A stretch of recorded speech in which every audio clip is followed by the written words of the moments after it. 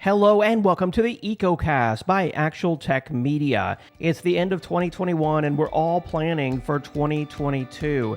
Security has been the hottest topic in the industry, with malicious attacks and ransomware infections happening left and right.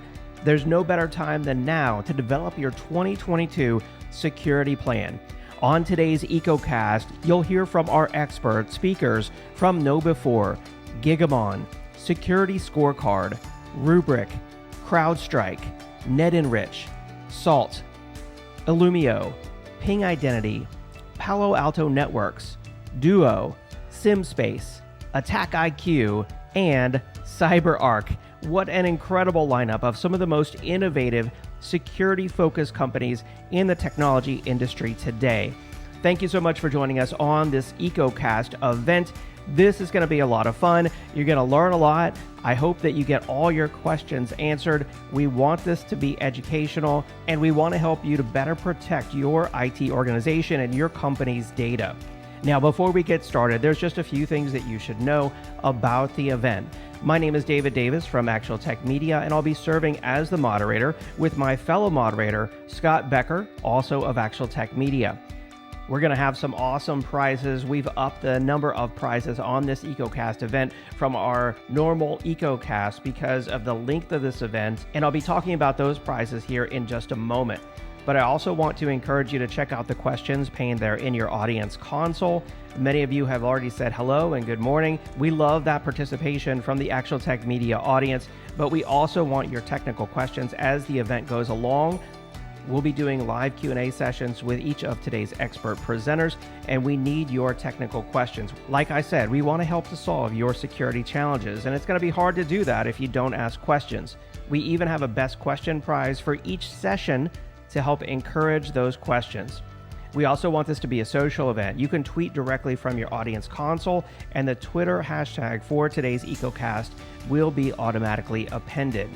And then finally, I encourage you to check out the resources that are available for download there in your audience console. In the Handouts tab, you'll find special trial links, ebooks, solution briefs, case studies, white papers, and more. Now, the prizes on the EcoCast today are 10 Amazon $500 gift cards.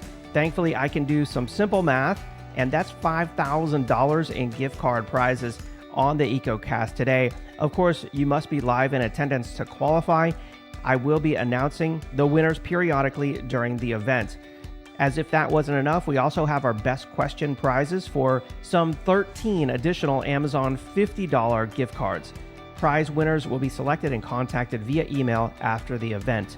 Of course, all prize winners must meet the Actual Tech Media prize terms and conditions, and you always have an option to make a donation to our selected charities. All prize winners must submit an IRS Form W-9 to Actual Tech Media.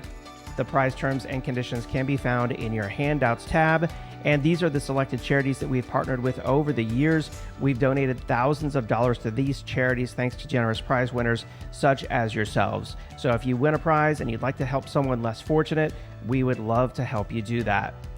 The hashtag for today over on Twitter is ATMEcoCast, and like I said, if you tweet from your console, that hashtag will be automatically appended. You can follow Actual Tech Media there on Twitter, and me, your moderator, David M. Davis, as well. Subscribe to all the Actual Tech Media social channels, YouTube, Facebook, and our 10 on Tech podcast in the iTunes podcast store. And then we post all of our latest and greatest content over on LinkedIn. I also want to encourage you to check out the Gorilla Guide Book Club. The link to that is there in your Handouts tab. It's there that you can download free, easy-to-read enterprise IT books. Yes, I said free. They're completely free. It's a great way to stay up to date on trending enterprise technology, and these are written by top industry experts. They even work on your Kindle or mobile device. Again, gorilla.guide is the website. It's there in your Handouts tab.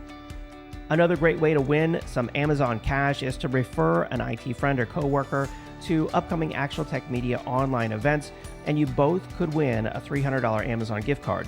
No, you don't have to split it. You both win a $300 Amazon gift card. We hold those drawings monthly, and we promise not to spam your IT friends or coworkers. We send them one invitation with a list of upcoming events, and then we'll do one more follow-up. If they don't respond, then no worries. All right, so with that housekeeping out of the way, it's now time for our keynote presentation. And we've got an awesome keynote interview lined up for you today to get us ready for today's topic of 2022 security planning.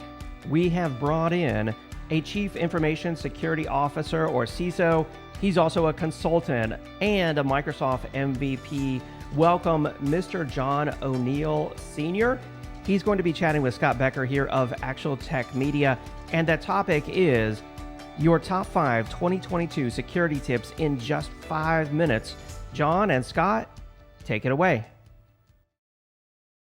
Year-end is always a great time to both, reflect and look forward. So let's do that with security. Let's start out with your top recommendation. What's the number one thing, that you see organizations not doing right now that could greatly improve their security posture? So my number one tip for anyone out there is to change their approach to cybersecurity from a reactive to a proactive. And what I mean by that is, if you're not doing advanced threat protection, where you're actually doing some threat hunting in advance and all those kind of things, you need to start doing that now, rather than just waiting for an attack and then dealing with it. Okay. Let's look at an emerging problem. So to the extent that you can predict, what's your crystal ball view of the thing that's maybe a nascent problem or a nascent solution right now? Do you think it's going to be a big deal in terms of securing the enterprise? So this one, I'm gonna go a bit outside probably where most people would think I would go, and I'm gonna go to identity management. People, groups, entities, IT pros, executives, they don't seem to give much thought to really what identity management means to their organization. And the fact of the matter is, most of the attacks that we're seeing these days involve some sort of compromised credential, right? And so if you're not giving the care and feeding the love to your identity management processes, policies, technology, you just increase the odds that you'll be the one that gets compromised from something like that. And so to give that in a pure, concise tip, it's get your identity management down to one root system as much as possible. So quit using the built-in local authentication identity management from your application. So don't use SQL native authentication, integrate it with Active Directory, right? Don't use your ERP system's local password database, integrate it with Active Directory or whatever your identity management system is, but get it down to where you're only managing one system and have that system be built from the ground up to focus on identity management. Great advice. So lightning round, we promised 5 tips. We've got 3 to go. So lay them on us, John. What are 3 more things organizations should be doing right now? Okay, so let's see if I can do this in the 5 minutes. Now, I'm going to go along with that identity management. One tip that we give a lot nowadays to help protect against current ransomware events and those that we see evolving is create a secure fabric or a second identity domain using the same technology, but where you have extremely limited access. So I'm talking about only 1 or 2 admins have access to this. And this is where your host infrastructure lives. So this is where your VMware ESXi hosts or your Hyper-V hosts, they live in this space. If you use Azure Stack, this is where your clusters exist and that kind of thing. Because if your production, your daily use systems are compromised, you still have access to that underlying architecture. So you can rebuild a lot faster. And then going forward from that on your backups, okay, just because you're in the cloud doesn't mean you're protected from ransomware, right? It's just another storage location. So make sure that you're using it and storing backups that are isolated and can't be compromised during an event, because we know from looking at the data, from analyzing the data, that most ransomware lives in an organization for 45 plus days and it hunts for your backups because it doesn't want you to be able to restore those, right? And so you need to make sure that you get that good air-gapped backup. And one technique I have for that is every 30 or 45 days, we'll turn on a network port that gives connectivity to a location for just long enough to run a backup, and then an automated job inside the switch or whatever disables that port again. So effectively that storage location is air-gapped. That's just one idea. And then as far as the third and final goes, Get trained up, keep that continuing education going, that knowledge development going. So one example, Microsoft just today released new criteria and questions for the Microsoft Security Operations Analyst certification or test. I love that certification because it's got a lot of very current content in it. And I mean, it can't get much more current than today, although it wasn't developed today, but it just dropped today. But whatever you choose, get that knowledge in hand. Keep that exercise of reading and gaining knowledge in place. Look at the NIST documents that cover least privilege and zero trust and those kind of things. And so there you have it. There's my 5 tips for cybersecurity. Did I hit our 5-minute mark?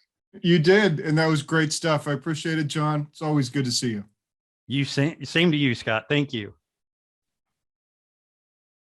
All right, John, Scott, excellent presentation. I love the 5 tips in 5 minutes from a Chief Information Security Officer. Great way to kick off today's Security EcoCast event.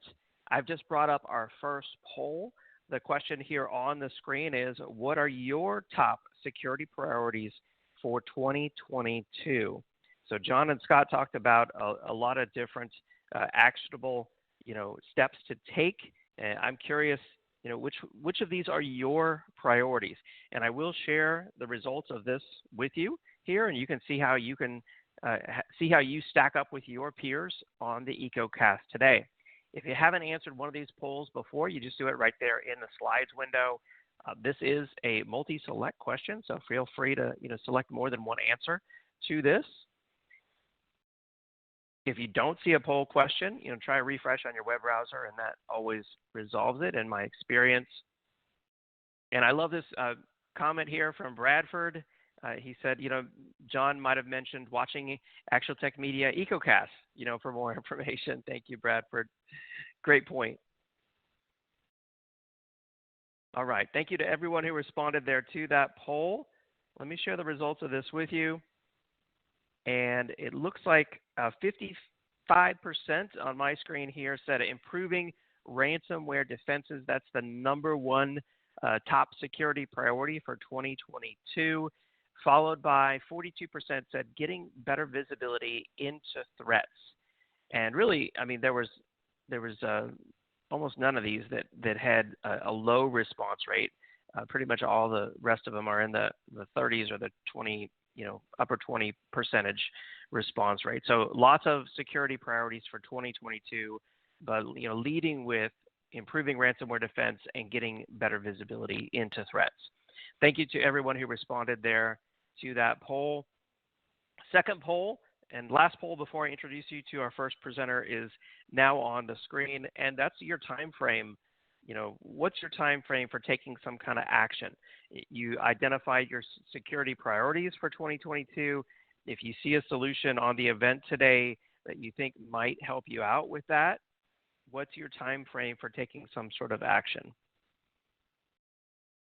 to either implement one of these solutions or to update, or replace existing security solutions that you have in your IT organization?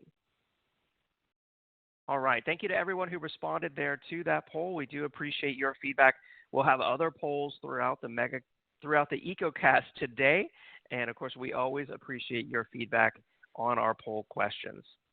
So with that, it's time now to kick off today's EcoCast event on developing your 2022 security plan with our first expert presenter. It's always great to have him on. He's so educational, so energetic. Welcome, Mr. Roger Grimes, data-driven defense evangelist at KnowBe4. Roger, take it away. Thanks, David, and thanks everybody for showing up today for my pesky password problem policies that help you gain the upper hand on the bad guys. If you haven't met me before, Roger Grimes. I've been doing computer security 34 years, earned all of these gray hairs, written 13 books. There's some of my books, Ransomware Protection Playbook. And if there's nothing else besides that I write a lot and I speak a lot, is that I speak fast. And I'm especially going to speak fast today because I'm going to try to teach you as much as I can about password attacks and defenses in the next 25 minutes. I work for KnowBe4. We're the world's largest integrated security awareness training and simulated phishing platform vendor, which means we try to help you not to get phished and help you to help your coworkers not to get phished. But today we're talking about password attacks and defenses and what your password policy should be, at least in the next 25 minutes. I like to start off by saying the biggest problem with passwords, the reason why they get hacked most of the time, is that the average person has to log on to 170 plus websites in a year, but only has 3 to 19 passwords, which means there's a lot of password sharing going on. And if one of those websites gets compromised by a hacker, or if your password gets compromised by a hacker, it can break into multiple websites all at once. It means one compromise is able to be leveraged to compromise more websites and services more easily. So above all, you should not use the same password on any 2 different websites and services. That's recommendation number 1. But how do passwords attacks occur overall? Well, they can be stolen. They can be guessed at. The attackers can also sometimes steal your password hashes and try to crack them, guess at your passwords from getting the password hashes. We'll talk more about that. Or they can just do an unauthorized password reset. They can kind of claim that they are you and they lost their password, or they'll try to bypass your password. So this is the 4 main ways: password theft, password guessing, password hash theft, and cracking, which is really kind of the same as guessing, but guessing at password hashes. Or unauthorized password resetting or bypassing. This is the 4 major ways that your password can be compromised.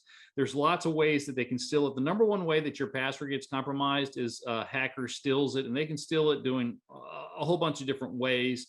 I'll cover the main ways here. The most common way by far is social engineering. You get this email that claims that, oh, you need to log in. Someone tried to log into your account. Click here to fix the problem, or whatever it might be, or click in here to pick up your email or something like that. And when you click in there, if you don't realize that you've been sent to a fake domain for whatever they're claiming to be, that really isn't Instagram, and that really isn't KnowBe4's webmail or something like that, you can be tricked. Or like, here's an email somebody got on the right. One of our KnowBe4 customers got an email claiming to be from us, saying it was a training reminder, hey, you got to take your training. But when you hover over the link they told them to click, that when this person clicked on that, it didn't go to knowbe4.com. It went to, where did it go to? Oh, turboboulder.ru, Russia. RU is the country code for Russia. We do not have any offices or customers in Russia, so this is not really from KnowBe4. So the most common ways that people's passwords are compromised is they get tricked into providing their real credentials into a email or a website or something where they think it's really going somewhere else. Very common. Also, a lot of times malware, when it gets on a computer, if you accidentally get tricked into running malware, it will steal passwords out of your browser and look around in your computer screen and steal them as you type them in.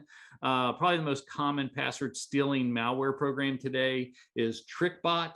It's been used for like a decade to steal passwords, and it's very commonly the TrickBot owner kind of retired, said he made his $1 billion and was retiring, and he gave away the source code, and that source code is now used by many other malware programs. But again, it will run around in your computer. If you ever save your passwords in your browser, hey, save my password so you can log in automatically next time you visit that website, it gets that thing. Every time you type in a password, it gets it. It will look around your computer and look on your disk and look in memory and take passwords there. Even sometimes hackers just being on your network can listen in. They'll try to do what's called a man-in-the-middle attack, and then they can actually pick up your passwords or trick you or trick your computer into authenticating to them and pick up your password that way. Empire PowerShell Toolkit was a really popular way for a lot of years. It recently got deprecated because there's better tools out there, but it had 285 attack modules, and a lot of them would allow you to attack and steal passwords. Mimikatz has been around for over a decade.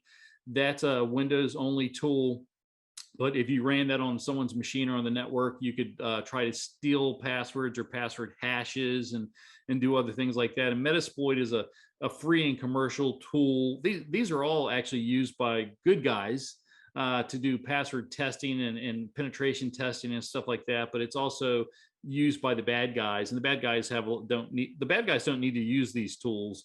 The reason these tools exist is to help the good guys test what the bad guys would do. But sometimes the bad guys do use these tools to do bad things. But there are literally hundreds of tools out there on the internet that allow them to steal passwords off of computers that they're on or across the network.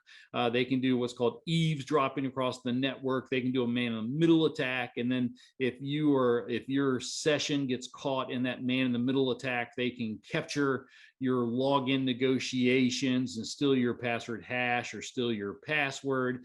There's a lot of tools out there for this. Here's one called Responder. And again, all an attacker has to do is trick somebody into going to one of these fake links, and then they can trick their computer system into trying to log in. Even the end user doesn't even know what's going on. It's just all done in the background. But that hacking website can then trick the computer into sending or trying to log in, and it can capture either the password or what's called the password challenge response information. That's what it's showing you here in this particular Responder one, is capturing the challenge response information. And then an attacker can get what's called the password hash, and from that crack it back to the plain text password. And of course, sometimes physically you can just see people's passwords around. Like here's a real picture of somebody's username and password of a laptop that was in a public boardroom of a state government office. I walked in to this government building, but I was going to a public area where anybody in the public could sit.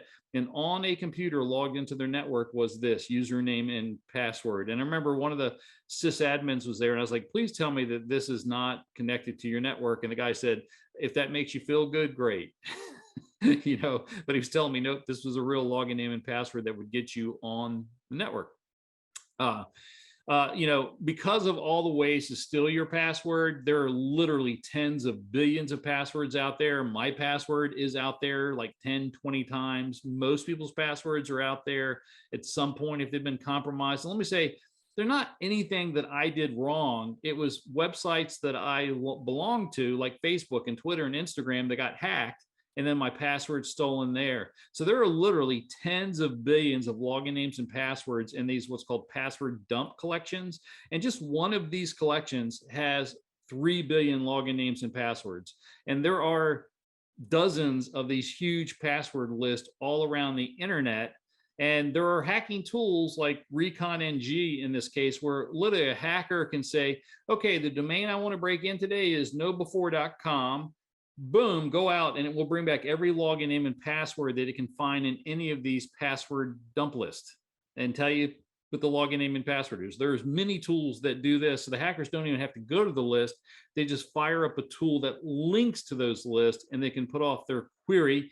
And you may say to yourself, Roger, how can I find it if my login name and password is out there on the internet? There's lots of resources out there. KnowBefore has a really great password exposure test tool that you can download for free, and we'll check it for all login names and passwords on your internet. Or you can use Troy Hunt's Have I Been Pwned, or some of the password manager programs you have that sort of check in there. The most famous website probably is Troy Hunt. He used to work for Microsoft. He could still work for Microsoft. He has a site called haveibeenpwned.com. Anybody can go to it. You put in your email address as if it was your login name, and it will tell you. In this first case, you see him putting in rogerg@knowbefore.com, and they're saying, good news, no one has stolen your password, no pwnage found. But I put in my 35-year personal password, and you can see it's like, oh no, you've been, there's been your email address and password has been stolen by 10 websites. And again, it will tell you which websites it was. And it's things like Amazon.com. It wasn't Amazon, it was Facebook, Twitter, Instagram, TechSmith, all these Adobe.com. They're legitimate websites that got compromised that meant my password out. And this is why you should always make sure you change your password at least once a year, because many times your password gets out there and it wasn't that you got phished, it wasn't that you got infected by some malware program, is that some website you belong to. And this is why you should have a different login name and password for every website and service, because the longer you're on the internet, the more likely this is to happen.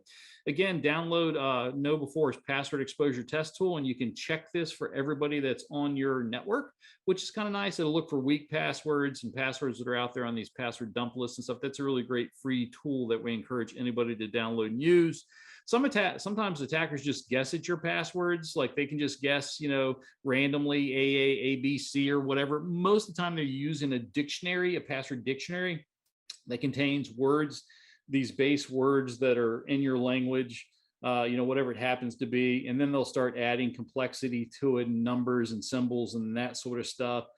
So most password guessing attacks do these what's called dictionary attacks. And they know that, if you have a complex password, it's likely to be an uppercase first character followed by a lowercase vowel. And if there's a number, it's probably going to be 1 or 2 and be at the end and that sort of stuff. So they try to guess intelligently. Sometimes they'll do it manually just by finding some login prompt that doesn't require multi-factor authentication, and just try to guess against it using your login name and then trying different password attacks. Although most of the time they use these automated password guess attack tools. I got 4 of them on the screen here, but you basically just, the hacker points that at a particular website that you log into. Then they have a password dictionary and they have a bunch of login names to try, and they just go off and try that. And we'll try millions and millions of tries, especially if the site doesn't, the password login that they're guessing against, if it doesn't have account lockout.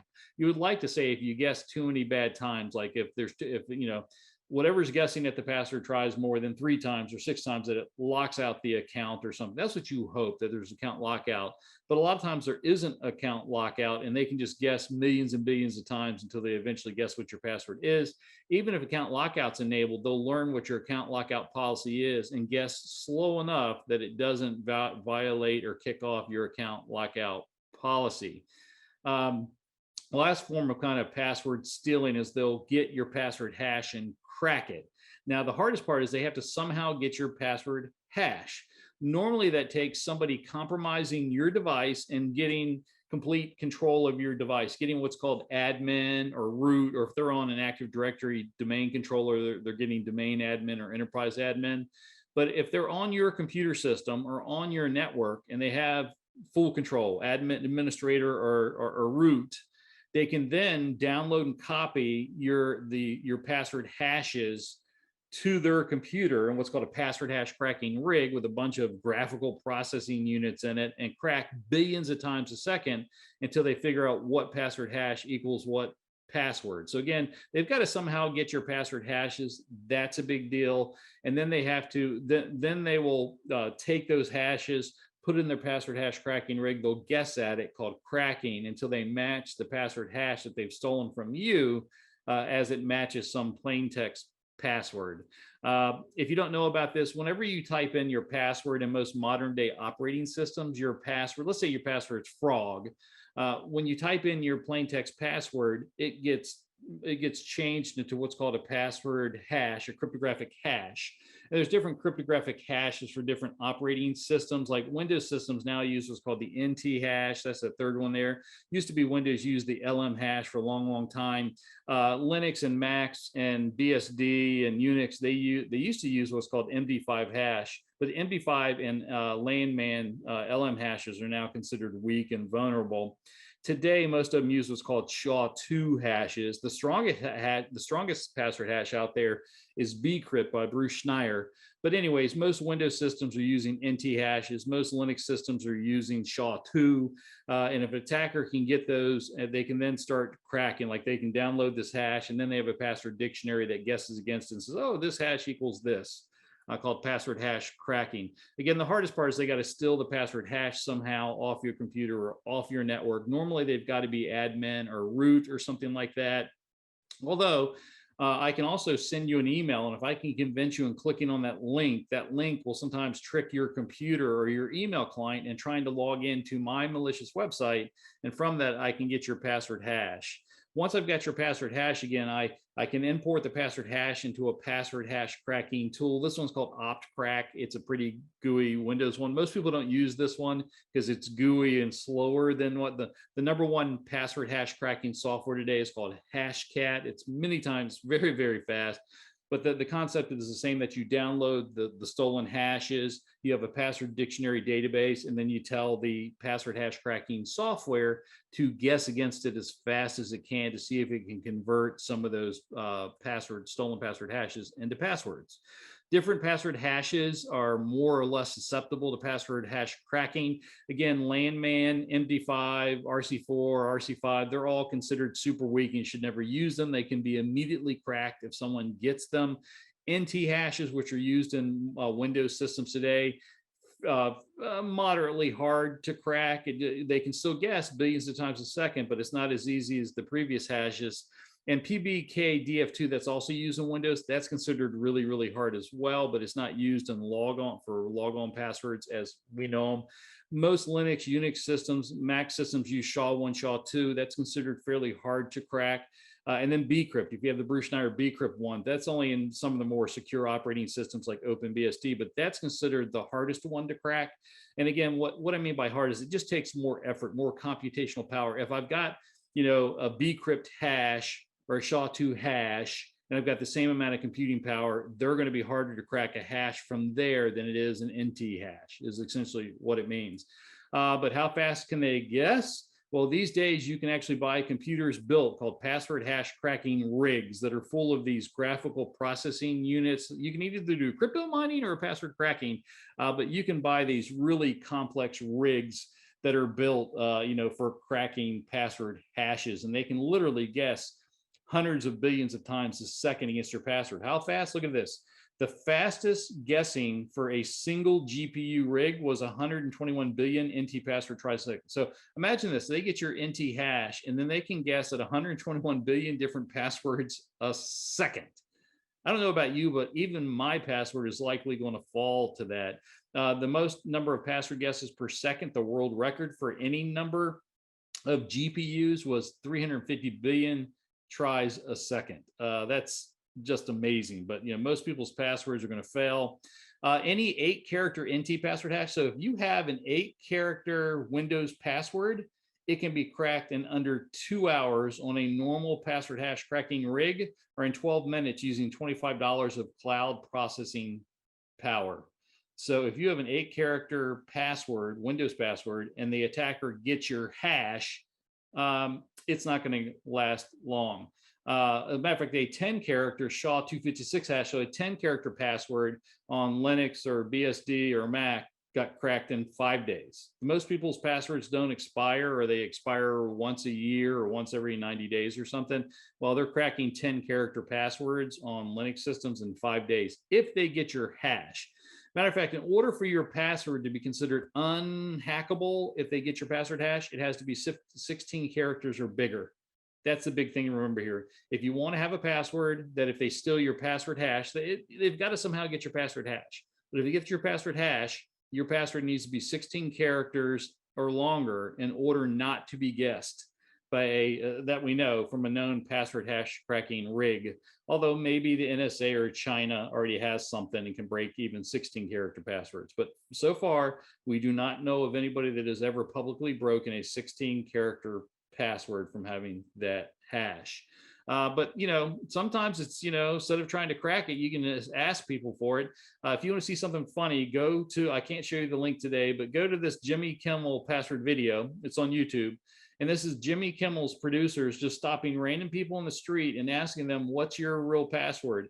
And you would think nobody's going to answer this, but that video is 10 minutes of people telling them the real passwords. Like one of the funniest things, I cry. I watch this at least once every 6 months, and I cry from laughing so hard. I have many times asked people for their passwords and had them tell me their passwords. Even I go up in companies and go, hi, my name is Roger Grimes. I've been hired by KnowBe4 to do password hash cracking or password testing. What's your password? And I've done this when I work for Foundstone and work for Microsoft. Literally just walked up to people and said, hi, my name's Roger Grimes. I'm working for Microsoft. I'm doing password penetration testing. What's your password? How often do they give me their password? Every single time I've ever asked in my entire career. And let me say, I'm not unique. It's not that I'm able to charm people. It's just that people, it's amazing just asking people how many times they'll just give you your password. So knowing all of these attacks that I just gave you, what is my password policy recommendation? Well, first, recognize that out of all the different types of password attacks that I just told you about, most of them, out of the 6, 7, 8 different types of password attacks I told you about, the vast majority don't care whether your password's weak or strong. If someone socially engineers you out of your password, steals your password, keylogs your password, bypasses your password, they don't care what your password is. You could have a 20-character password, but if they social engineer you into typing it into a fake website, they're going to get it. So the vast majority of password attack types do not care whether your password is long or short. That's important. There's only two types of attacks that care whether or not your password is strong or not, and that's password guessing or password hash cracking. And that's why you have to have longer or more complex passwords. But the vast majority of attacks do not care whether your password is long or short or strong or complex.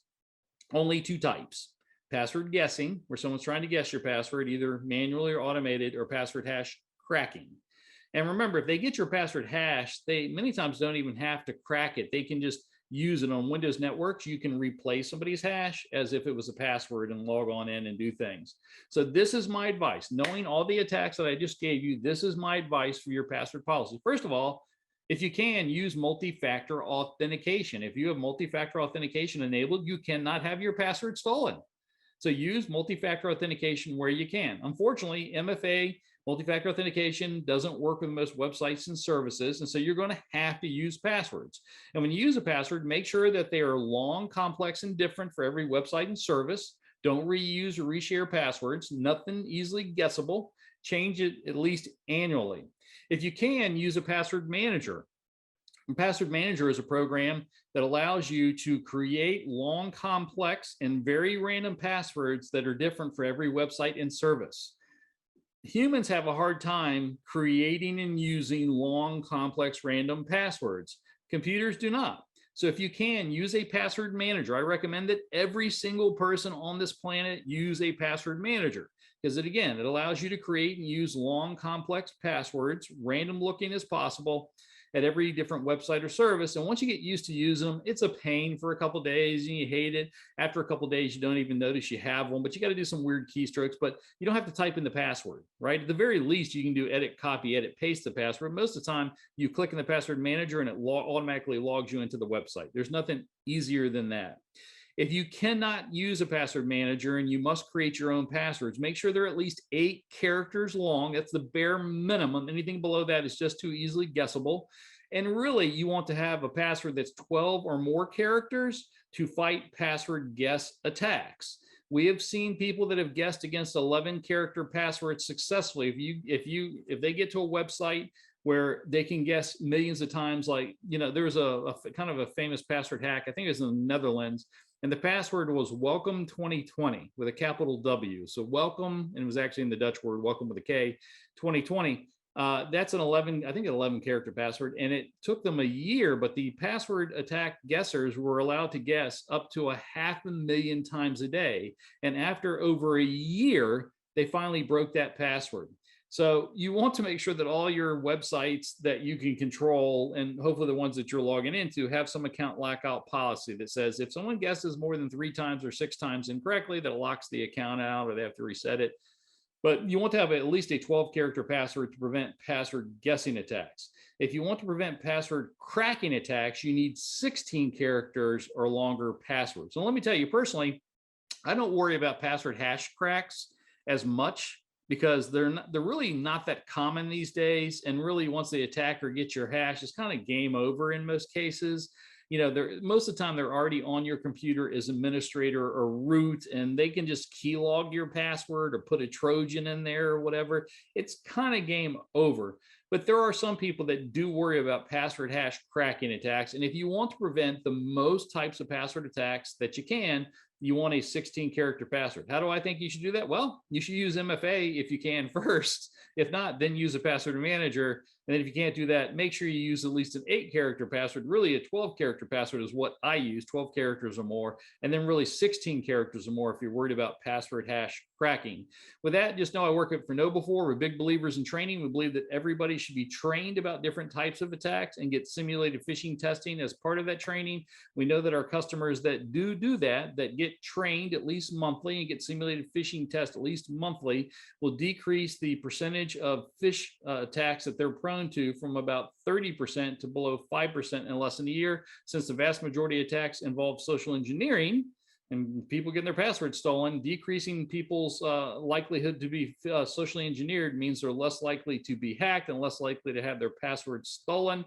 With that, I've run out of my 25 minutes. Thanks for putting it up with me here. I hope you've learned a few things today. And if not, if you have some questions, email me at rogerg@knowbefore.com. And of course, you can follow me on LinkedIn and Twitter. Look forward to talking to you next time.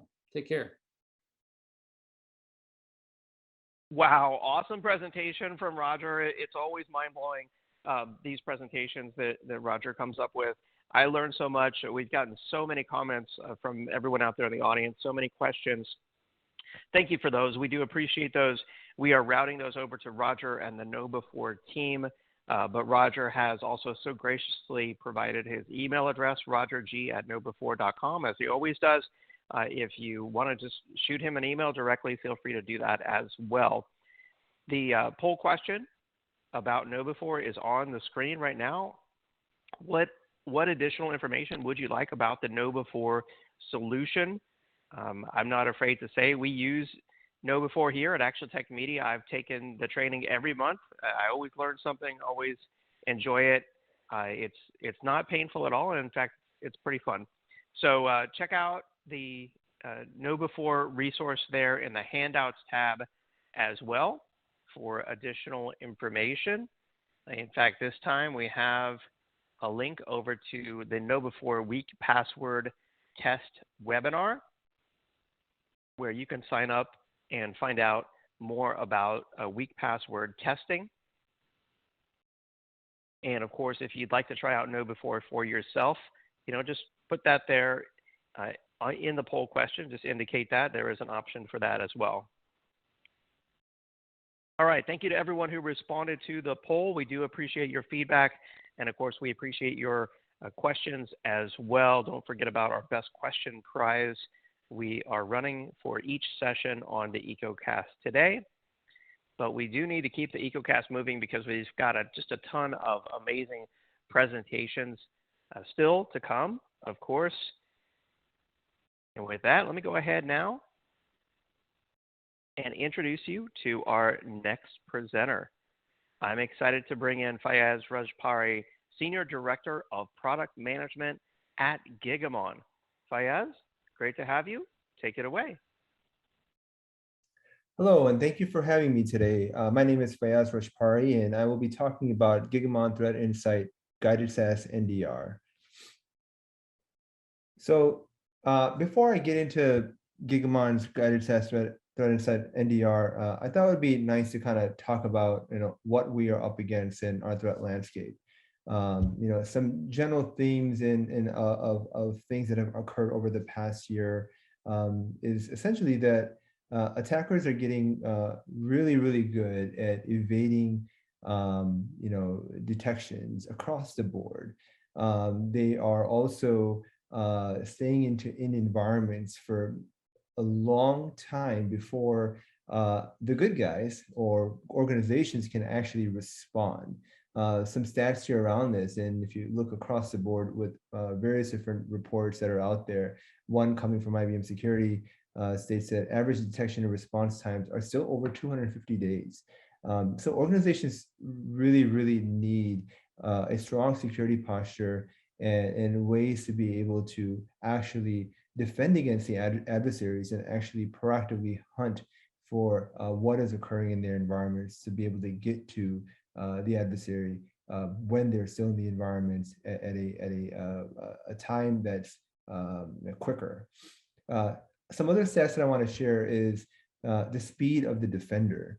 Many of you may be aware of a key metric that is discussed across the board, across security environments, which is mean time to detect. But mean time to detect is really meaningless without the response. There's another terminology called mean time to respond. That also becomes very, very important, because if mean time to detect is extremely high, that typically will mean that mean time to respond is also going to be high. So it's very important to actually have those coincide. And looking at numbers too, right? Over the past couple of years, starting from 2019, and it just goes way before that, right? Defender speed has always been typically slow in most organizations, not all of them, but in most organizations. Security posture and defender speed has been slow to identify and contain a actual breach. And if you look at numbers, those numbers have pretty much stayed the same, if not actually gone higher when you start talking about response times, going from 279 in 2019 all the way to basically about the same, 287 in 2021. So as attackers are evading endpoint detection efforts, organizations and teams really need to get better tools and understand, when the adversaries are in the environment, how far back they can go to actually respond and actually have the data and visibility they need to be able to respond in a meaningful way, and also in a timely way as well. So when you look at mean time to detect, some stats that I want to share, right? So if you look at the SOC analysts and understanding how long it takes the SOC analysts to be able to respond to incidents, typically it's within weeks or greater, right? 79% of that is typically the case. When you look at the SOC analysts, there are also times where they cannot remediate in a timely manner, right? Just because they don't have the visibility, right? So they have to look at other tools, they have to go back and forth, making sure that they have the data at their disposal to be able to make accurate decisions. The other part of this is actually when they actually are in the tools, how much time are your SOC analysts actually tuning the content or looking at those rules and retuning or making sure that those rules are effective enough to be able to get good, precise detections. Typically what ends up happening is like half the time they're using this to actually create good detections, and they cannot use what's out of the box. So that becomes another big issue, because now there's kind of juggling between tuning the environment or tuning the tech to make sure that the detections that they're getting are effective. And then also then the other half of it is then spent on triaging, where usually what should happen is spending more time on the actual triaging so that they don't have to do the work on the actual detections and making sure that the proper detections fire. Lastly, SOC analysts also report that they don't have the data available, right? Earlier that I was saying with those attacker dwell times and attacker respond, the defender response times are so high. It's because if that data is not available, then it becomes very hard to identify those breaches too. So that is why many times you'll see that a third-party organization is notifying the actual organization that has been victimized. And that's because they found out through another means that they are breached, and then they have to go back and figure out what has happened. But it becomes very difficult to go through this because, again, if the visibility isn't there and the data isn't there, then it becomes hard to understand what has occurred. So moving into an example, right? So as everyone is aware, right, SolarWinds attack on the supply chain industry. But if you kind of look back and drill into the actual timeline of the SolarWinds Orion attack, right? This actually started out in October of 2019, where the earliest indications were identified of modification of the actual software code, right? And then there was a months of other items occurring through the timeline from November to March, where the attackers are actually preparing, right? And doing further reconnaissance and understanding what needs to happen so they can actually fully breach the systems and the organizations that they wanted to take what they wanted, right? So SolarWinds attacked without knowing, right? That was occurring. And then after that, we found the disclosure that FireEye had disclosed back in December of 2020. So literally it took from October 19th of the earliest identification and the modification of the software code to literally over a year where FireEye suffered the attack, and then they discovered it. They discovered it fairly soon afterwards, But again, it was a year in the making or over a year in the making, right? And then from then moving forward, right, there was a lot of other things that had happened in addition from the security perspective, right? From actually, creating an attack kill switch, actually identifying the attack victims, the SEC filing, all these other items that occurred afterwards, right? So if you look at the entire timeline from October in 2019, moving all the way to January 5th, 2021, where Russia, we found that Russia was allegedly behind the attacks. So obviously this becomes a huge, huge issue where, if you're looking at data in most security tools, especially when you're looking at network-based solutions tend to get very expensive when you're looking at data past the 30-day range, right? So the 30-day retention really isn't enough, where attackers, as we can tell from real life experiences, they're in the environment for over a year. So let's take a look at the security maturity model, right? So, if you look at the left side of items around from the security perspective, those are all foundational items that any organization will have, right? They're going to have the firewalls, antivirus, intrusion detection systems, and intrusion prevention systems, even next generation firewalls. And then as they move into other items where they have these foundational elements, they need it to correlate back into something which is called a SIM, right? And that's when your maturity starts to kind of get better and understanding of security becomes higher. But that's where things start to develop, right? And that's really when the SOC comes in, right? The Security Operations Center. So when you start looking at that, right, you've got these people that are looking at these events and they're doing some correlations and aggregations, but finding that the effectiveness of that SOC with the SIM is still not enough, right? You need to do more. And then you move into the other components and capabilities as the organization matures. They start looking at threat intelligence. How can they prioritize those events to make sure that they're not looking at thousands and thousands of alerts because there's just not enough time in the day to look at every single thing. Some things need to get deprioritized versus other things need to get prioritized. That's where the whole categorization of threat intelligence comes in, and then also the EDR and NDR detection capabilities come in, right? So what's the difference between EDR and NDR detection components as well from the aspect of, okay, well, you already have detection from antivirus, right? From the firewalls, from the networking solutions. But the main difference that I like to usually say is like that soft and juicy center. When you're looking at an environment internally in the network, right? You have these key things that are occurring in the environment that typically you're not going to get from just like an antivirus solution or like a firewall, because those are just typically, especially antivirus and IPS IDs, are typically signature driven. They're looking at known threats, right? Even with firewall solutions, right, they're going to be able to do dropping of packets and they're going to be able to do denies, but it's basically extremely static, right? And now when you look at EDR and NDR types of solutions, now you're looking at the soft and juicy center of what's occurring in the environment and actually providing that full visibility on behaviors and tactics and techniques and procedures that the actual adversary is taking, and providing that visibility through these types of solutions.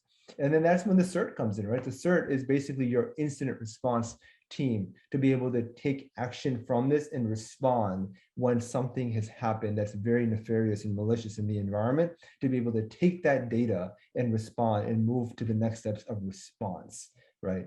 Once the organization is matured enough to be able to do and carry on those types of tasks, then they can now start to look proactively, right? And start to actually look at behavior and identification and start identifying maybe adversary behavior outside of just being knee-jerk in response, right? And having entire other, whether it's a team or a person or utilizing a technology to be able to carry out threat hunting tasks, right? To be able to look to see if, hey, nothing is fired in my organization, but I'm going to look and maybe create some thesis statements around what if some malicious tasks are carrying out, or if an attacker is using some types of persistence mechanisms, or they're trying to move laterally. Let's just start looking. Let's hunt in the environment to see if my thesis proves out and there is something bad here, right? So it's actually proactively doing some threat hunting and then utilizing capabilities like you would get from a SOAR to be able to automate some of these tasks, right?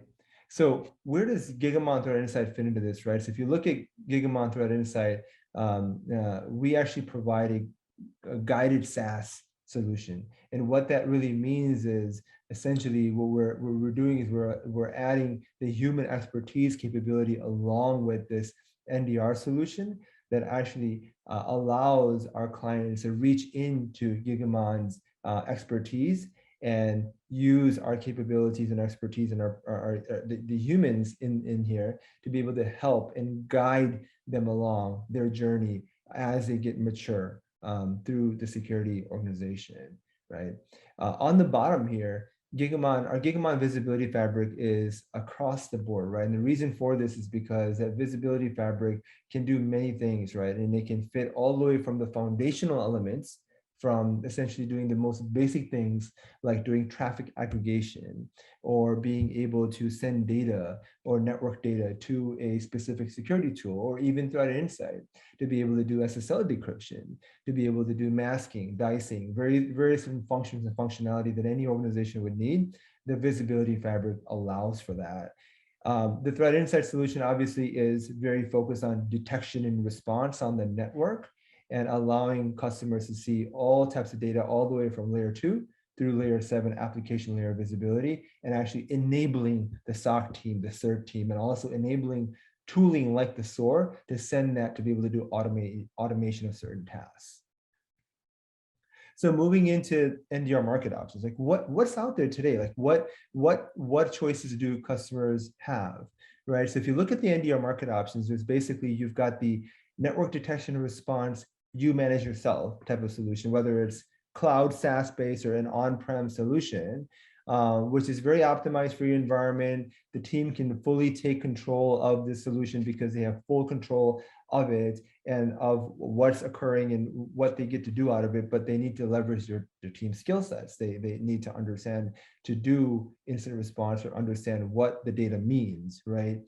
With that, there's actually obviously some downfalls, right? I mean, you've got this deployment work that needs to happen. You might have some cost surprises because the data that's coming in is extremely expensive. So maybe the teams need to purchase more storage. And also SOC teams many times feel like they're still alone doing this and they can't reach out to anyone to help other than their own team members, of course. The other side of things is completely, give it to a managed security service provider or an MDR provider where the deployment cost is extremely low. There's known cost parameters and how much it's going to cost. But again, you know what you're getting, right? You know that you're going to have a team that you can rely on to be able to get some value from just key alerts, and also considering that NDR provider, MNDR providers and MSSPs are looking at many customer environments. So they've got this crowdsourced view of threat intelligence that they can then leverage to proactively let you know of what's occurring if there's a adversary campaign that's occurring before it hits your environment. But then again, it's still generic.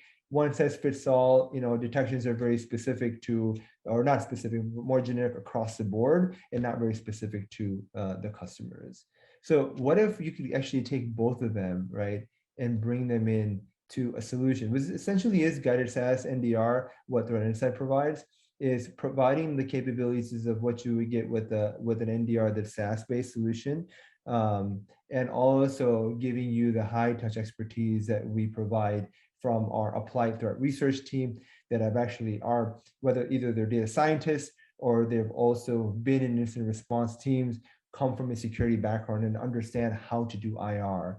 In addition to that, there's also another layer of people and expertise that's provided called technical success managers. These guys are also experienced threat responders, security analysts that actually enable your team to be able to look at what matters, all the way from deploying the actual solution to providing guided capabilities on industry best practices and actually advice when you're up against something that you either don't understand, or you just need an additional eye, or you need help in response, then these are the guys that you would reach out to as part of the whole capability.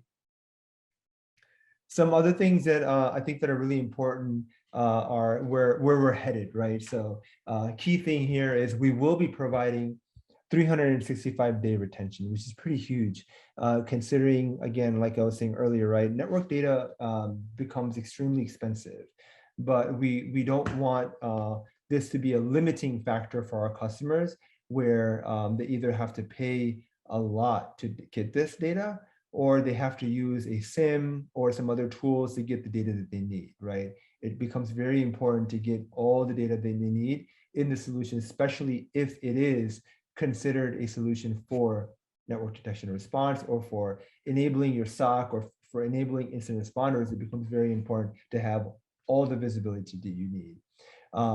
The next item is north, south, east, west, right? Regardless of where you need the visibility, highly recommended, of course, to be able to provide visibility across the board, whether you have data going outbound, outside of your network, or if there's this data traversing within your network from system to system. You want to be able to see it all, right? From lateral movement to seeing insider threats, to any type of espionage that might be occurring. You want to be able to see all the data inside, as well as data going outside, or even things that are coming in that are bad. Also, we operate in the cloud, right? So Threat Insight is a SaaS-based solution. We operate in AWS, but also support Microsoft Azure, and also support regardless of where your branch offices are, right? It could be whether the deployments could be cloud-based. The deployments could also be, we can also offer hard appliances as well if that is the need. In addition to that, we also have some pretty cool integrations. One is with Zscaler that provides this other additional capability around visibility to mobile and work from home users. I myself right now am working from home, as most of you probably are as well, and that's a huge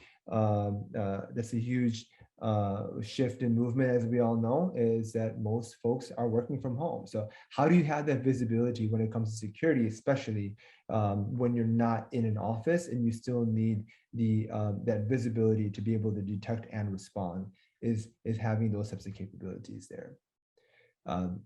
This is a pretty important item, threat detection with precision, right? So what ends up happening with threat detection and being in this industry for quite some time is find that you get detections, but then you find that you end up looking at the detections and you find that they're either not accurate, they're false positives, there's not enough information, and then you need to do further analysis to understand what this is about. And many times they end up getting downgraded, or they're just not important enough. So we actually provide and combine 3 different ways of doing detection to make sure that anything that we provide in our solution as triage alerts and rules, they go through various different forms of analysis, right? Whether it could be human analysis, it could be using a machine learning model, or it could be a hybrid analysis, which essentially means it's a combination of both human and machine learning. So I'll go through some quick examples of this. Human analysis basically is intelligence-driven approach, right? So essentially this is an intelligence-driven approach where you've got this detection that was created for a specific technique, and here's what that looks like. I'm not going to get into a lot of details in the interest of time here. Machine learning, another way to doing detections related to malware beaconing activity. Again, completely different model. No human analysis in here, all driven through an ML model. And then lastly, a hybrid approach where it's a combination of machine learning, but then our eyes are also on it to further provide a accurate detection with preciseness. Okay. Quick roadmap items here.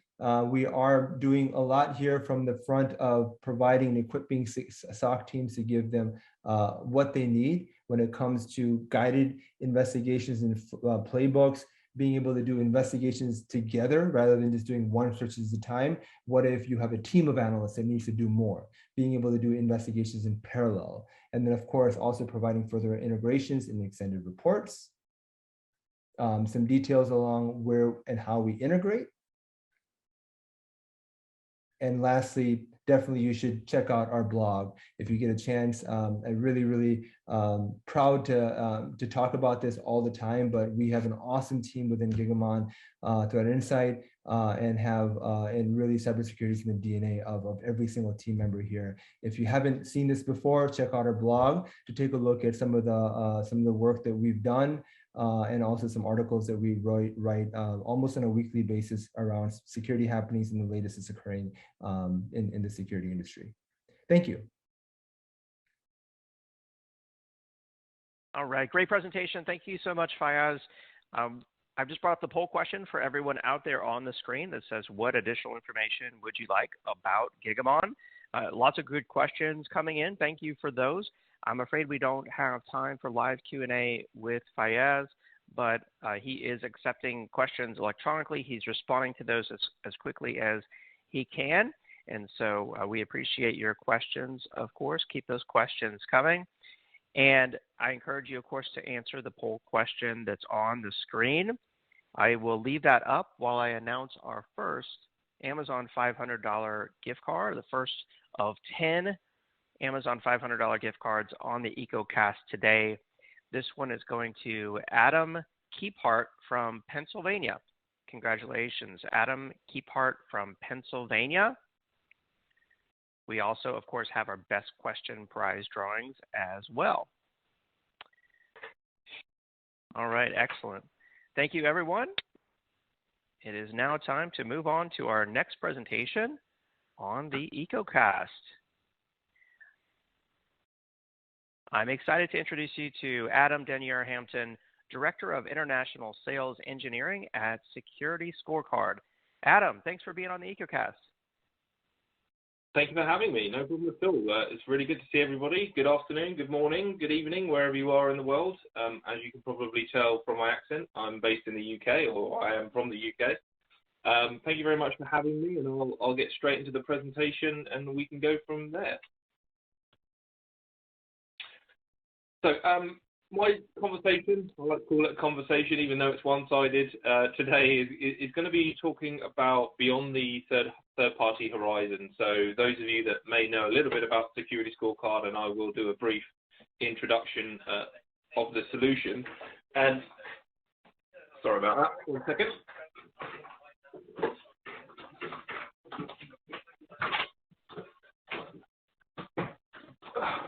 Apologies, the perfect timing for Apple speakers to go off.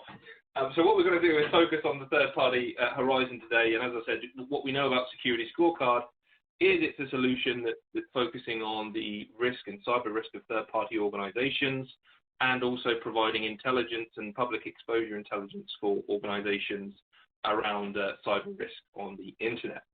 Now, if we move along to the next slide, I'm going to give you a brief introduction about Scorecard in case people on the call don't know the solution, and just give you some insights about what it is that we're doing and how we're transforming the cyber risk space for third-party risk. And also as well, we're going to go into focusing a little bit more on a specific use case, which is very important, or we feel very important to Security Scorecard.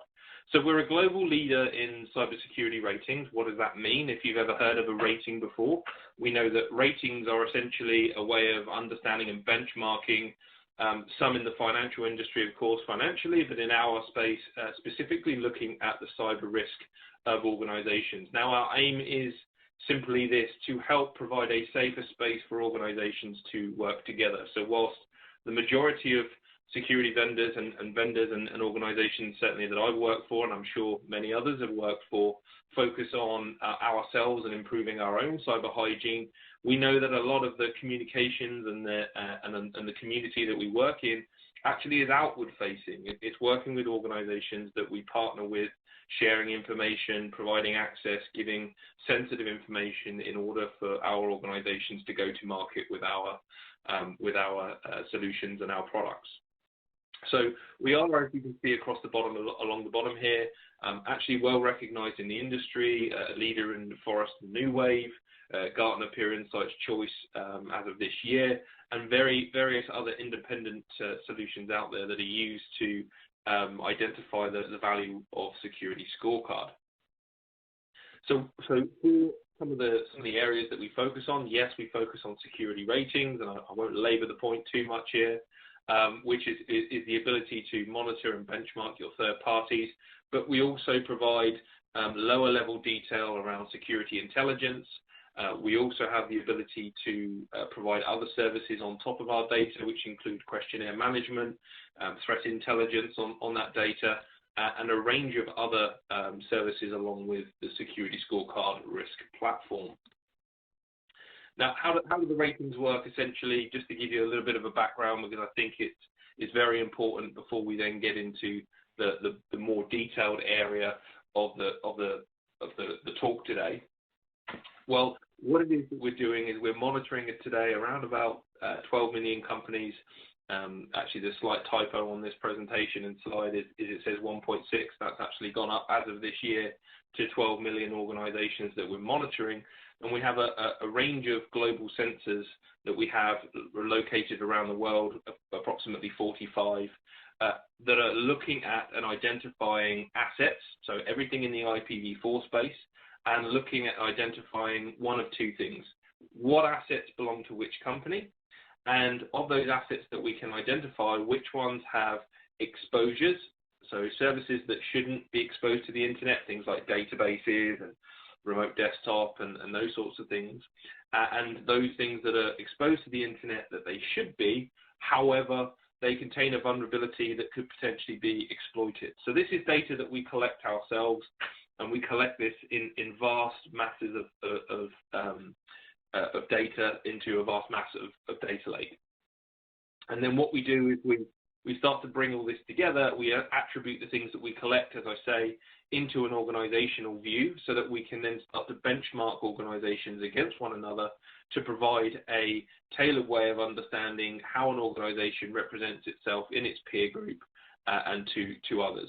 Now, of course, there's a lot of extra work that goes on inside of that behind the scenes. So some of the patented mechanisms that we use to help these scores or generate these risk scores for organizations, and essentially what they're doing is providing this data or accruing this data and then providing it in an easy to understand, sometimes less technical perspective, because we know that the technical audiences within organizations are generally quite small. So it's about making cyber risk.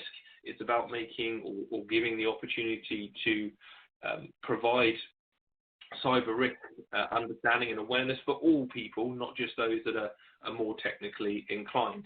And we do this through this model of benchmarking, as we say, which gives you a risk score in the market and provides a benchmark of how often or how likely do we think the organization is to have an incident or breach based upon breach data and other informational sources that we have, and based upon the current risk score of the organization. So we have 7+ years of historical data, and that's being factored over and worked against other public indicators that we use, and then we provide that overall score to organizations to give them an insight, healthy insight, not only into their own scorecard, their own risk, but also into the risks of those organizations that are directly connected to the companies.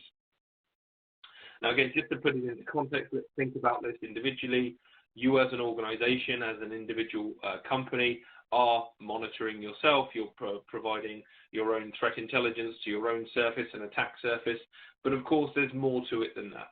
There are many, many different organizations that we work with in order to be able to go to market, as I said earlier. Some of that will be physical security to organizations where you're outsourcing the security of the offices, but then there's also data providers and email source providers, including contractors and lawyers and consultants and various other organizations that we work with, to the magnitude on average for an enterprise company of around about 580 or so third parties on average for an organization. So, you know, that's on average, but as we know, as you can see on the statistic below, 60% of those organizations actually have 1,000 or more third parties, looking at the higher end, of course, without trying to create an exaggeration there. So for us, being able to benchmark all of these providers that we work with gives us a way of understanding what kind of exposures we would be introducing to our company and to our organization.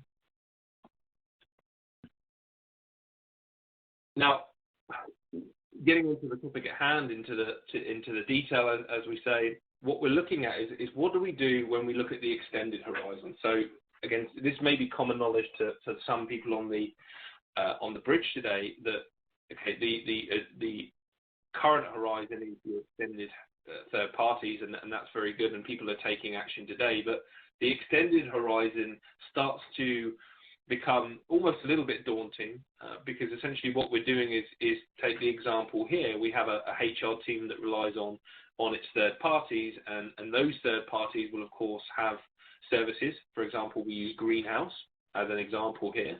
The company Greenhouse, of course, will then rely on its vendors who provide systems and processes and products and other tools in order for their solution to be provided to the HR team.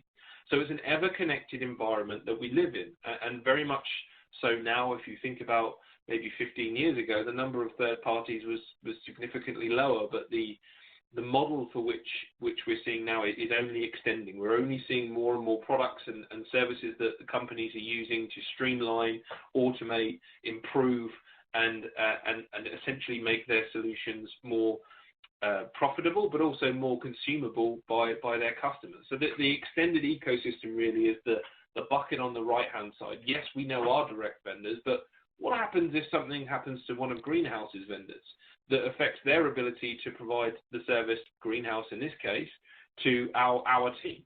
And that's the kind of area that we want to focus on today. Historically, this isn't anything new. This is something that I think we're all aware of, but we almost shy away from because of the economies of scale. So we know about certain third parties in our own ecosystem, and there are going to be some third parties that we don't know about. This is almost getting into the realms of that shadow IT element where people are contracting outside of the official procurement processes. And then, of course, there are a bunch of fourth parties that we won't know about, because it's not necessarily at liberty for the third parties that we work with to divulge that information. However, with a lot of these companies, a lot of these organizations, there is a huge amount of public data linking on one organization to another organization. Most of this is gathered in the form of web crawling, and really what it requires is a large infrastructure like Security Scorecard to be able to monitor all of those connections. So we have the data, right? We're collecting billions and billions of security signals. We're collecting thousands and thousands of public record about who owns what and what it looks like. It's now about connecting the dots. And that can only really be achieved when your economies of scale have reached a certain mass to be able to show how those connections work with one another. So let's just take an example here. And the example being, yes, we've got a connected environment and companies and horizon. And let's say 583 on average. It's a statistic that I took, but of course it could be lower or higher than this. What happens when you go into the fourth party, so the third parties of your third parties, taking a basic arithmetic outlook of n times n, which is number of third parties times number of third parties, you're looking at a magnitude of approximately potentially 340,000 connections of organizations that we work with. A daunting prospect, certainly for most, who would certainly understandably shy away from doing analysis in this space and looking at what those connections may in fact look like. So Security Scorecard here, and this is something going into the horizon. Okay, this is something that we want to provide in terms of a solution. We currently have this internally today. Again, this is part of developing your cybersecurity plan for 2022. So this is something that we will be releasing very shortly within the solution, within the Security Scorecard solution. But what essentially it's doing is it's making the data, the huge amount of connections that we see, more consumable by way of benchmarking and averages. So what this diagram is designed to show you here is, here's the risk score of company A, and I've obfuscated the company because it's just an arbitrary company. It's not anyone in particular. Now we see that they have a risk score of 82, their direct risk score. And then we also see that there's going to be some third party and fourth party cases. So of the third parties that this organization works with, this is looking at public connections in and out of that organization, the communications that they have. We see a supply chain risk score in this case of the third party, and we also see the supply chain risk score of the fourth party. Now, the idea really here is not to give you a definitive, let's pull out exact, precise companies, because we're not going to be able to go down to that level of detail in terms of the averages is what we really want to look at. Monitoring and working with 340,000 companies simply isn't going to fly in this case. The idea really here is if you need to go down to the lower level, you can, but it's designed to give a litmus test. It's what is the pH of my environment? Is it alkaline? Is it acidic? And kind of what level are we at? Do we need to take potentially some corrective actions, or are we seeing a directional change, i.e. we're seeing our ecosystem, both in the third party and the fourth party, declining, and should we start to then take action? So one of the ideas really here is, what can we do about it? So visibility is the first. We can see the connections, we can see the events. What is it that we then need to do? Now, this is just one example of what we can do to improve the environment. This example being, here's a notification, here's an alert. And there is a breach that happens within one of the third parties. Now, I'm using SolarWinds as the example here just because everyone's heard of it. There have been newer ones and more recent ones with Microsoft Exchange and various others out there. But let's just take this one as an arbitrary example. What we want to be able to do is to assess the impact of this extent of this breach of this vendor. It will affect your third parties, and it will also affect your fourth party. So being able to alert and get a notification, what percentage of the connections do we believe in certain vendors have actually been affected by this breach? What percentage of companies are now being kind of affected by the impact on this that could potentially impact your business? So the direct inclination is to look at your third parties, but actually going one step further to understand 12%, 8%, 50% of my ecosystem beyond my horizon has actually been affected by this. And it may be that there's a concentration risk within a certain vector because it's heavily affected by the type of breach, i.e. manufacturing or IoT, as we've seen in recent weeks and months. And being able to get that visibility is the first step to then taking action. So being visible on this or having visibility on this, and then being able to alert this is the first step of what we then need to do. So not only can we provide visibility with Security Scorecard on your own risk, on your third-party risk, and then by extension, going as far as the fourth-party vendors, we can also start to take contact or start to take count of those vendors that we might want to invite. Now, more often than not, some of these organizations might not know that they are affected. They might not know that there's an impact to their business. They might not know that there's a particular incident within their environment. So being able to contact those organizations, being able to give them the ability to look at their own security posture for free, giving them the ability to claim their own scorecard, their risk scorecard, is the first step to creating awareness and action. And then, of course, being able to reduce or mitigate some of the findings that we then see.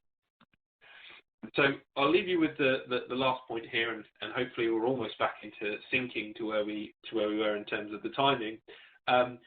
You can take control of the fourth parties, of course you can. As I said, just to be very, very clear, this is something that we are looking to release at the end of this year, start of next year, in terms of features. But the first step to doing this, of course, is getting access to your own scorecard, getting an awareness and an understanding of what security ratings are all about, some of the issues and findings and vulnerabilities and exposures that are there, and getting a good grounding and understanding cyber risk from a ratings perspective and outside in, before we then move on to looking at how we can manage and maintain the extended ecosystem of cyber risk. So for everything within Security Scorecard, you can actually claim and gather your own risk score today free of charge indefinitely, right? So for your own scorecard, you can gain access, get an instant cybersecurity risk score, and also be able to see both the forensic detail and all of the other information that is available within Security Scorecard.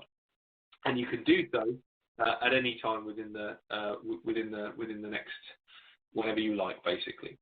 So that brings me to the end. A little bio on myself, if anybody's interested. If not, I completely understand. Thank you very much for taking the time to listen to me present today. And of course, if there are any questions, we can take that offline before the next call. Absolutely, yeah. We do have a lot of good questions coming in for you, Adam. Great presentation. While we do those questions with the audience, I'm just going to bring up this poll for everyone out there. that says, what additional information would you like about the security scorecard solution? And so we'll leave that up. We appreciate everyone's feedback on that poll. Let's see, lots of good questions coming in here. First question, I guess I'll just bring this one up. They're asking, what sort of staffing is required to use security scorecard for various levels of the enterprise? Yeah, absolutely. And it is a bit of a tricky question, and I'll try and answer it very quickly because there are scales. What Security Scorecard is looking to do is take a generally manual process of identifying risk within the ecosystem, which is sending a questionnaire, identifying the risk in response of that questionnaire, trying to understand and assess whether or not further assessments are needed. This can take a team of 5, 6, 7 people to do when looking at just to tier 1, we call tier 1 high risk vendors. The idea of Security Scorecard is to automate that. So it's not designed to replace individuals, it's not taking technology to remove an individual. It's designed to say, if you have 5 or 6 people, which we would say for a large enterprise is very common. For smaller organizations and medium size, you're looking at one person usually as a bridge between procurement and the security team who do a lot of these assessments. It's about giving them the tools to let them do more. If I can do 10 assessments a year with one person today, then I can do 100 assessments with a technology tool that allows me to streamline and automate those processes. And we know if our third-party ecosystem is increasing dramatically, what do we need to do? Well, we need to start to automate as much as possible because people don't grow on trees and neither do expertise. And there's only a finite amount of people out there in order to be able to implement these systems. So the idea is actually to take one individual or 7 individuals, and we have organizations that look at 100 organizations with one person, and we have teams of 5 people that look at 1,000 plus vendors out there and are able to do so because there is a mechanism of benchmarking, engaging the vendors that each organization work with. So I appreciate that's pretty vague, and of course I'd be happy to follow up and give you more details in a one-on-one if that's appropriate. Excellent. Yeah. Let's see. Here's another good question. From Rob, does your solution require direct engagement with cloud providers being used by the customer? Does the customer need to provide API credentials, et cetera? How does that work? Yeah, so everything that we collect is public. So everything that we look at is the exposure of the organization. So the scores that we generate, everything that we provide is essentially what you see from the internet about that organization. So it's a non-intrusive, non-permission-based assessment of an organization. And essentially think about when you use Google and you search for the company name, Google's going to go and crawl the entire internet and find everything about that company or the word that you've used. It's a similar concept for Security Scorecard, but we're focusing in on cybersecurity. So there's no need for the vendor or the cloud vendors or the other vendors that you're working with to provide API access or any other such information. We'll provide you automatically with the overall risk score, global risk score, of course, of the organizations that you're looking at. And this will be broken down right the way into the forensic detail of X percentage of IP addresses exposed in the US. You may have an insight that you want to go even further that says, okay, well, here's the risk of the organization, but I'm using this part of the organization, these 10 IP addresses, or I'm using this part of the organization. I'd like a risk score for those. And you can go a step further, well, if you know your ranges, putting in your ranges of the service that you're consuming and getting an even more customized score alongside the risk score of the company. So there's no permission that's needed from the third party or the vendors that you work with. All of that is incorporated in the assessments that we do on behalf of yourself and looking into those companies. And then any other additional information that we gather or gain where you'd like the vendor to engage can be invited in for free with indefinite access to their scorecard to then take action on potential exposures that you would like them to address. Excellent. Yeah, thank you for clarifying that. Here's a good question from Bradford who wants to know, based on the recommendations or findings from Security Scorecard, do you all offer any sort of remediation or resolution type services like professional services or some way to assist? Yeah, we do actually offer services, and it kind of comes as twofold. And again, I appreciate I can talk for England, as they say, so I'll try and keep it quite short. We do offer professional services in this way. Some of this is actually in-house with our own professional services team We take the solution as far as we possibly can by offering as much information and forensic detail in the platform, to the point where we're even recommending down to exactly what you would need to do in terms of references to actually resolve these. In terms of implementing those changes, of course, that's the next level along. So we both provide our own professional services to help organizations do this, but we also work with a very, very wide partner ecosystem who also provide services on top of our platform to help the remediation. So we work in tandem there, where we know that we're only one organization and we can't scale to save the world as much as we would like to. And our partner ecosystem is extremely important to us, and we do leverage that ecosystem to help provide remediation services to our customers. Excellent. And then what if you have recommendations around, vendors or invited companies? Do you all provide some sort of detail to help those vendors or invited companies kind of understand what they need to do to improve their score? Absolutely. So again, we can certainly go on to this in terms of demonstrations later on if people want to do this on a one-to-one. Happy to do so. But one of the things that's really important is that within the platform, the idea really here is that we're not providing ratings at a kind of ransom, if that makes sense, which is why anybody in the world can claim their scorecard for free. Anybody can look at their scorecard for free. Anybody can take action on their scorecard for free. The idea is that when we engage with a vendor, it's not about blame. We've got to get past that kind of methodology and mindset that we're using a score to assign blame to a person for not, or an organization for not doing what they're doing. More often than not, it's the fact that they may not know about the visibility of the risks that they're seeing. So the idea here is that we're providing access to the scorecard for an organization so that they can use that to help protect themselves, help make themselves a safer organization. And by doing that for free, by saying, look, this might be something you don't know about, what we're doing is we're going an extra mile. We want to go the extra mile because it's really, really important. It's not just about saying, here's a score, go away, best of luck. It's about saying, here's a risk score for your organization, and here's how it breaks down, and these are the exact findings that make up your score, and these are the things that we believe are contributing to the highest likelihood of breach or incident. So it might be certain services or control services that are open to the internet, and these are the recommendations on how we would recommend going about resolving them and removing those risks as well. We also, going the extra mile as well, for each of those free vendors, will allow them to work with the support team. So if they make a request to say, hey, I think I've resolved this, that can go into the support team. They'll resolve the issue if it's proven to be fixed, and come back to those individuals and let them know the progress of those as well. So we're trying to go the extra mile here to prove that what we're doing is caring in our community and our ecosystem to make sure that everybody is aware that security ratings are here to help provide safety for everybody, not just to necessarily make a revenue, although of course that we'd be lying if we said we weren't here to obviously make a living for ourselves. Excellent. Yeah, absolutely. All right. Well, Adam, I'm afraid we're running out of time here in our live Q&A session, but there's a lot more questions still for you in the electronic queue. Maybe you can get back to some of those folks. I'm sure they'd appreciate it. A great presentation. Again, thank you so much for being on the EcoCast. Thank you very much. Thank you.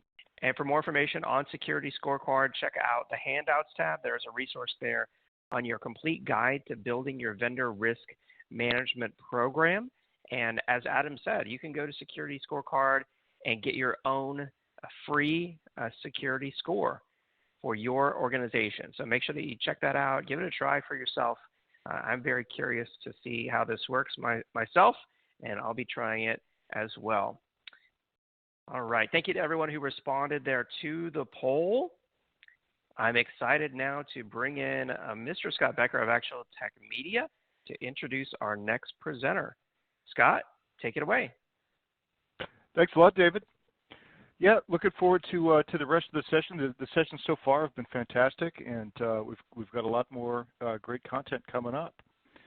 So let me bring on our next speaker. It's Tracy Ator from Rubric, and I'm going to turn things over to Tracy. Hey everyone, how's everybody doing today? So my name is Tracy Ator, and I am an inside sales engineer for a mid-market segment here at Rubric. Thanks for having me again. So today we will be discussing how your organization can use Rubric to develop and strengthen your 2022 security plan. First, let's lay down the problem that Rubric is trying to solve. We often see it in news headlines. Maybe it has impacted you directly, but ransomware is a real problem in this day and age. No business, small or large, is immune to it. Cyber criminals don't care who they target. They only care about getting paid.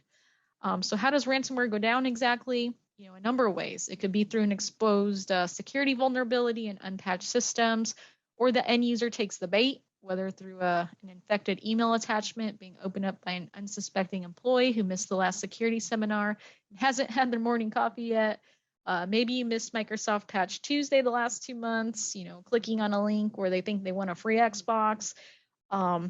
Things like that. But in any case, the way it works, once the malware gets downloaded, which is usually a worm, it then runs a payload, which locks the user system. It could then scan and traverse the network, spread copies of itself into any machine, including servers inside the data center, and lock down and encrypt all files, folders, mission critical applications, and databases, and even your backups that you thought were once immutable, which at that point would be really bad. You'll have no option but to pay that ransom, unfortunately.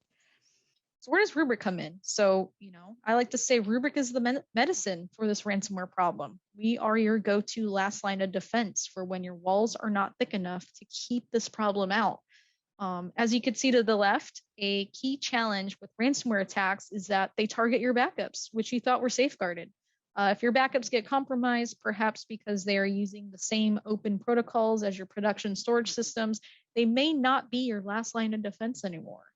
Another challenge is assessing the blast radius of an attack. What VMs and file sets were attacked? How would you know? Organizations are tempted to pay the bad guys because they just don't know what has been compromised. Yet another complication is protective sensitive data. Too often, IT teams don't know whether a ransomware attack compromised sensitive data like PII or data regulated by HIPAA. And then lastly, even if you conclude that you are able to recover applications, how long will it take to restore? If the recovery process is slow, some may be inclined to pay the bad guys. This could be touchy when IT teams can't immediately pinpoint the last known clear copies of data from which applications can be quickly recovered. The more downtime an organization has to incur means more lost revenue. Time is money. So as you can see to the right, we do provide a logically air-gapped solution that contains an immutable file system built from scratch that cannot be infected by any type of ransomware through any discoverable file sharing protocols like NFS or SMB.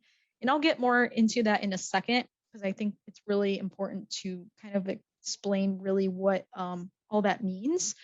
But all data backed up by Rubric is encrypted in flight using TLS 1.2 encryption and encrypted at rest using AES 256-bit encryption. So criminals can lock down your production servers, your endpoints, or storage arrays. However, they will not be able to discover your backups sitting on our append-only Atlas file system and encrypt your backups. We're just that secure. So speaking of distributed file system, Atlas, which sits at the core of who we are and why we're genuinely immutable, our engineers 7 years ago built this distributed file system entirely from scratch to ensure data is immune from any type of ransomware activity, and so there wouldn't be any single point of failure or choke point. The file system knows what application we're backing up, and it's smart enough to identify where ransomware took place to allow you to roll back to the most recent snapshot within a chain. All backup is stored in append-only state, and it's logically air-gapped. So what that means is that while it is a connected digital asset by means of logical processes, the Atlas file system where backups are written sits offline and remains not accessible through any standard network protocols like NFS or SMB. Only the network ports that are required for user interaction with the product and communication between different internal processes are allowed. Meanwhile, all unused ports are otherwise disabled. And because data managed by Rubric is never available in a read-write state to the client, even if infected data later did get ingested by Rubric, it cannot infect other existing files or folders. It's just that secure. We also complement that file system even further with additional security layers as well to, really drive home our zero trust story built on the principles of never trust, always verify.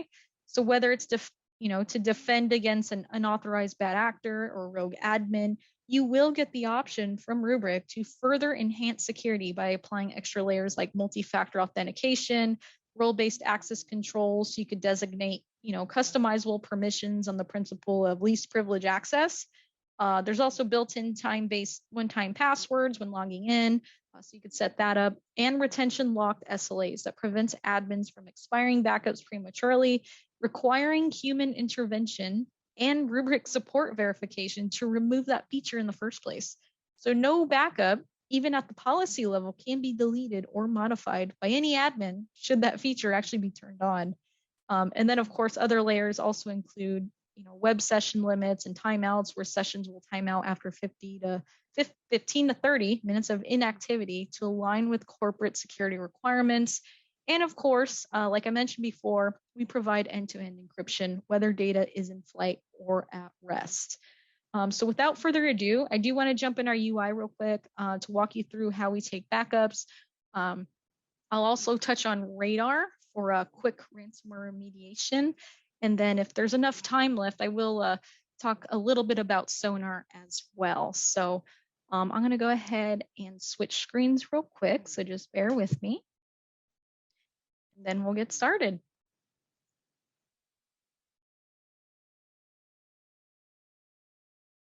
All right. So now you should be able to see the UI. Here we go. So let's say I'm a backup admin. I log in. This is the first thing you're going to see, right? So I could see all my objects that are under protection. They're protected by, different SLA domains that I set. You could see natively, we do support vSphere VMs, Hyper-V VMs, Linux, Unix, Windows physical hosts, NAS shares, SQL server databases, Oracle databases, and more. But everything we do is really based on an SLA policy approach. We don't want you managing any backup jobs ever again. So this is how we protect your backups moving forward should you come over to Rubric. So what that means really is, so if I go to SLA domains, I'll click on local domains. You could see here that I do have, my SLA policies that were previously set up. This is a demo lab, so we do have quite a few. I don't expect any customer really to create any more than 3 to 5. And to really dive into what an SLA policy is, this is where you define how often you want to take backups and how often you want to keep them. So here's what that looks like. I could say I want to take a snapshot every 6 hours. I need to keep that for 7 days. I also need to get more granular. So I also need a snapshot every day. Maybe I need to keep that for 30 days. And then for those needing, long-term retention, we allow you to set it up to where, you need to take a yearly and you need to keep that for, say, 7 years, for example. So that's how you would create an SLA domain. On the second side of this policy, it will give you the option to choose where you want to archive data to. So if you don't want to land data, on the brick longer than 30 days, we allow you to take advantage of the cost economics that come with the cloud. So we support Azure, AWS, GCP, Wasabi, anything S3 compliant. If you still have an on-prem requirement, you could archive to an NFS target. Maybe you guys still have a requirement to use tape. We support QLogic as our tape vendor. So yeah, you have a number of options in terms of how you want to move that data and take backups as well. So what we do really well, before I get into what Radar is, I do want to show you kind of, what we can do with those SLA policies from a workload standpoint. So you could see, going back to my catalog of pre-made SLAs, you could see this one policy right here that, is taking a snapshot every 12 hours, keeping local for 30 days. After 30 days, it says it's going to be archived to AWS. That's what they named it. So if I hover over object count, that one SLA policy is protecting 9 vSphere VMs, 17 Windows hosts, 83 SQL databases, 1 managed volume. I think you get the picture. 4 NAS shares, 10 Linux physical hosts, and an Oracle database. That's a lot of workloads that are very different from each other being protected by one SLA policy. And again, this is why I say you will never be managing backups ever again. You create as few policies as possible. You apply them to your workloads, depending if they're mission critical. Maybe you want a separate policy for your NAS shares, who knows? We give you that flexibility. But the point is, we want you to protect them with as few possible SLAs. So with that being said, when you're ready to restore, a virtual machine, maybe you need to look for a file. I'll just use VMware as an example. That seems to be the most popular hypervisor that we back up. So I'll go into my VM and I'll show you, just this calendar view that's about to pop up. Every green dot that you see in the calendar view is a successful backup. In other words, a snapshot. So if I need to go back to, let's say, the 26th, here are my recovery options just for that VM. I could mount the virtual machine. It'll create a second copy of that virtual machine. So I could do test dev on it. It gets hosted directly on Rubric's data store. It doesn't have any impact to your production environment or using production disk. So you can use that and get really, creative with that use case, because it literally is just a second copy of a VM that has no networking attached to it. But should you need to, push it into production, you could absolutely storage vMotion it over if needed once you're done doing what you need to do to it. But beyond that, we do support instant recover. Maybe you got a VM dead in the water. You need to instantly recover it from a clean point-in-time snapshot from your immutable backups, may I add. We allow you to do that. In-place recovery is supposed to be the same thing. It's a new feature that came with our 6.0 release, except it uses less data transfer, I'm told, and more performance, and you don't have to storage vMotion it back into production. And then, of course, we allow you to recover files. This is one of my favorite features because we have predictive search functionality, so we could find files really quickly, and we only ingest metadata, which also gives way into why it's so quick. So if I type in CoolCat, I could see I have this CoolCat file here sitting in my C drive. I could go ahead and select that. It creates kind of like this shopping cart, if you will. So if I also need to recover additional files with it, I can. It'll just add it to what I like to call a shopping cart. So you can recover files there. You could also come up here and type in that file name. And it will also give you a list of options here. So CoolCat, I have 46 versions here. I'll click on that. And here are all my options in terms of recovering files from all these different snapshots that I have available. Obviously, I'll probably pick the latest version. I'll go ahead and show you what those options are. Download, restore, export, or select additional files. Again, shopping cart. If you need more than one file, you could absolutely go ahead and look for that. Although we want to take the guesswork out of that. If you know the name of the file, we'll just allow you to search for it instead. So that is file level recovery. If you ever need to do like a bulk recovery, we absolutely support that. Mileage will vary, of course, depending on your bandwidth requirements, things like that. But if you ever need to do a bulk recovery, whether that's a live mount where you're live mounting, maybe 10 VMs, we allow you to do that. But instant recover, if I click next, I can now select, all the VMs that I need to instantly recover back to my production environment from a clean point-in-time snapshot. So if I click next, I could do the latest snapshot, which is probably the one you're going to select, right? Or you could, choose the snapshot on a particular day and time. So I think that's pretty cool. But yeah. Beyond that, I know we have a few minutes left. I do want to get into Radar. Let me just hit the back button here because I was demoing it earlier. I'll just start at the dashboard. So Radar, this is where really all our ransomware remediation really lives, if you will. So all of the data that's being backed up here by the brick in Rubric, all of that data, we collect it over into Polaris as well, which is delivered as software as a service. And then we really, we take those backups and then we really want to make them useful, right? So hence Radar. So right off the bat, say I'm a backup admin, I'm coming off a long weekend, I'm tired, it's Monday. But then I notice, all right, I see all my SLAs are in compliance. Okay, yada yada. But what is going on with radar? This is where we find all those anomalous events. I see 3 anomalous events. I probably want to investigate that, right? So this is a demo lab, so I only have 4 VMs loaded, but I could see right off the bat that my environment is getting beaten up by ransomware. And so with Rubric radar, what we allow you to do is really drill down and investigate the blast radius, and then also give you the option to recover from a clean point in time snapshot here. So if I want to start with the first one, what it'll do is it'll give me an event timeline, but I'm freaking out as a backup admin. I don't have, the time to really review that right now, but I want to investigate this snapshot and just kind of click through and see what happened, right? So what it's doing really is that, so radar uses machine learning algorithms to understand normal baseline, behavior between your backups, specifically snapshots. So it took a snapshot at 8:11 a.m. this morning. Something happened between 8:11 and 2:11 p.m. snapshot. It detected a high rate of change. And this is what radar is alerting me to.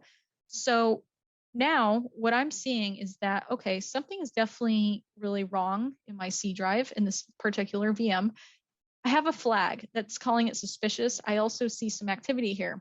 There's been 3,500 deleted files, but 47 have been added. That is really weird. So let me go ahead and start drilling down and investigating this a little bit further. So right off the bat, I could see, okay, something weird is happening in my file shares, right? So I'm going to go ahead and click in that. And this is where it really starts to get interesting. I have all my department folders here. I could see the engineering department's been hit all the way down to the sales department. Out of selfish reasons, I'm in engineering, so I'm just going to poke around in here. And then really see what happened, right? So I could see that, this file's been deleted, a PowerPoint, but look what's been added after it, a .encrypted extension. So what I'm going to do now is I need to pick and choose what, perhaps is mission critical. What do I need now in order to continue business continuity? I need to get these files back, right? To keep my job, essentially. So everything that I'm selecting, everything that I'm selecting here, this one file, when I click next, these are my recovery options. I could download it in place, I could overwrite the original, or I could recover to a separate folder. And that's why we say at Rubric, don't pay the ransom, because not only your backups are immutable, but radar really provides you with, a great tool that helps you or guides you through the recovery process in itself. If I want to bypass this investigative part, because, obviously it took some, drilling down and whatnot, I could totally go all the way back to the beginning and say, screw it. Instead of investigating, I don't have any time to investigate. I obviously know something's really wrong here. I need to mass recover this entire drive. We allow you to do that too. So I'm going to click next. Same options, download in place, overwrite the original files with that clean point in time snapshot, continue on with your day, or I can recover to a separate folder, in which case, a customer who's obviously still cleaning up machines, scrubbing them or need to do any sort of forensics, they would normally select that option. But that would be, our idea of like a mass recovery at this point. And again, you're not going to be paying the ransom, right? So this feature right here is very intuitive. It's smart. And I think, it's really a game changer in this industry that we allow you to make use of your backups here in Polaris in order to detect where ransomware lives. And that's that. That's all I have today.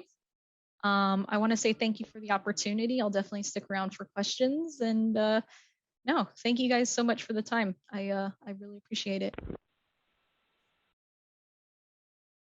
Okay, great. Thanks, Tracy. And I do want to put up a poll here. What additional information would you like about the Rubric solution? So anything on there that looks good to you, please fill out that poll and let us know what Rubric can send to you. Tracy, you ready for some questions? I am. Thank you. Super. Well, I have to agree with Jorge, who said that was a great demo. But let's get to the first question here. A lot of questions coming in about radar. So what workloads does radar support today? Do you just scan VMs, or is it broader? Sure. So today, Rubric supports scanning and performing anomaly detection against vSphere VMs, NAS file sets, Windows and Linux file sets, AIX, and Solaris. And also, currently, we're working on releasing support for scanning Nutanix AHV and Hyper-V VMs, as well as EC2 instances for next year. So definitely stay tuned for that. Okay, super. And do you need an appliance to get Radar? You do. So the way Radar actually works is that when all the data gets backed up to the brick, the appliance, Polaris, which is where Radar is, Polaris will then go in and scan only metadata in order to compare any changes that may have occurred against the last clean snapshot. And I also want to note, because this comes up a lot as well, that there is also no performance impact to production, since our machine learning model runs solely against that backup metadata, and also little to no impact on the brick or the appliance itself. But all of that analysis is done in Polaris against what is backed up onto the brick appliance. Okay, super. Another question here. You talked about protecting against ransomware when it gets into the backup. So what happens to the snapshots that are infected? Good question. Nothing really. They're absolutely no harm to Rubric in their cold immutable state. So some customers, they will keep them for forensic purposes, but we also allow users to delete them as needed.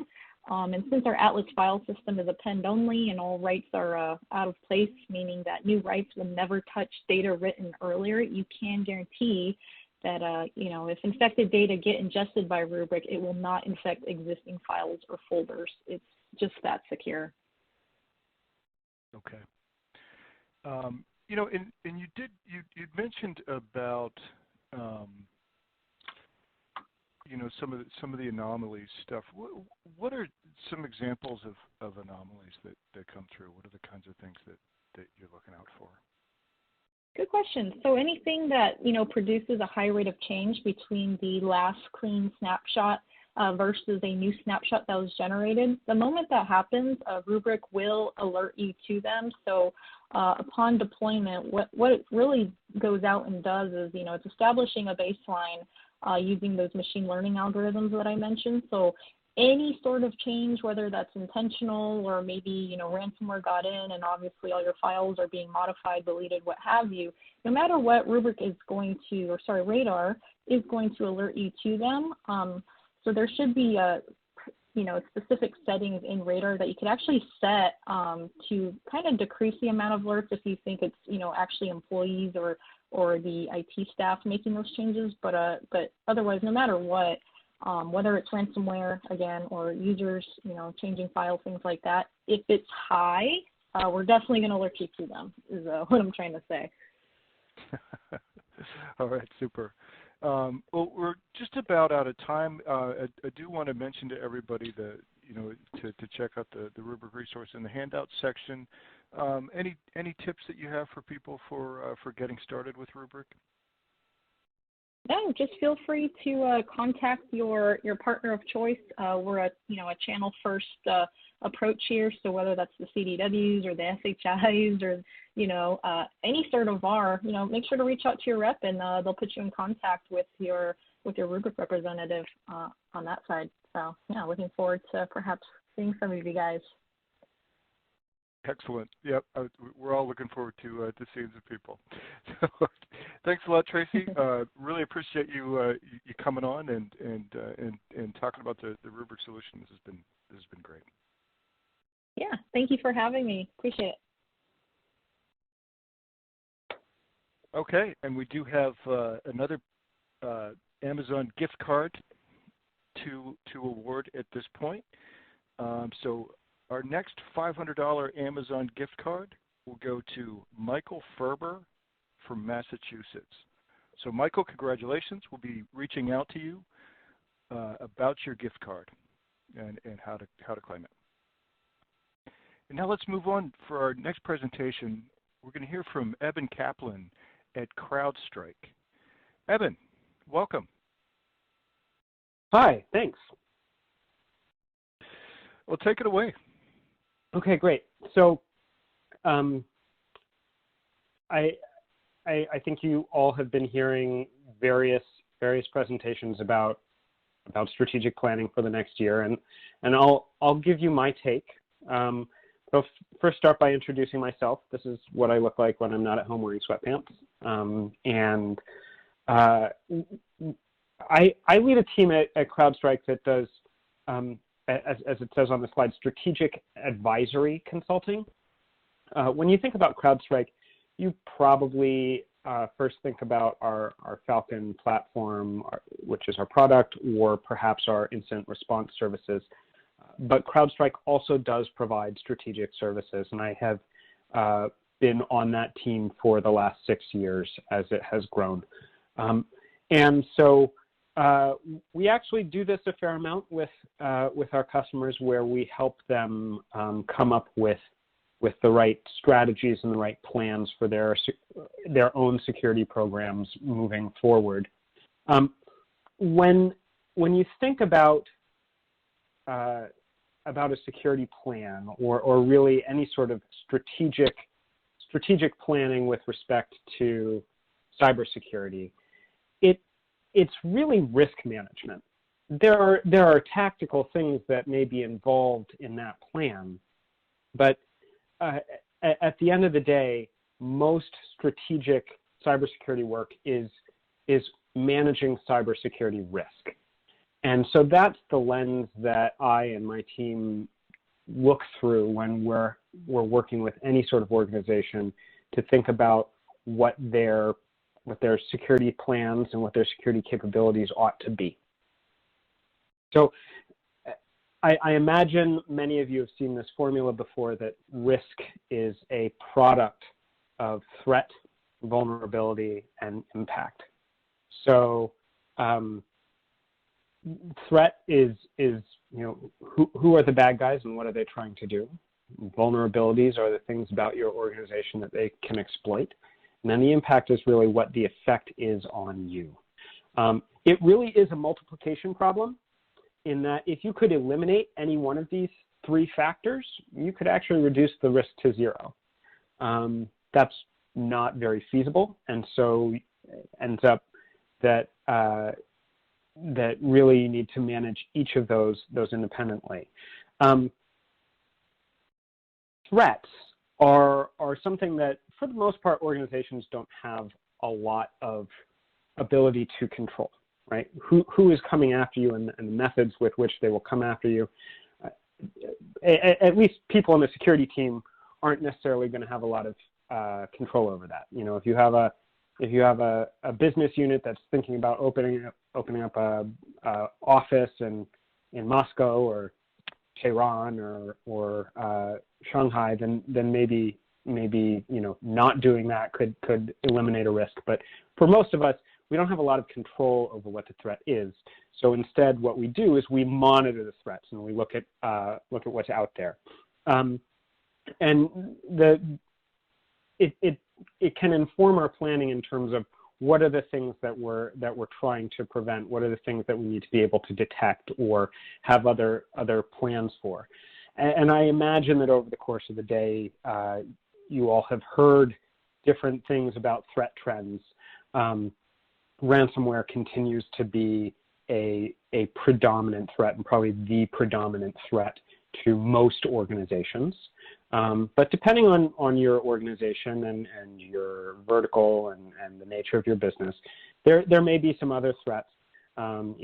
Insiders are always a threat in some way, shape, or form. It may be that they are more or less of a risk in your particular industry. Targeted attacks, I think the same could be said for those. Supply chain is one where it has always been a threat, that someone will use trusted software or other trusted resources to gain a foothold into your environment. I think it's fair to say that that's something that is increasing and likely to continue to increase. So that's certainly something to be keeping an eye on as you're looking to the future.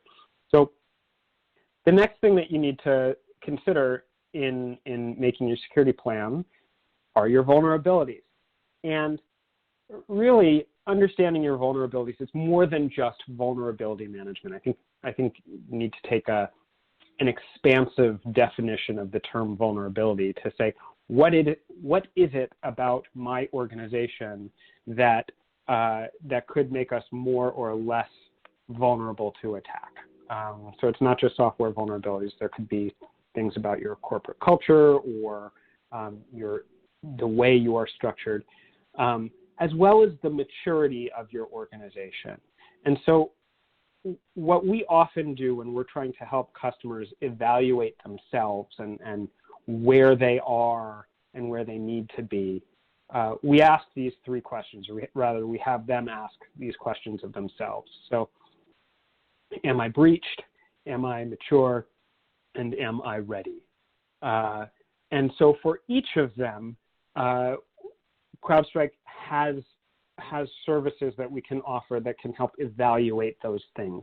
And depending on what you know about your own strengths and your own gaps, it may be helpful for you to, whether you do something with CrowdStrike, you do something on your own, or you do something with another vendor, to evaluate some of these questions through this lens. So the am I breached question, hopefully that's not part of your plan, but if that's where you're starting off, certainly doing an incident response or some sort of assessment where there's a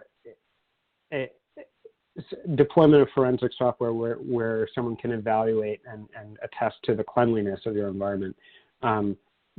Those are certainly services that help make sure that you're starting from a blank slate. The am I mature question, I think, is a lot more important, especially for strategic planning. It's not just am I mature, it's really am I mature enough for the risks that I face. And that's where something like a maturity assessment or an overall programmatic assessment can be helpful. If you have a sense of where your maturity is already, but you want a more tailored look at specific capabilities like your security operations capability or Active Directory or cloud, you could consider doing an assessment of just those to identify gaps in those areas. And then the last one, am I ready? If you have a sense that your program is okay, you might consider doing some sort of exercise or simulation that tests your ability to respond, to detect and respond. So that could be some combination of red teaming or red team, blue team, or it could be a tabletop exercise where you're not actually technically doing it, but you're testing the response, the management type response to an incident. The other benefit about a tabletop exercise in particular, if you're thinking about planning for the future, is sometimes budgets are a big component of your strategic planning. And if you have executives who are skeptical about the risks that your organization faces from cybersecurity, a tabletop exercise that illustrates what happens when these risks materialize can often be a powerful motivator for executives to want to prevent those things from happening in real life. So the next area is impact, right? So threat, vulnerability, and impact. And there are a lot of different types of effects from cyber attacks, and if you're looking at how a different threat materializes, right? You've got, let's say you have a ransomware actor and they're able to exploit some capability gaps in your network defenses. Then you're going to be looking at a business disruption type of impact, assuming that the systems that are affected are business critical. You're probably also looking at data loss in that case. But the important thing about gauging impact is not all cyber attacks are created equal. There are some that are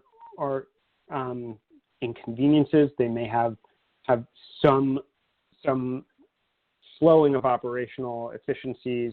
They may cost some money, but they're not as dire as others, right? I think if you not to belittle any one type of impact because they're all bad, but if you're looking at a loss of customer names and email addresses from a database, that's not great. It probably hurts your reputation a little bit, but people are pretty used to having their information stolen these days, whereas if you are dealing with a ransomware attack or theft of some really truly sensitive information, those are going to have much different impacts.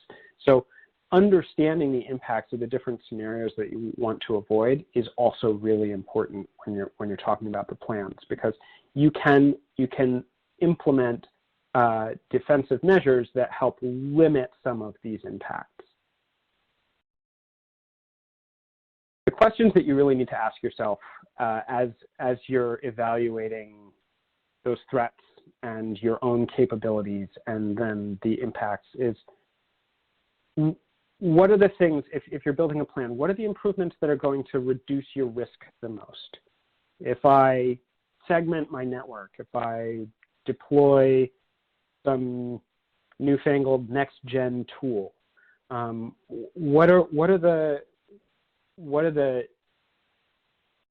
does my risk profile actually change? What are the threats that I'm able to detect or prevent as a result of that? Or what are the impacts that I'm able to soften? What gaps does it close in my capabilities?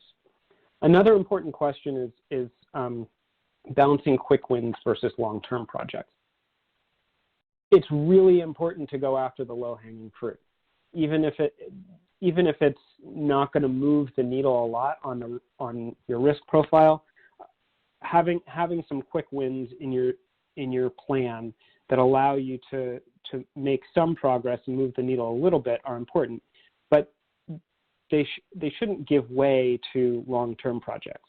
Think about something like network segmentation, depending on what your current organizational architecture looks like. Network segmentation at some organizations is a years-long project, a years-long effort, and that's not a reason not to do it, but you need to evaluate which of those long-term investments are really the right ones for your organization, and plan beyond just 2022 if you see the need to make improvements that are going to require that investment with a longer tail. Another question that is important to ask yourself and really ask your business leaders is, how much is enough security? Another way of asking that is, what are the risks that you're willing to accept? When CrowdStrike comes and does an assessment, like a maturity assessment, we provide current and target maturity scores. So good enough is the target score. We use a 1 to 5 scale, and we almost never tell organizations that they need to be at a 5. Sometimes they just need to be at a 3 or a 4. It really depends on the threat profile that the organization faces. So that's something that is a conversation not just with your security team, but also with your business leaders. And a piece of that is not just acceptance, transferring risk, using insurance to transfer risk is also part of that. But I think increasingly people are finding that insurance is a more difficult answer to turn to. And the last one is, are you keeping up with the evolving threat landscape? This is an industry where if you're standing still, you're moving backwards. And so, for example, when we do our maturity assessments at CrowdStrike, we change the criteria for what it means to be level 1, 2, 3, 4, and 5. So that if we evaluate the same company 2 years in a row and they haven't done anything, their scores will actually go down year over year. because we move the goalposts, because the goalposts are moving. That's how the environment is. So it's important to be asking yourself that as well. You know, your 2022 plan should be planning for 2023 type risks, so that when the calendar turns a year from now, you'll be ready for those as well. Another really important thing to keep in mind when you are developing plans is that they're actually only a little bit useful, right? The Dwight Eisenhower quote, "Plans are useless, but planning is indispensable." What this means is that you draw it up. You think that you're going to go in a certain direction, and you have plans for how that's going to go, and inevitably that gets tossed out the window. Something happens, and you need to pivot, and so it's important to have flexibility in your plan. There's another American who said this a little more bluntly: everyone has a plan until they get punched in the mouth. And that's really, you should be thinking about that when you are developing your plans. Not that you should be planning on getting breached, but you should plan on needing to address new vulnerabilities, new threats, or other things in the business environment that cause you to pivot.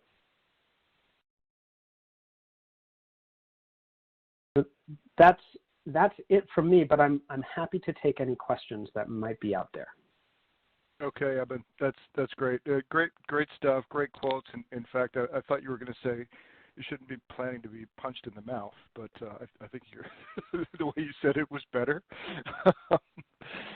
Really nice presentation. Such fascinating stuff. You know, for our listeners who aren't familiar with CrowdStrike, is it you know, the assessments, are those consultative, and then are there products as well, you know, as far as tools? Like what's the portfolio that they should be considering? So CrowdStrike, there's sort of three categories. CrowdStrike is a threat intel company. We sell threat intelligence and threat intel subscriptions and services around threat intelligence. We are a product company. We sell the Falcon platform, which is started as an EDR tool, and it has EDR and next-gen AV capabilities, but it also has additional modules that help evaluate Active Directory vulnerabilities and help you implement Zero Trust. It has a vulnerability scanning module that helps identify both system and software vulnerabilities.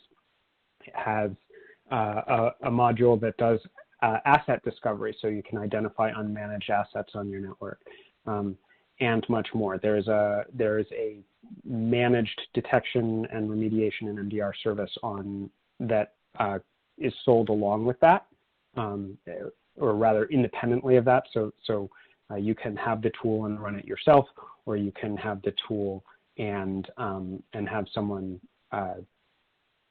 managing it for you. There's also an add-on for managed threat hunting. And then lastly, there's a services organization, which is more consultative, and that includes maturity assessments and tabletop exercises and red teaming and cloud assessments, as well as a very robust incident response process. So if your organization is breached, you know, we can come and respond. Gotcha. You know, and you'd mentioned blue teaming and red teaming exercises as well. How difficult is that to set up, you know, for an organization, for it to be sort of, you know, realistic, you know, and give them real insights into their own environment? Well, I think the red team, blue team approach that CrowdStrike takes is pretty good at emphasizing realism. So our red team is pretty sharp. They do a lot of adversary emulation, where it is, you know, a sort of a black box test where the responders don't know that something is coming, and they try to they scan your perimeter, they try to socially engineer their way in, et cetera, et cetera.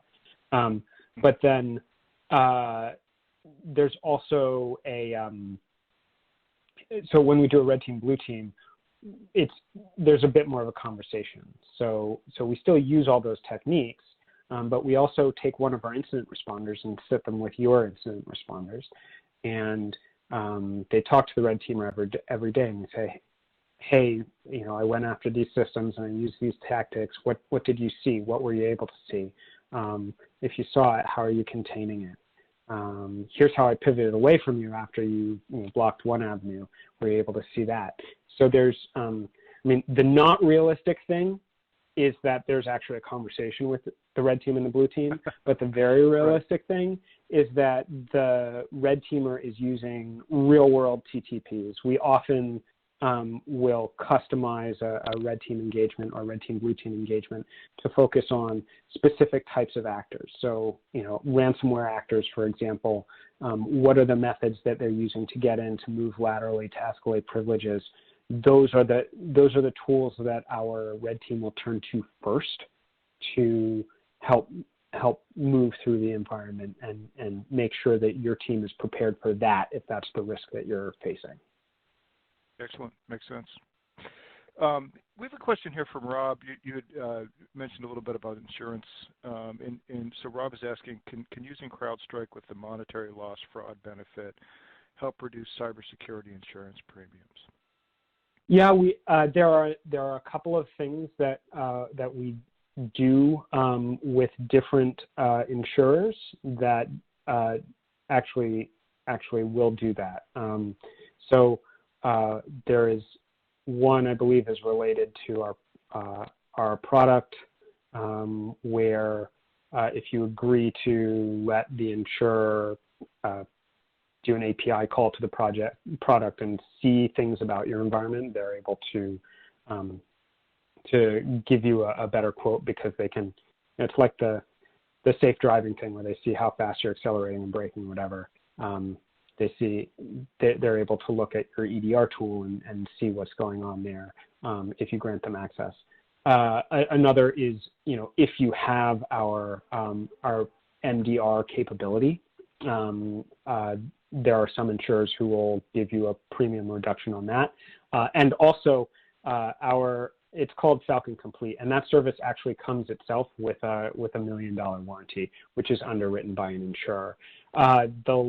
The third way is that I believe there is, it's the red team, blue team service is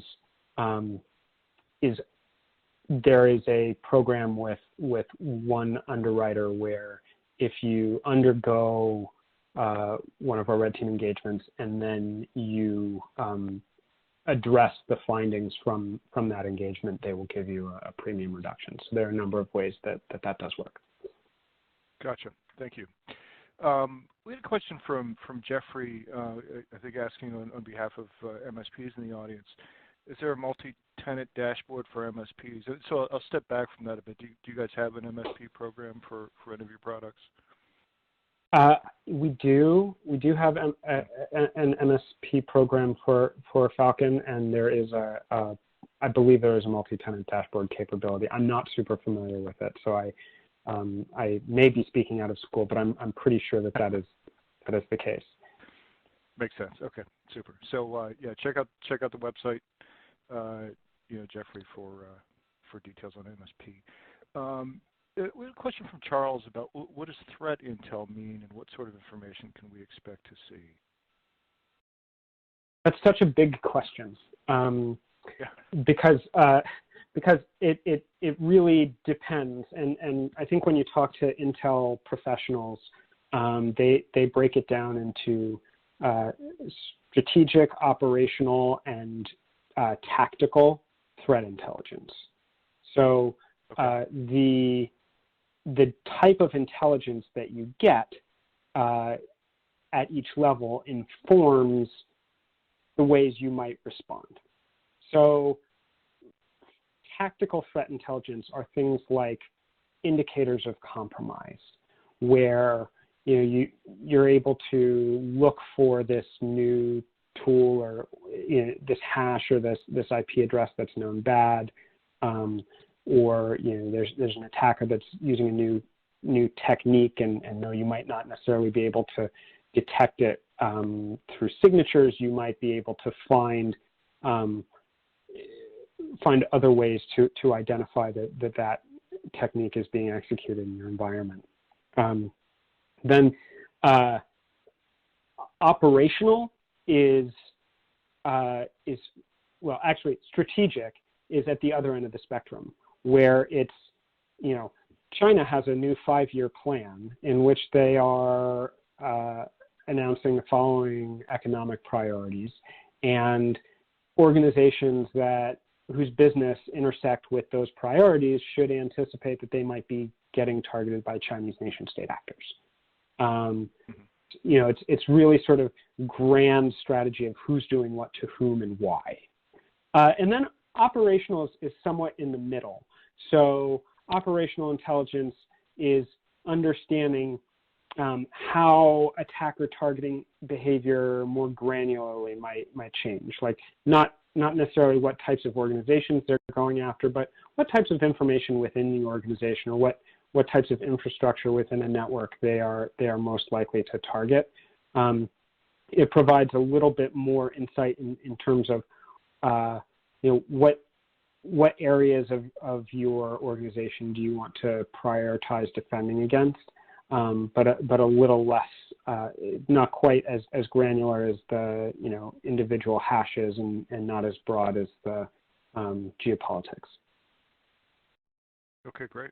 Thanks for those levels. That's really helpful. Next question, you have coming in here. You talked about third-party assessments as a way to identify where to invest. Isn't that something I can do myself? Yes, absolutely, it is. And most organizations, if you have the time and the capability and the confidence, you should be doing that. And you should probably be assessing yourself regardless. You don't need to hire me or my team to do that for you. But there are a number of reasons why you might choose to. And one might be, you do your self-assessment and you've identified the things that you think are important, and now you want to validate it.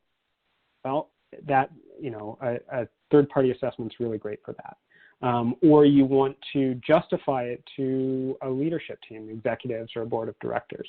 It's not just my opinion. There's also this third-party expert out there that is validating it. And actually, we built a plan, and they looked at it and they said, yeah, this is good, but they also suggested doing A, B, and C. It can also help justify additional spend, right? Everyone is going to be asking for more money, but if you have a third-party assessment that says you're way behind the curve, and these are the risks that you could face if you don't change that, that might get some executives' attention. Gotcha. Yeah, and you talked about those 3 stages. Am I breached? Am I mature? Am I ready? When you engage with clients, where do they tend to be in one area in your experience, or are they sort of all across the board? Well, because we have an incident response practice, we have a lot of customers who are asking the "Am I breached?" question. Right.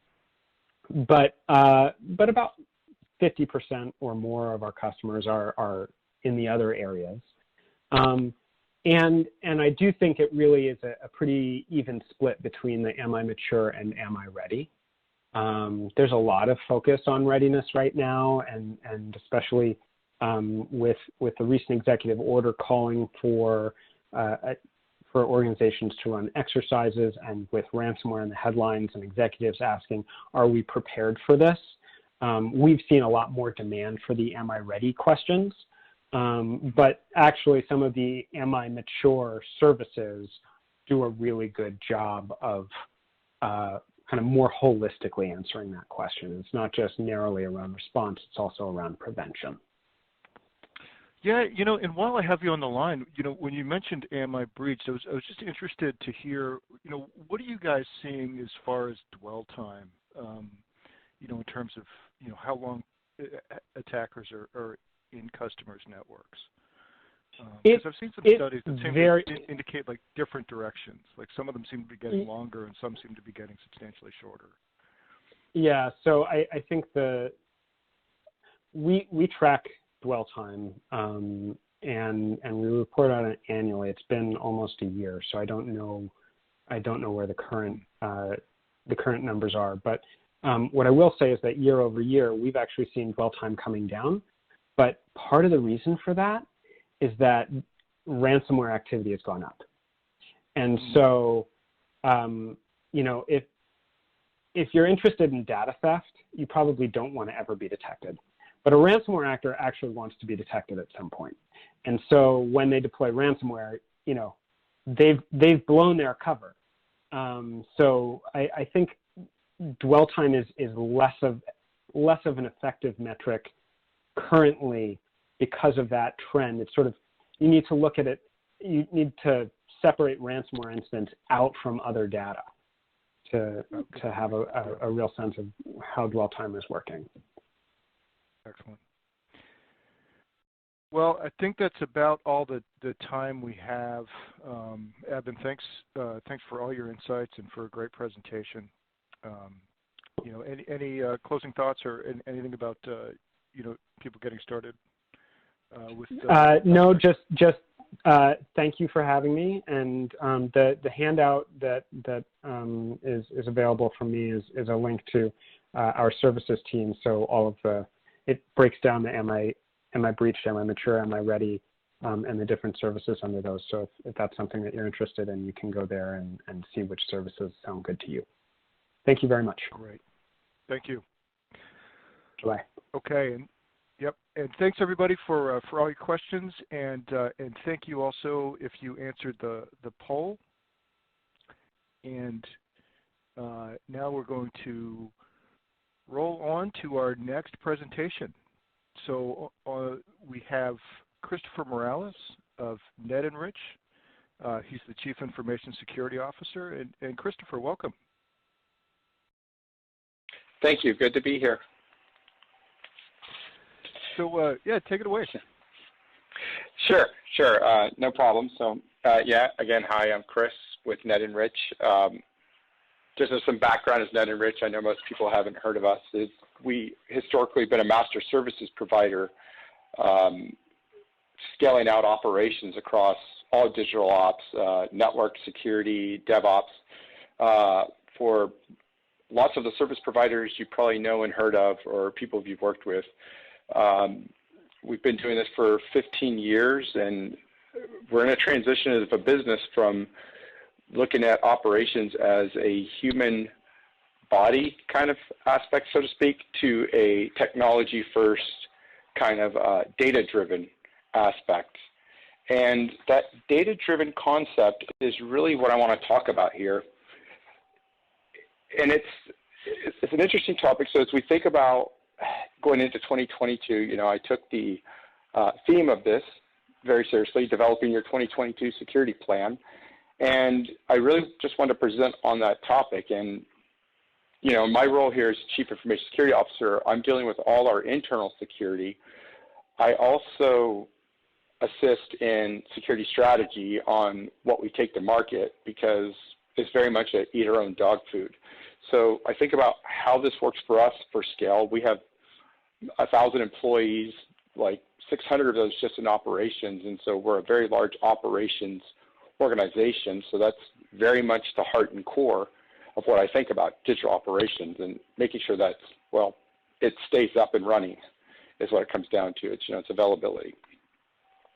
So the next few slides, I'm just gonna, it's actually not that long. I'm gonna present on, a methodology that we're using to align ops to risk, and how we've produced situational awareness, which is leading into a concept that I consider risk operations, risk ops, so to speak, versus just general risk that we do annual, quarter, however it's treated.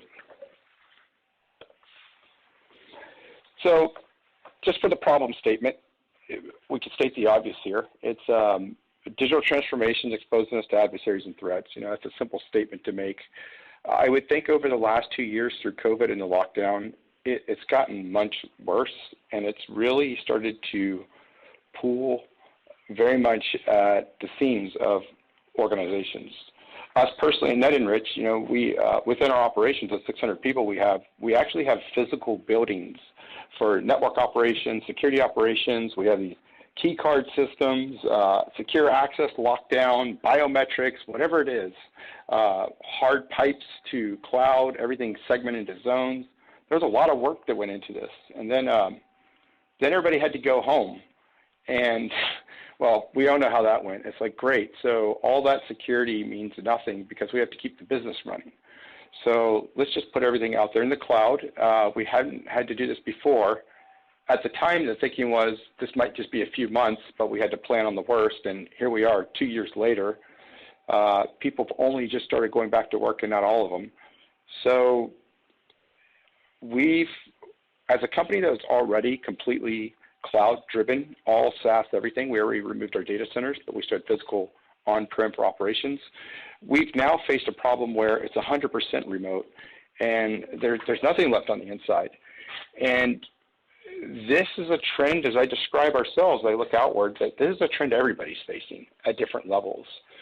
It's gotten to where you can't even go to a restaurant and eat without having to take out your phone and scan some barcode because menus don't exist anymore. And it's online menu systems. So digital operations is even impacting our real world and physical to go out. We've also seen this with things like the pipeline, JBS meat supply, just et cetera. The whole point of all that is that the takeaway from the last 2 years is that this is a really hostile environment we're living in, and our exposure is pretty high, and we have to think of that in that way. And I don't think it's just Ndr, but I think as a discipline in security, we need to really start thinking about availability and not just data confidentiality. So everybody's bought some security. They go out there and do these things. You do some, everybody gets a SIM, a vulnerability management. They start looking for internal assets. You do red teams, breach attack simulation, et cetera, et cetera, et cetera, right? You know, doing a SOC, EDR, MDR. Now XDR is the new term. What was old is new again. It's not new. It's just got new buzzwords. I've been doing network and endpoint for 20 years now. We just want to give it a new name, so whatever. We do this. Everybody does this. But what ends up happening is that you have this known surface that you're spending all these tools and you're building for, yet attacks haven't been worse because there's this unknown surface which consists of hundreds, if not thousands, of attack paths.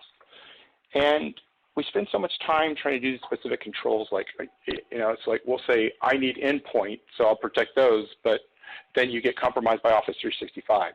So then you tactically respond to that. Oh, but now it's gone to somewhere else. You have a SaaS app that somebody installed and you don't have control on. It's all over the place. You have AWS and DevOps is constantly changing it in configuration. Things are exposed. An admin trying to do his job has turned on RDP so he can get direct access to a server for home and bypass the VPN. These are all real things I see all the time. And we're building the security stack for the things we know about, but attacks don't look for things that you have. They don't play nice. It's more like path of least resistance. And, you know, just to give a sense of that, like I looked at a hospital once who had 1,000 employees, and they had 100,000 attack paths. That's a lot of paths to think about, and that's a lot of options for an attacker. So that's where we're living today. That's just the reality of it. Now, obviously, what would be ideal is you'd love it if we just combine these, and that wouldn't it be nice to say that your security and your assets were aligned, as in rather than buy every protection tool or detection tool, whatever it is, just to have a blanket statement. That's kind of a bludgeon hammer approach. Wouldn't it be better to just actually look at your risk and quantify it and prioritize and make a decision on here's where I should spend money and not? Because that's what I have to do. I'm constantly fighting with my CFO on money. trying to explain why do we need to do this or do that, and every year it just adds to it. So that's the conversation here. It's like, how do we get from misaligned security to aligned security? And plain and simple, it's situational awareness, and the concept's not new. Anybody who's aware of it, it's been around for a while. It came from the Air Force, started with the OODA loop. You hear it: observe, orientate, decide, act. You hear it used in different areas, different places. It's quite simply understanding the operating environment that you're in so that you can make better informed decisions. And this is where we get into the whole data-driven aspect. So what I'm mapping out in the next few slides, I'm just showing kind of the process that we've implemented.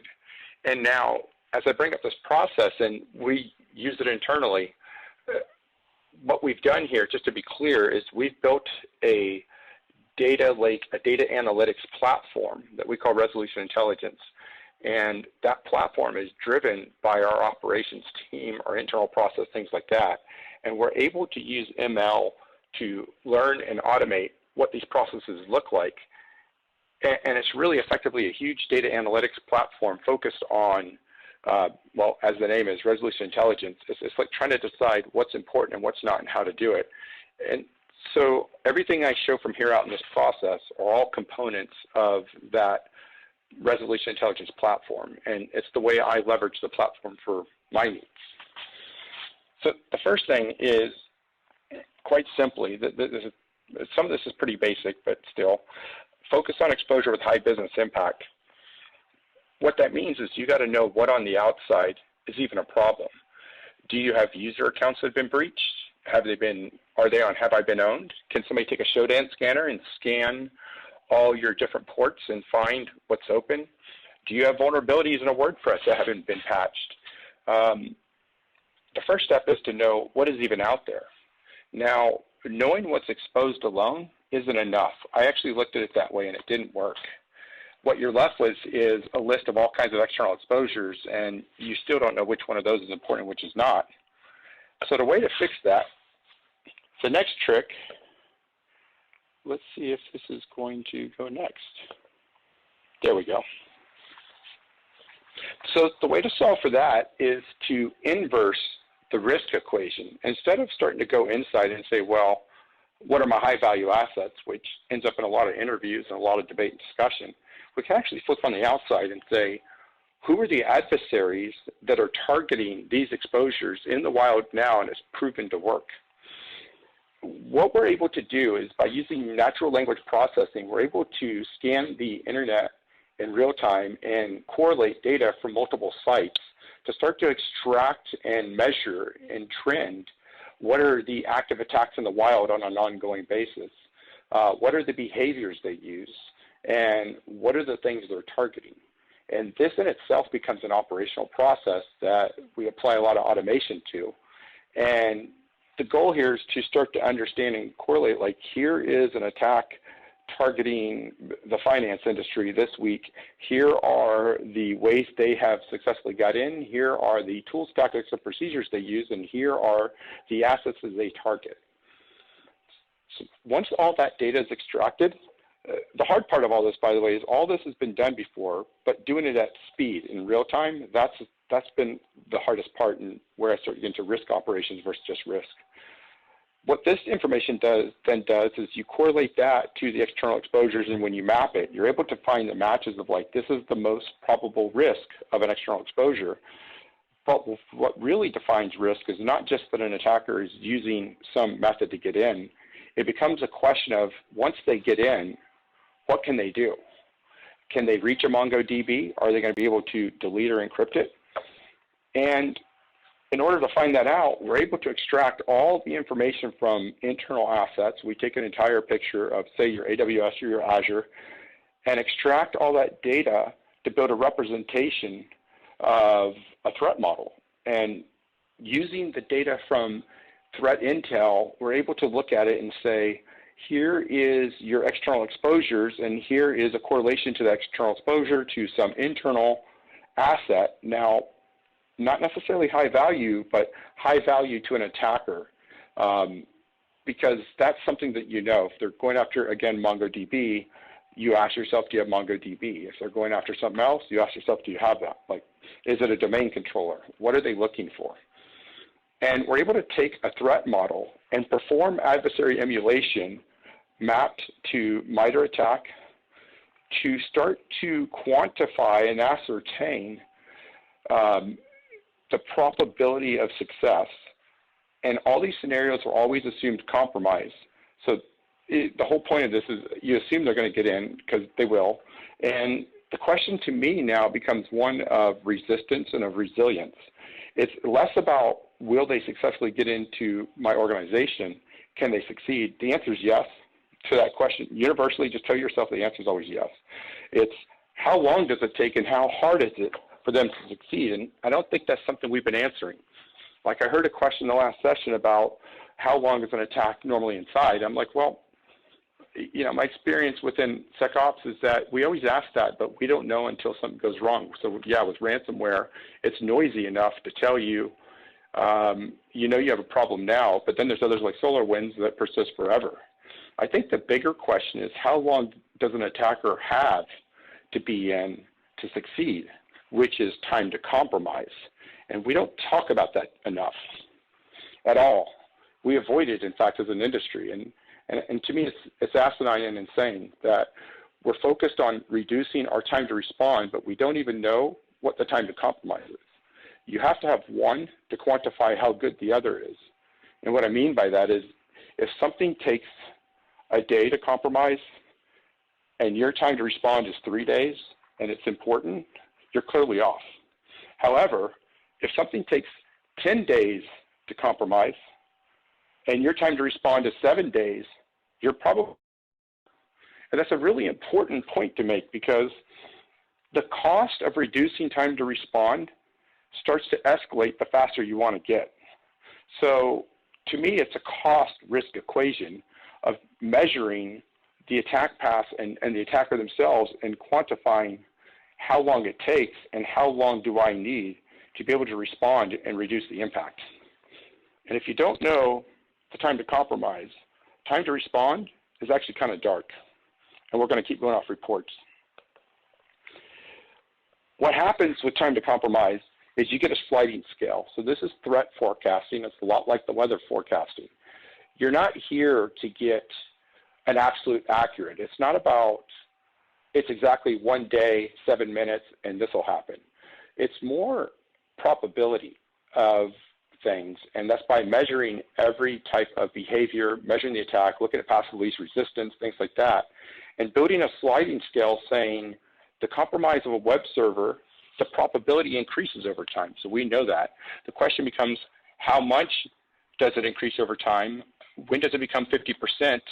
And most importantly, what is an acceptable risk level for your organization? Because more time in means they're more likely to succeed. It's just how long do you have for them to succeed? You can do this for every asset because I said there's tons of attack paths. And then you can take all the assets and all the compromise scenarios and overlay them and start to build a heat map based on probability and consequence, looking at the impact of a server compromise, how long it takes, what is the action they're trying to do. And the effective goal of all this is once you take that out, is you're then able to start extracting very clear steps for mitigation and detection to understand not how do you prevent an attack or detect an attack, it's more like how do you disrupt an attack. And the rank order process that we use here, that I've been using internally, is we take a look at all the mitigation steps by creating choke points and overlaying all the different scenarios, and then looking for the things that fix or create the most disruption with the least amount of effort. So not every step has to be done, but every step can be reviewed and say, if we make this change and this change, then we'll have the greatest impact on the probability of an attack succeeding and a time to compromise based on real attacks that are happening in the wild today. And the same with the security controls. You can start to map that and start to say, these are the behaviors they used in MITRE, here's the data sources that detect that, and you start to get alignment of your detection strategy so that we start to quantify and create very specific statements saying, Nobellum is targeting service providers this week. This is a real one I had to deal with. This is the things I care about. It's like if they were to compromise a user of ours and phish our office, it would take them, say, I don't remember the exact number now, I should know it, it's 5 days to get to our platform that serves our customers from from office.com. And this is how they'll do it. This is the most likely path, and here are the controls you need to mitigate that. Like, I create statements like that, that as I start to look at my security and the efforts we do, they're all very clear and concise and very specific. So rather than focusing on generic threats, I start to focus on risk that's very relevant to us. It's very real and happening now. And you end up with very tactical, bite-sized things to do, so that over time, you really start to improve your risk posture one attack at a time, rather than trying to take on the whole thing. With the goal to be always understanding on a regular basis, like a weekly basis, like what is at risk, what is my exposure, how many days is it going to take, and how many assets should I care about? Which ends up with a repetitive process over and over to create risk ops. And I don't know if anybody else is using the word risk operations right now. It's one I started taking, and I've taken all these products that are in these prioritization and trying to make sense of things category. And I've put that into a bucket and built a process of using technology across the board and stitched that together that we then stitch into our platform, so that whenever we look at any data from, it doesn't, not just security, but from threat detection, from DevOps, building cloud, to AI or IT ops, as they call it, doing configuration management, whatever it is, we're able to provide situational awareness to understand what kind of risk and exposure there is, both from threats in the wild and from the daily activities that are happening in real time now. And with that, I will stop. That's actually all the time I needed. Okay. Great presentation, Chris. Really appreciate it. I do want to put up the poll question for people, just about any information that you'd like about the NetEnrich solution. But let's get into some of the questions that have been coming in from the audience. Okay. Let's see. So Bradford's asking, does NetEnrich also scan or discover behind the business unit firewalls for the assessment? You mentioned, all the all the showdown kind of style checks and things. Do you get into the behind that, behind the ports and things? So we ingest data sources. I should be clear on that. We're very much a data analytics platform, and it's designed to take multiple data sources from internal or external feeds. There are some data sources that we can do natively, such as we could pull an AWS or Azure cloud config directly from those by integrating in. As you start to get into the internal, you can also add things like, say, a Qualys vulnerability scan. That data can be ingested as well to correlate. Then there are things about even collecting data passively by monitoring network traffic or from pulling firewall configs. It's interesting how there's a lot of data sources, and this is a case of more data is good.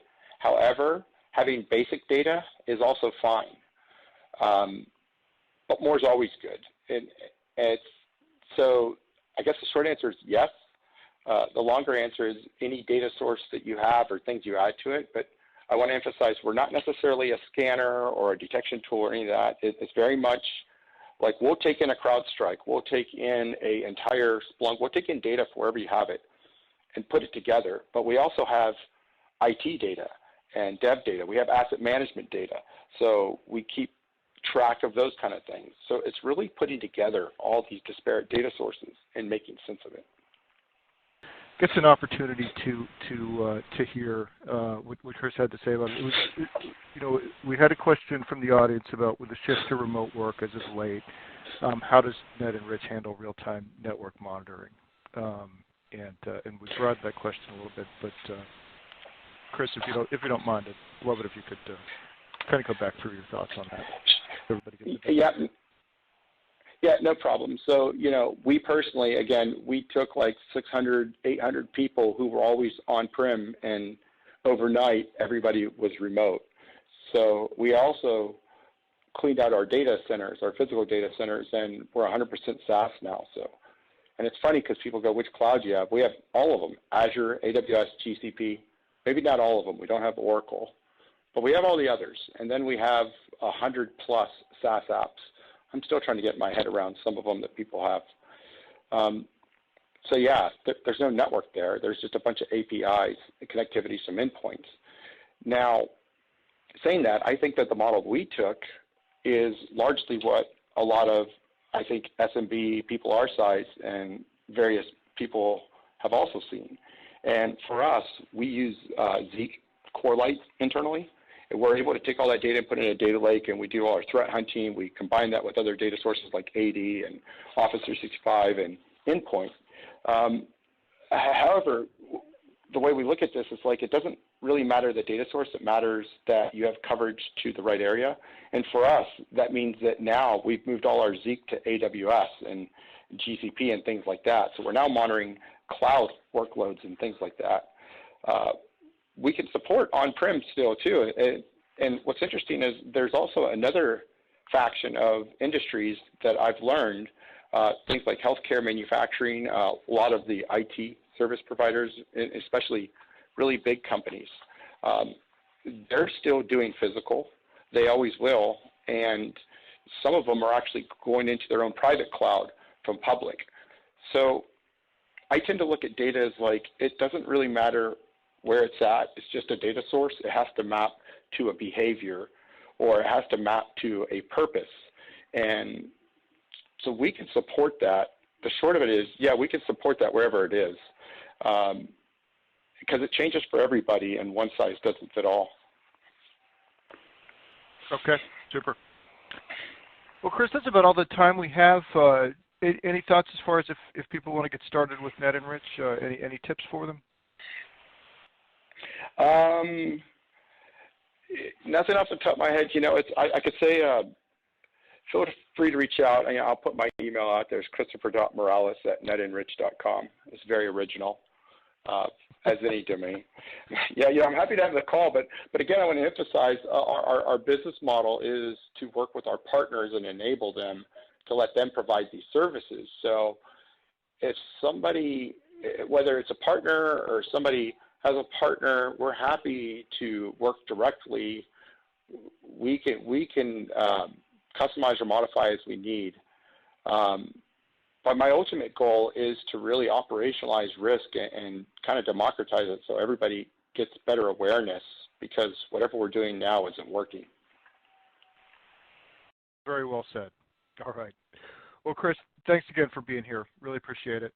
And, no problem. And thanks for bringing us up to speed on NetEnrich. All right. Thanks a lot. All right. And everybody who has filled out the poll, appreciate it. And we're going to move on to our next prize drawing. So the winner of our next $500 Amazon gift card is Ron Hanma from California. Ron, congratulations. We'll be in touch about how to claim your card.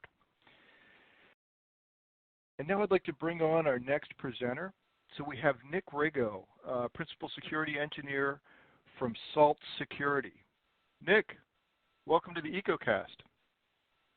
Hey, Scott, thanks for having me. I'm really excited to be able to be here today and talk and present to everybody that's attending. Oh, our pleasure. Yeah, take it away. All right, great. Thanks, Scott. Hi, everybody. As Scott mentioned, my name is Nick Rigo. I'm a Principal Security Architect and Engineer here with Salt Security. Been in the digital transformation space, API management space for quite a while. Helped architect some of the largest transformation and API management programs really here in the large enterprises in the Eastern Seaboard. In this last year with Salt Security, I've been really focused now on helping organizations better secure their APIs, From design to deployment, that's a bit of what we're going to talk about today, some of that and some of the complications and hurdles that organizations are seeing while they're trying to adopt and modernize to a lot of these microservice-based architectures. So as sort of the basis of the conversation here, everyone here knows that APIs and microservice usage is exploding today. Every major business driver today, digital transformations, cloud migrations, mobilization and modernization projects, they're all powered by APIs. And that's great, and that's good. The bad is that attackers are invading as well, and APIs have become, as predicted by Gartner, the most frequent and fruitful attack vector today. So there's a couple of reasons for why that is, and apologize for some of the wrap here on the slides, but one of the major reasons is the attack surface is changing. You know, in yesterday's world, we knew where the entry points to our applications were. We knew all the data, the ins and outs of the applications in those entry points. Today, the world looks much different with really complex CI/CD pipelines and transformations where I have some elements of an application in one cloud, others in another cloud, some elements still on-premise. What used to be one entry point to an application now could be hundreds of thousands of entry points with microservices kind of gluing everything together. So the attack surface itself has really changed, and that's brought a lot of chaos into the picture. And so as a result of that, attacks have changed as well. In the past, we've really known, and we were able to better predict what the attack types would be, especially against APIs and kind of the old world architectures. They were known attacks. They were one and done attacks. I call them grand slam attacks. One request, kind of looking for the crown jewels or getting all the records. The SQL injections, cross-site scripting type of attacks. Those type of one-off single call API attacks. What we're seeing today is attackers taking advantage of these really complex CI/CD and DevSecOps pipelines, and what they're attacking is the business logic of the applications today. The doors have been pretty much well closed with the SQL injections, the cross-site scripting, those type of interfacing. But business logic, attackers are realizing today that amidst all of this chaos, all these microservices and these explosions of these APIs within organizations, there's opportunity there from an app logic standpoint to take advantage. Think of the case of Experian just not too long ago, where an attacker figured out, hey, if I'm authenticated into an API system and I use zeros as a birth date and make up social security numbers, I'm able to get other people's credit information. There was every security product in the world in front of that API, yet that flaw in application logic found its way into the production world and out in the wild. And so why is that? As a result, we're seeing these attacks change, and these business logic attacks require some type of reconnaissance. So in some cases, it's days of weeks of reconnaissance, of poking and prodding and twisting and turning of APIs to try to find where that hole is. So this is leaving organizations who are trying to incorporate a really good DevSecOps practice to ask some really tough questions right now. And they're questions that look like this. I mean, they're asking themselves, do we know where all the APIs are running in our environment? And do we even know now from a sensitive data standpoint, what of all of these hundreds of thousands of endpoints, what are the what are the really high priority ones? What are the ones that are actually touching our sensitive data that, if exposed, could cripple the business? And what they're basically doing now is they're looking at the tool sets that they already have in place today, or the technology in place, and then helping and trying to figure out if they can answer those questions. And what they're finding out is they're looking in the API world to the WAFs and the API gateways that they already have in their tool shed, and they're finding that, wait a second, there's no ability to do API discovery there, and what we need is some way to do an automated discovery of all of our APIs are out there. I can't protect what I don't know about. Additionally, organizations are asking themselves, if someone were attacking our APIs right now, how would we even know? And how do I even begin to protect myself against a lot of the OWASP API top 10s? And again, looking back at what organizations already have with their WAFs and their gateways, they're seeing that they're only able to protect against known attacks. Right? It's a narrow review. These are signature-based attacks, one transaction at a time. What they're realizing is I need a solution that captures that sort of logic net over us or security net over us that understands the unique business and application logic of every API, so I can detect when these attackers are doing reconnaissance against my APIs or really abnormal activity against these APIs. So again, the whole the big picture, the whole movie of your API, if you will. So this has been we've seen enough of these breaches, so much so that Gartner just recently recognized these holes in organizations' existing security stacks, and have recently recognized API security in a category of its own. And to solve this from a technology standpoint, you have to attack the problem a bit differently. And so I'm going to walk through a little bit of what we do here at SALT to help organizations answer these tough questions, and how and basically just to give you a high-level architecture of what the technology looks like. First and foremost, you need the ability to fully understand how APIs are used, and the only way to do that is really to capture all of your API traffic and to make sense of it. So capturing traffic can come from a bunch of different places: balancers, gateways, integrations with microservices inside any orchestration technology that they reside in. Once you capture that technology, and what we do here at SALT is then we're feeding our cloud-scale big data engine. And in that big data engine, we're capturing all sorts of structural metadata about APIs, hundreds of behavioral attributes about APIs. And this patented technology provides three core functional pillars. The first is around discovery, helping organizations figure out what are the APIs that are out there, how are they structured, how are they being used, if they handle sensitive data or not, and from a security posture standpoint, are they employed in such a way that is adhering to best security practices. Secondly is the ability to help organizations identify when they're under attack and give them the ability, that runtime protection prevention capability, to actually thwart and block attackers.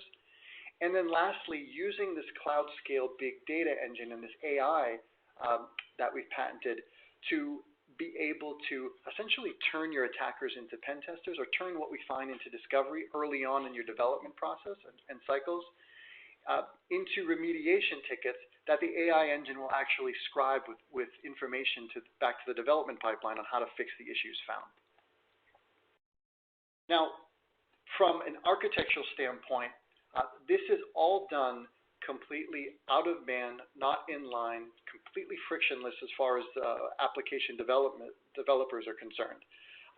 So one of the big differentiators that SALT has in this space today is that we have done this for over 4+ years at this point. We have over 50 somewhat different data collectors that we do have the ability to collect data from, whether they be from API gateways, integrations into orchestration systems like Kubernetes or OpenShift, integration with traditional systems such as load balancers or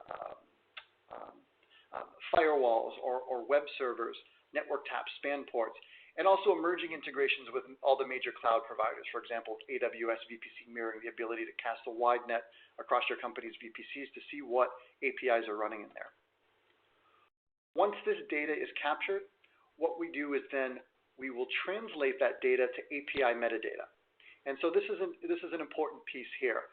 The technology that we're using doesn't require the actual raw request response data. What we're doing here at SALT is we're taking the mirror of the API traffic, the request response data, and we're translating it into descriptors of the traffic. It's a post. It has 10 parameters. Parameter 1 is something called XYZ, and it's always 10 digits. Okay. From there, we're basically building all of the inventorying, data classification we're doing. We're building behavioral templates that we'll use for anomaly detection and prevention. And one thing probably to mention here in the center of the screen here, you can actually see this idea of a SALT hybrid server.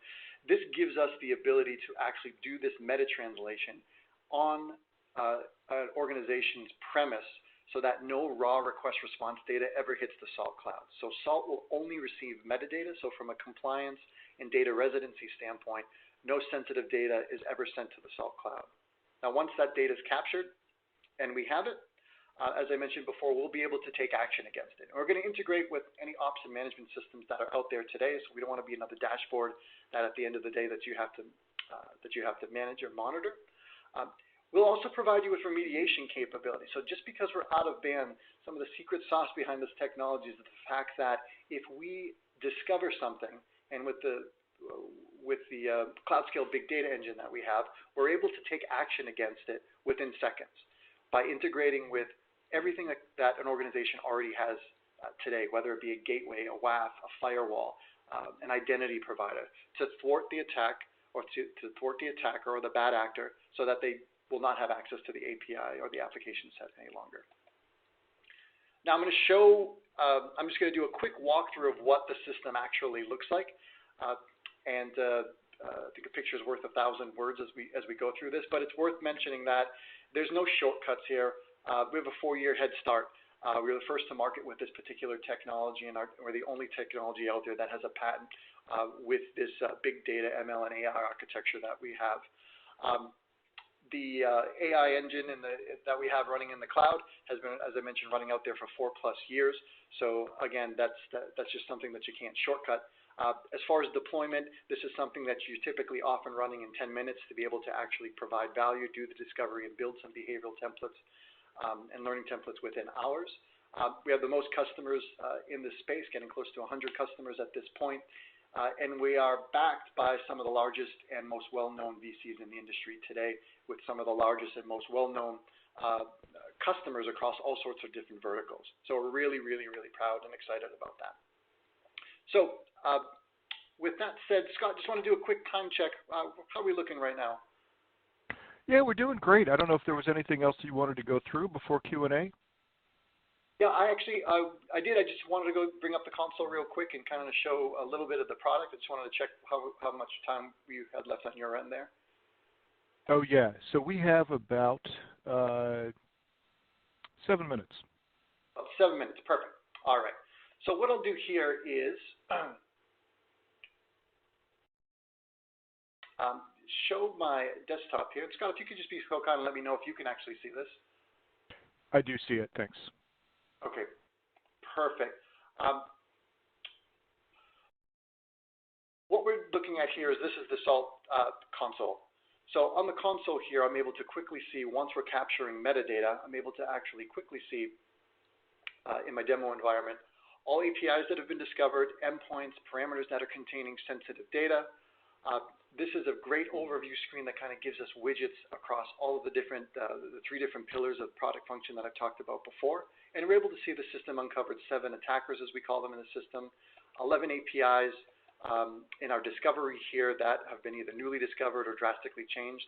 And our AI engine has come back with 49 remediation tickets and basically have found endpoints, 49 endpoints that require some type of developer intervention. Just want to real quickly in a couple minutes here kind of just show a couple parts of the product here. First is on the discovery and the inventorying side of the product here.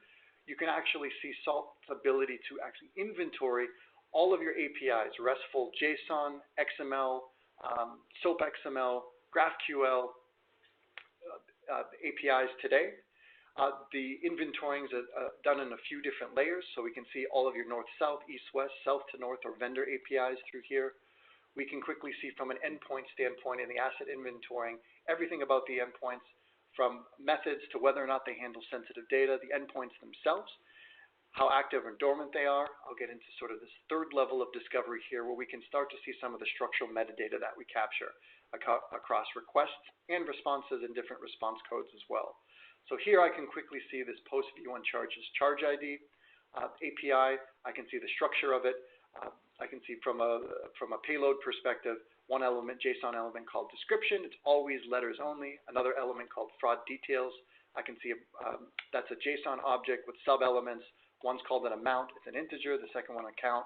It's an IBAN account number. It's a sensitive data. So now you can start to see SALT's ability to classify data for you, just like a data loss prevention solution or a data classification solution could for you. And we do this across hundreds of different categories of sensitive data so that you as an organization now from a compliance, audit, and regulatory standpoint can have the ability to quickly see how are we ingesting sensitive data in our organization or through our APIs, and how are we possibly exposing it? So again, if I wanted to quickly see where we're ingesting from a GDPR standpoint, email addresses, or I'm possibly exposing social security numbers, I'd be able to quickly do that, hone in on that API down to a method and parameter and see that. We'll also be able to provide you with security insights, again, giving you insights to where you're not adhering to industry best practices from a security standpoint. We have some great stuff from a scanning standpoint to get earlier in the developer lifecycle we're about to release here shortly. And the ability to provide you with analysis of your documentation and the ability to auto-generate documentation for anything that we discover. The last thing in the last 2 minutes here is really just to show you the attack detection prevention capability of the product and the ability to take the structural know-how of your APIs that we capture, as well as hundreds of behavioral attributes, so that we're able to find these bad actors that are hitting your APIs. We fingerprint them down to the common denominator. And in this particular case, you're going to see us fingerprint an attacker down to a user ID here. We can see everything the attacker's done as far as what they've hit, response codes generated, attack types associated with them. A lot of these are OS API top 10s, things your inline security tools or gateways are not going to detect. And ultimately, we're going to find attacks that look like this. And I'm going to leave you with this just one example here. This is an example of an attack SALT detected that would typically be allowed through your WAF or an inline gateway technology. This is a BOLA. We typically see 40% of successful API attacks today are of the BOLA variety. SALT detected that 2 elements of data here, header data, didn't match in this customer's endpoint. If I take a look at it, I just want to really highlight this example just real quickly to kind of illustrate what SALT does. From a data request standpoint, this customer's endpoint, the attacker used an authorization token. 90% of attacks, over 95% of attacks are authorized users hitting APIs. We decode the whole JOT token, look at everything, all of the payload headers, content, cookie parameter data here. I can see response data and response headers coming back. From a WAF standpoint, no flags would be raised here. From a gateway standpoint, the schema is perfectly fine. SALT detected something's wrong, however, and what it detected was that 2 elements of data typically match each other in the headers. They didn't, and it detected that the response usually matches, this user ID in the response usually matches the authenticated user in the JOT token, and it didn't. And so what the attacker figured out is when I'm authenticated, if I just now use a random or make up user IDs, I'm not getting my data back. I'm getting someone else's data back. So now I stay low and slow and exfiltrate this data out of the organization. This is a really simple example. We typically capture hundreds or examples where we see tens to hundreds of parameters twisted and turned. And most of the time we'll capture elements like this or attacks like this where the user really is just in reconnaissance mode. They're getting 401s, but we're detecting them early enough that we can take action against them. The last thing worth mentioning is we can do things such as block and, as I mentioned before, at the WAFs, at the API gateways, at your identity providers to take action and remediate.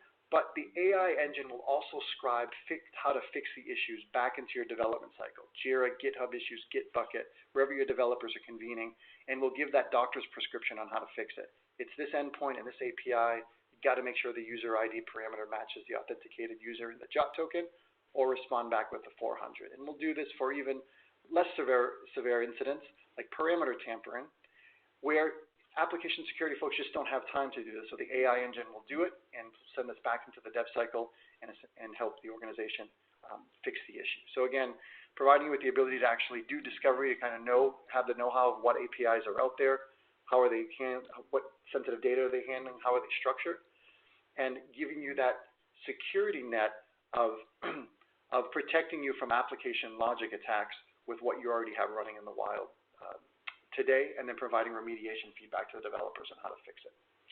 So really quick demo, and I hope this was helpful for everyone to see this. I don't know, Scott, if we had time for a couple of questions here, if anything's sort of popped up. We do, yeah. Great presentation, and Venkat remarked that the demo is really interesting, which I have to agree with. I'm going to put the poll up here for, if anybody wants some more information from SALT Security, you can just click on there what you'd like to see. And I'd also like to point out that in the handout section there is material from SALT. Yeah, you know, we did have a question come in. What are some of the biggest factors that contribute to the unique challenges of protecting APIs? Yeah, I think the biggest problem that folks are running into right now with protecting APIs is that organizations know when they go out the door with an API into production, they're only typically able to scan and test for up to 20 to 30% of different permutations of data. So what I mean by that is what happens when I twist and I turn this, or if I move this parameter here, or use this type of data element in conjunction with another. That's the threat right now, and that's where attackers are going after. They're basically trying to find what you're not testing, or those holes in those application logics. You know, if we're, because they know, just in the case of like Facebook not too long ago, where there was that 18-month breach there for authorization tokens. That was a marriage of two APIs, the View As API and a Video Upload API, that together actually was, when working in tandem together, was actually responding back. There was a code flaw that was giving back authorization tokens. So those are the things that they're looking for. How do I find and poke and prod to basically find, you know, areas of application logic that just isn't being tested today? Really interesting. Probably have time for one more question. I wanted to ask, you know, if API gateways and WAFs aren't effective to protect against most API attacks, does that mean that those solutions are becoming obsolete? No, they're still very key in your whole application security stack. And from a API gateway perspective, that's a key part of your API lifecycle and governance. You need that. You need it also for abstracting a lot of code out of the application layer into the API gateway. From a WAF standpoint, you know, you'll still need the WAF, because WAFs protect beyond APIs as well. They're going to protect, you know, your generic web applications and those interfaces running, you know, HTTP, TCP/PS, custom TCP applications as well. So you still need to use that as your first line of defense to thwart, you know, a lot of the signature or known attack types before they actually get to that next application level in your environment. Gotcha. Well, Nick, thanks for a great presentation and all your insights on the here in the Q&A portion and the demo. Really good stuff. Appreciate the update on SALT Security. All right, great. Thanks for having me. And thanks to everybody who's answered the poll. Appreciate it. Now we're going to move ahead to our next presentation. So we have Nathaniel Iverson, Chief Evangelist for Illumio. Nathaniel, welcome to the call. Hey, thanks so much. It's a pleasure to be here. Happy to have you. So the floor is yours. All right, fantastic. Well, it is a pleasure to be able to spend a little bit of time with everyone this morning. And as we approach the end of the year, a lot of us are busy making our plans for next year and developing the wish list, if you will, for the things that we hope to accomplish. And so what we wanted to do is just share a few of the things that we have heard and reflect on them as we look into this next year. You know, in security, it's often easy to ask for things that are hard to get. And what we've discovered is that a lot of people are very interested in a couple of key themes as we leave 2021 and look into the future. And the first is that as cloud is increasingly out there, people are discovering the visibility gaps. In the previous session, you heard about a little bit of some of those visibility gaps from an API perspective from the SALT team. That's one aspect of it. Another of it is just what is communicating to what? How do all of those cloud services actually tie together and function at the network level when you don't have access to the switches and the underlying infrastructure? We've had a lot of people interested in how to de-risk ransomware. It's out there, it's a thing, you educate your users, it's never quite enough. What do you do to remove the residual tail risks that you can't control? And how do people isolate and protect their high-value assets? Lots of noise in the marketplace about zero trust, which is a worthy destination, but what if you just want to control some of your most critical assets and put some rings and fences around the things that matter most? Well, these kind of wishes are things that Santa can grant this year. And so what we want to do is talk a little bit about what can be done to remove cloud visibility gaps. An interesting thing is that IDC would say that about 80% of companies have had some kind of incident in the past 18 months in the cloud. And that's kind of a big number when you match that with Gartner's observation that 99% of those breaches basically were an accident. There was a root cause that was just some kind of a mistake or a misconfiguration by end users. Lots of complexity, lots of moving parts, lots of dynamic infrastructure that's actually changing under algorithmic control. So in that, what do we actually need if we want to know what's happening inside the cloud? We don't want it to be a fog after all. So we think we would start with a need for agentless visibility and control. Once you start talking about cloud, you're talking about typically a mix of cloud native services that you don't own or control, as well as things that maybe you've built there in terms of infrastructure that you're renting effectively from the cloud provider. Most organizations that have one cloud have two. If you have Windows things that need to go to the cloud, odds are they're in Azure. And if you've got developers doing a bunch of brand new developments from a Linux perspective, they're probably in Amazon. And if you have things in one cloud and the other cloud, do they talk to each other? Do both of them talk to the data center? And how do things work across both of those environments? And so in that kind of complexity, how is it that we would go around managing and prioritizing the risk so that you could actually get control of the things that are in the different places, irregardless of the infrastructure and irregardless of the function? Well, to do that, the first thing is to get risk-based visibility. At some level, all of the cloud providers will output flow information. In other words, things like NetFlow, SFlow, JFlow, the kind of thing that you're used to getting in your data center environment. But just like in the data center environment, how useful is that data? Does it actually prioritize and show you risk? Does it actually call out the places where vulnerabilities may be exploited? Probably not. And so that is where the move from just being able to perhaps draw some kind of dependency map to being able to overlay risk and vulnerabilities and to begin to assess the potential damage of a particular flow or connection being exploited, that becomes an incredibly useful capability. The interesting thing is that if you can map not only the infrastructure that you might control, like virtual machines or things in EC2 or something like that, but you can actually also map all of the flows between cloud native services, the different software subscriptions that you use on the back end for different services. How would that change your perspective of what's involved in the application, its risk, so on and so forth? And that is the thing that really transforms understanding, is when you can see across the cloud native applications.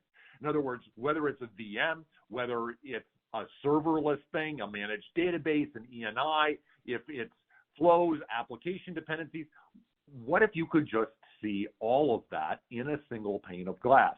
And it wouldn't matter if some of those things were in Azure, if some of those things were in Amazon, if some of those things were in the data center, if all of that could be brought together and you could clearly see every component of the application, whether it's a rented service or something that you've built, that all of a sudden begins to form a more complete picture and understanding of the residual risk. And of course, from the security perspective, once we know what's going on and we can actually understand it, our attention immediately shifts to a response activity. That is, how do we prioritize what we've seen? It's the old thing, if you have one alert, that's good. If you have 3 alerts, that's manageable. If you have 300,000 alerts, that's not helpful. And so being able to assess, prioritize things, and then put in necessary protection as you go, that's the goal. that I think that everybody wants to get to. So if we can see everything that's going on in the cloud and we don't have blind spots, we have a real-time traffic flow and application map, and we can see what's going on, how can we then assess and prioritize what's actually happening?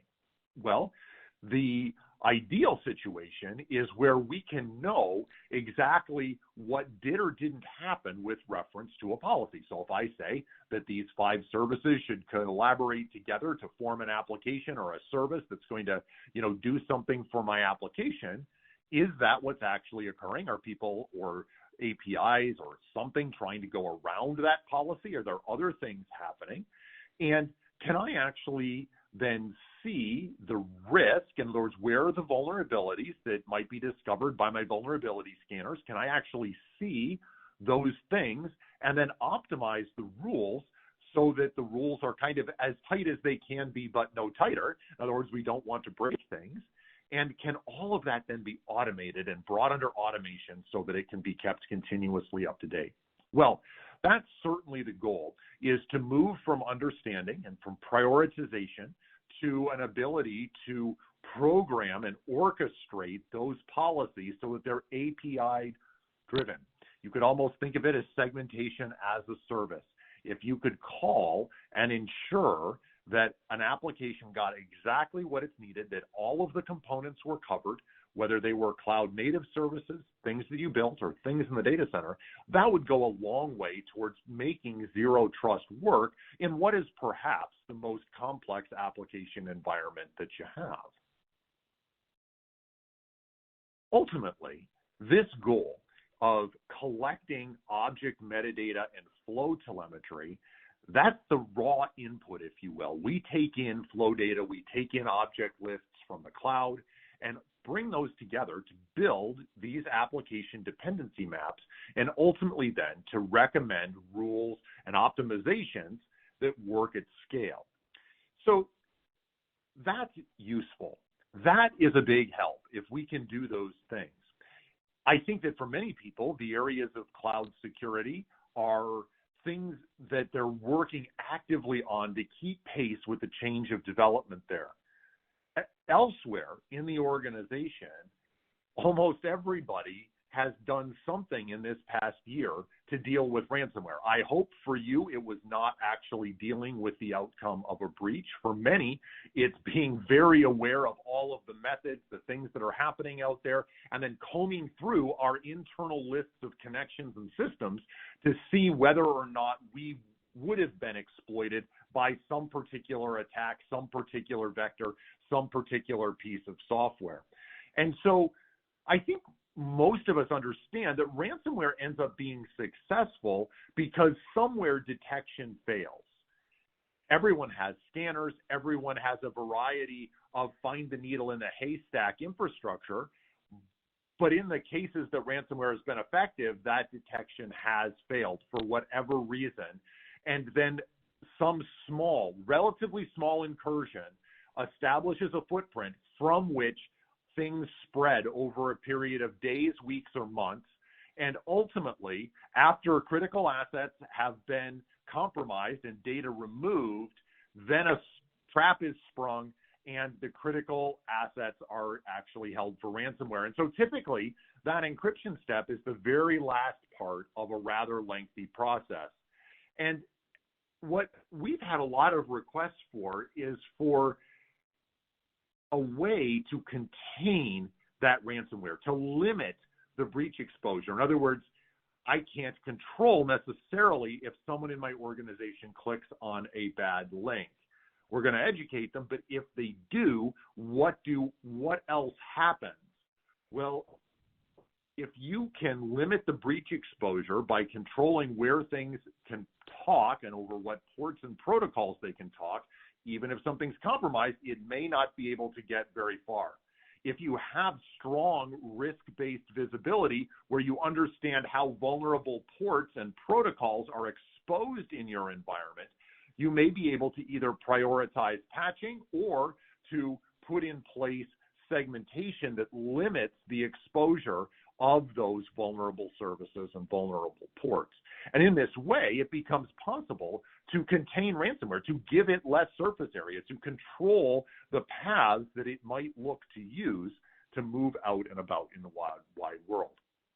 In this, we understand, of course, that some ports are riskier than others. Some ports are by nature highly connected. Things like core services, of course, they talk to everything in the data center or everything in the cloud. Peer-to-peer ports, some protocols are meant to communicate on an almost unlimited basis. And some ports are simply well known. They've been around a long time, and so by nature, they just have more bugs and they have more known exploits for those things. Regardless of what category, being able to control these things holds the key to containing and limiting the spread of ransomware.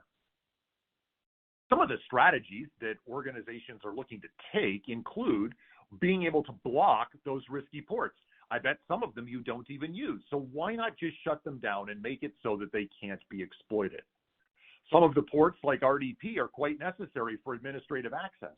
But how can they be limited so that only the people and only the pathways, maybe a jump host, are available for use with RDP, and there's not an ability to go from arbitrary server to arbitrary server inside the environment?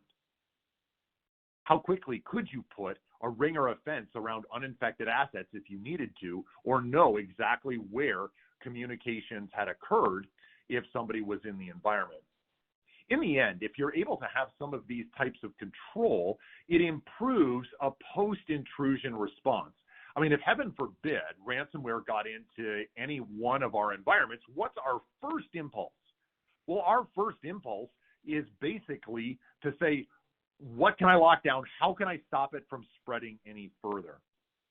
And so we've been having conversations with people around creating containment switches, a capability that you could trigger either through SOAR or an API or manual effort that would basically, it's the break glass in case of emergency switch. It's the ability to say, whatever my current segmentation is, if something goes wrong, how quickly could I put in some new rings or new fences around the infrastructure that I consider most critical, whether that's an environment, certain servers, certain user endpoints, what's possible and how quickly could that be put into place to bolster intrusion response? On the proactive side, is it possible to stop ransomware spread at the source? In other words, typically the way that ransomware enters an environment is through the user machines, the endpoints. And so it follows that if the user endpoints have some controls on them, it may be possible to stop ransomware spread right at the source. For example, it may be that one user endpoint is an administrator, and they need to be able to use RDP to get into the data center or to get into a cloud environment. It may be that me, as a different user who doesn't have IT responsibilities at Illumio, I probably should not have RDP access to anything. And so it may be that whole swaths of the user population can have these protocols simply turned off and limited to only the people that need to have them. Many of the peer-to-peer protocols are designed to allow any machine to talk to any other machine. Are these protocols actually necessary? Do you expect to have users mounting SMB file shares from other users, or do they do that only to a small handful of servers inside the data center?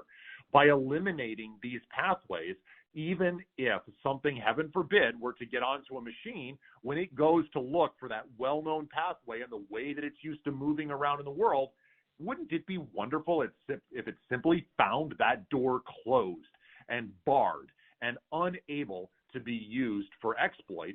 And if you could tie these policies to identity, then all of a sudden it would be possible to have a group of administrators have the access they need, while a group of other users inside the organization would simply not be able to access things that they shouldn't. Well, this is all good news, because what it does is it presents a full life cycle opportunity for ransomware mitigation. Prior to an attack, you can reduce the operational network by eliminating unnecessary paths. If the organization has a policy that FTP and Telnet shouldn't be used, well, then let's get those turned off globally so that they just don't work. This improves all threat hunting and detection by making the operational network smaller. Before an attack, you can create, test, and stage one of these containment switches, the ability to have an emergency plan that you can activate quickly if you need to.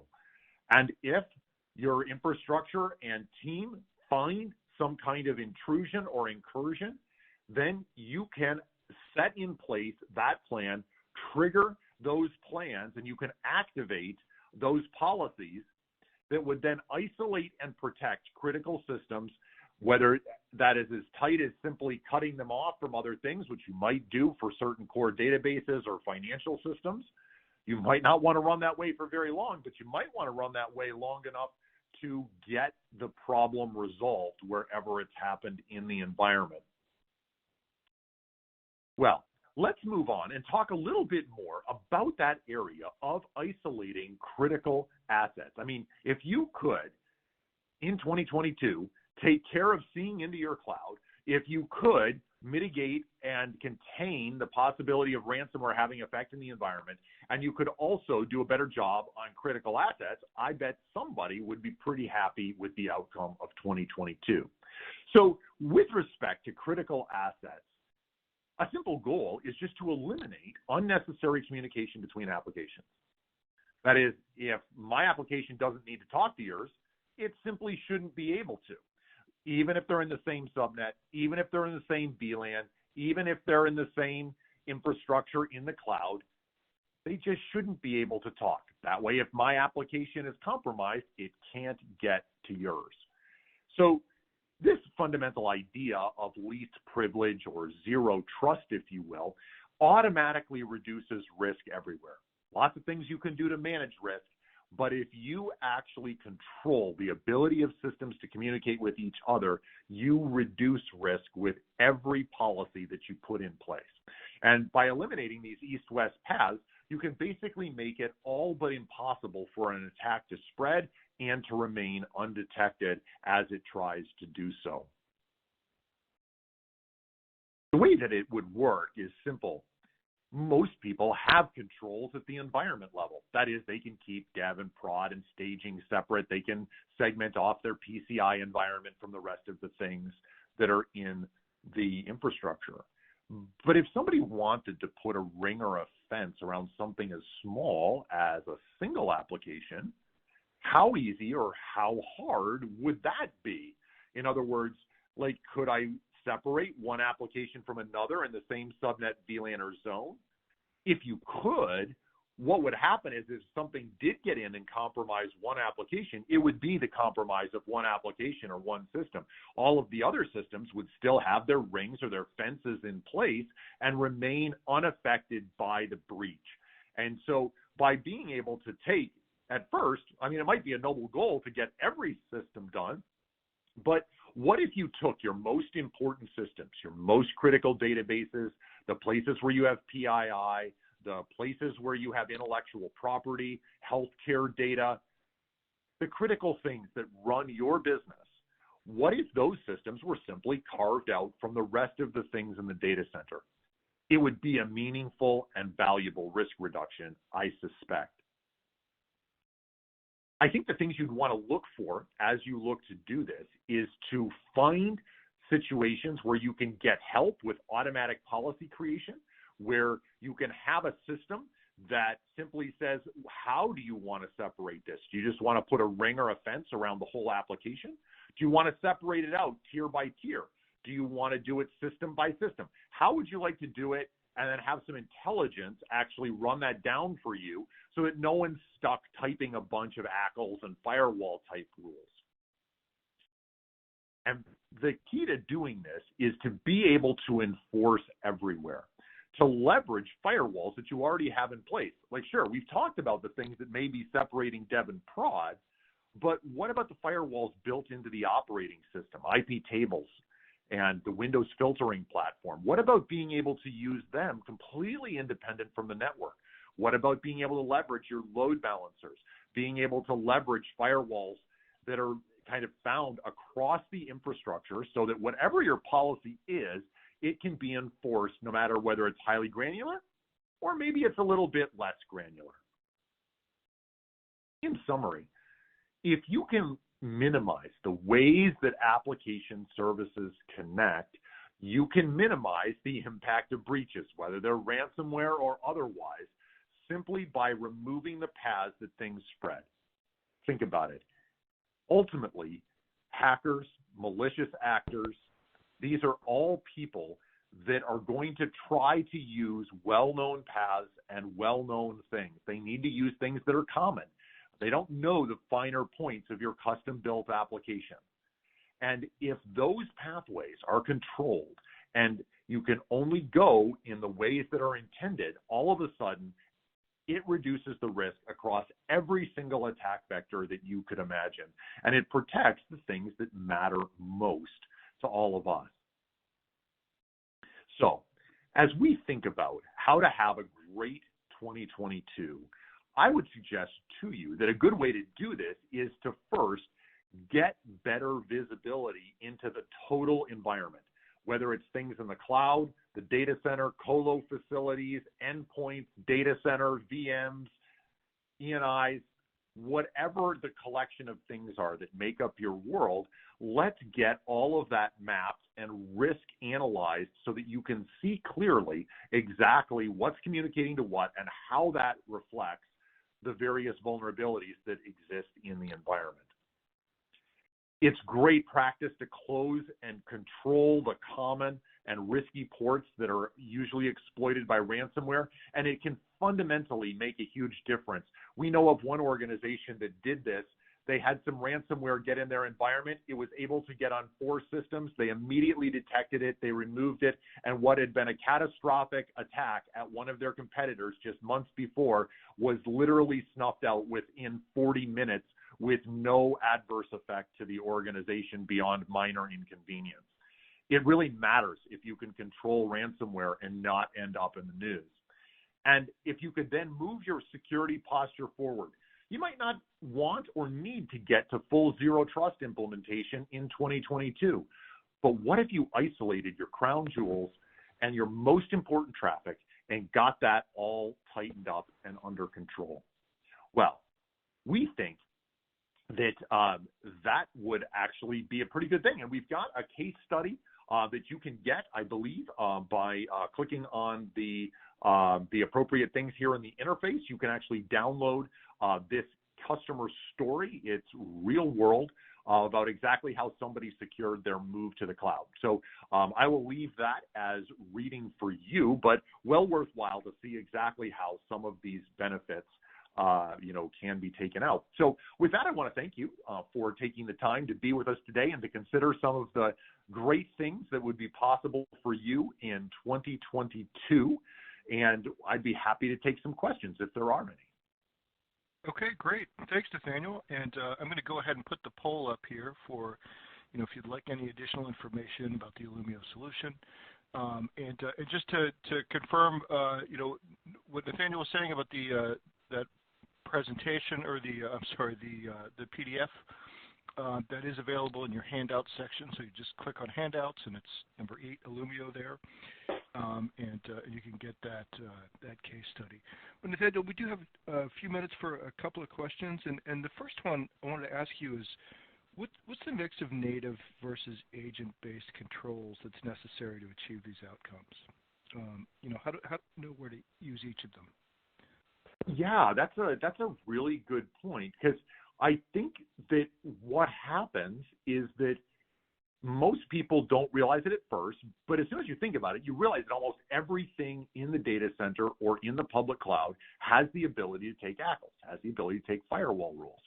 I mean, you think about the kind of virtual infrastructure that's in the cloud, the virtual infrastructure that's in a hypervisor, the inbuilt firewalls that are part of the operating system, the hardware firewalls, load balancers, VPN gateways, core routers and switches. And all of a sudden you realize, oh my goodness, literally everything in the world that has a network stack almost has some kind of filtering capability, but it's really hard to use because they're all different and they configure differently and there's scalability issues. But it starts to raise an interesting question of, like, I know how to configure the firewalls that are at my perimeter.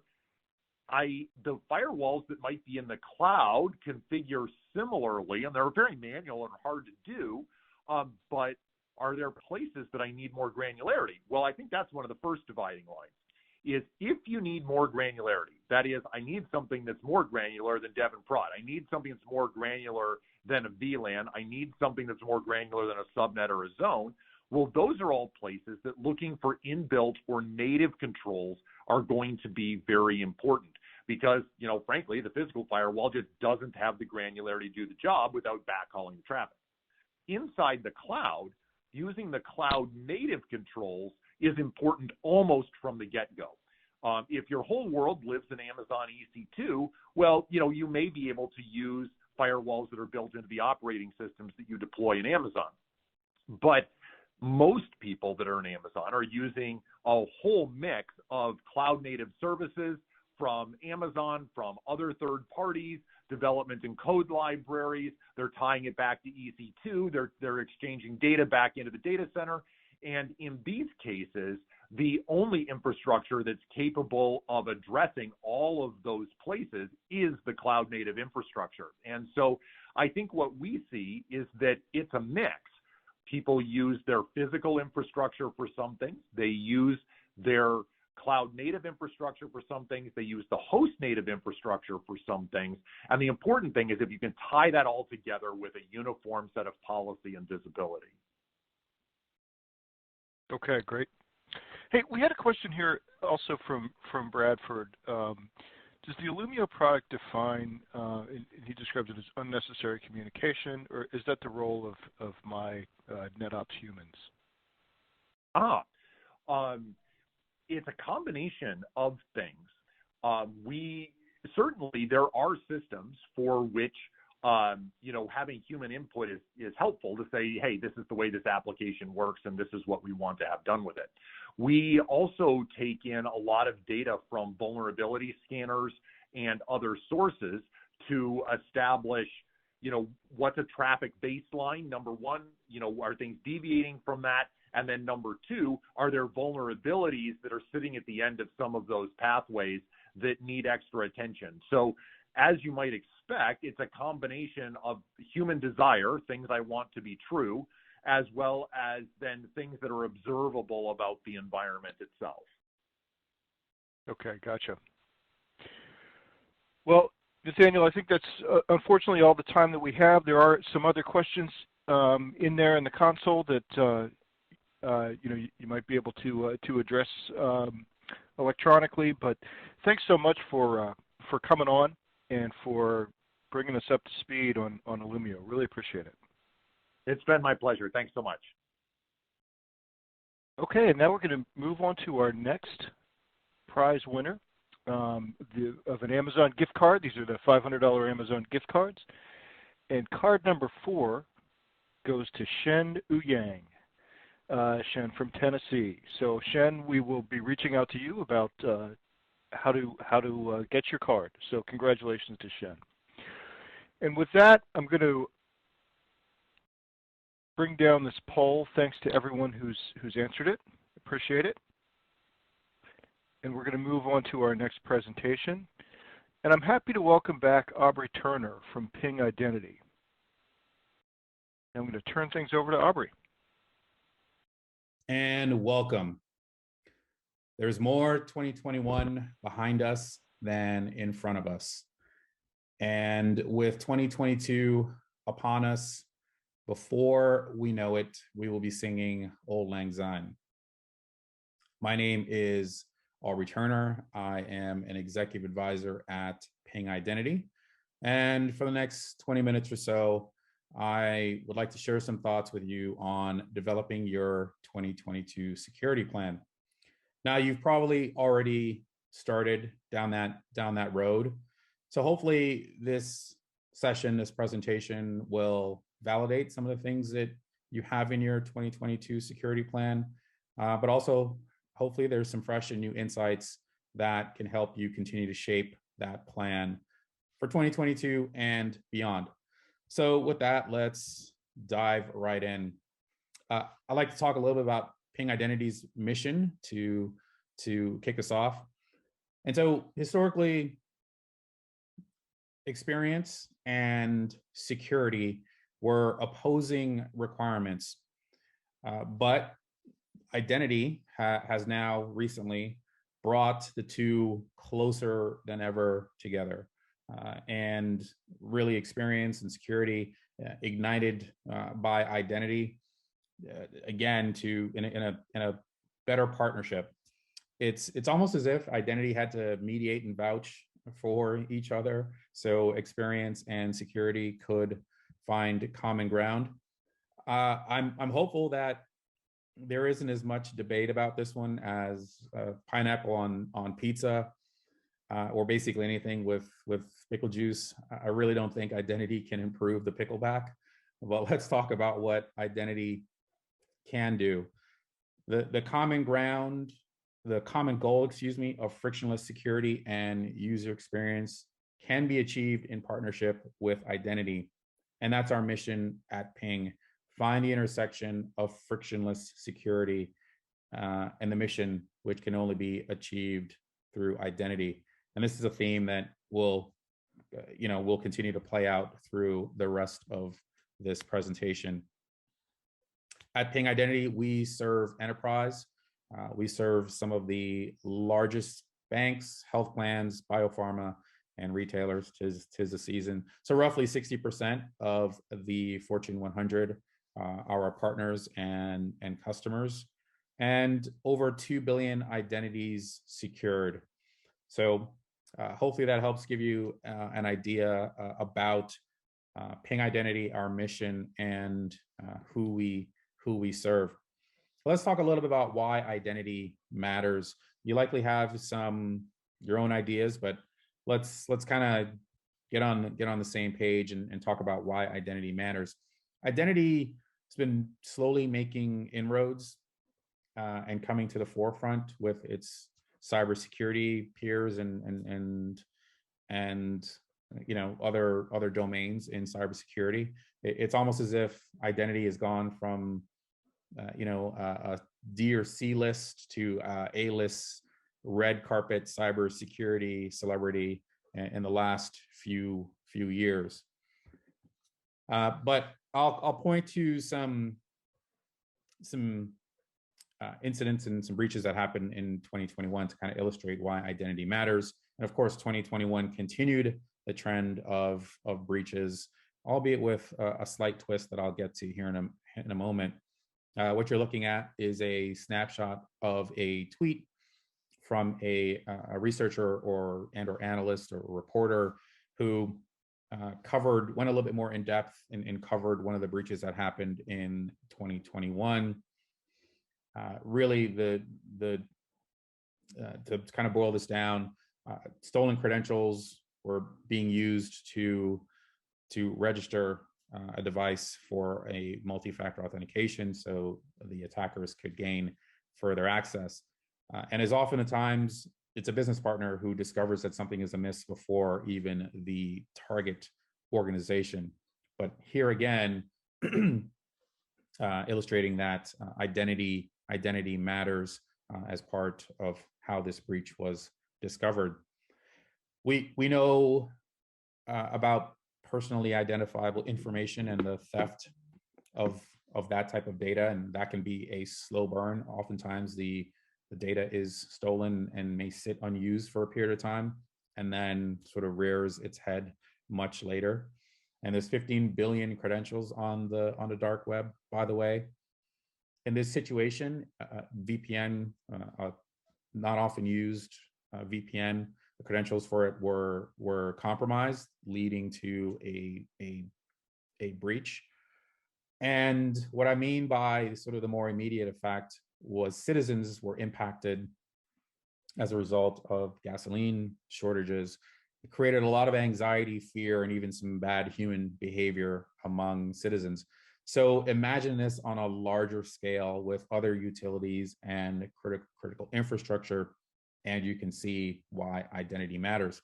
By the way, just a quick note here, I'm predicting maybe we'll see some more tort and class action lawsuits going forward as a result of breaches and incidents. Not necessarily a good thing, but just something for us all to keep our eye on. So identity matters so much. A presidential executive order on improving the nation's cybersecurity. Well, and not to pile on, but we add the most inflation that we've seen in years, economic volatility, supply chain issues, and conditions are ripe for attackers. So identity matters more than ever, earning that A-list red carpet celebrity status, if you will. So in the holidays, in the spirit of the holidays, which are upon us, you've probably got a wish list of things that you're looking for.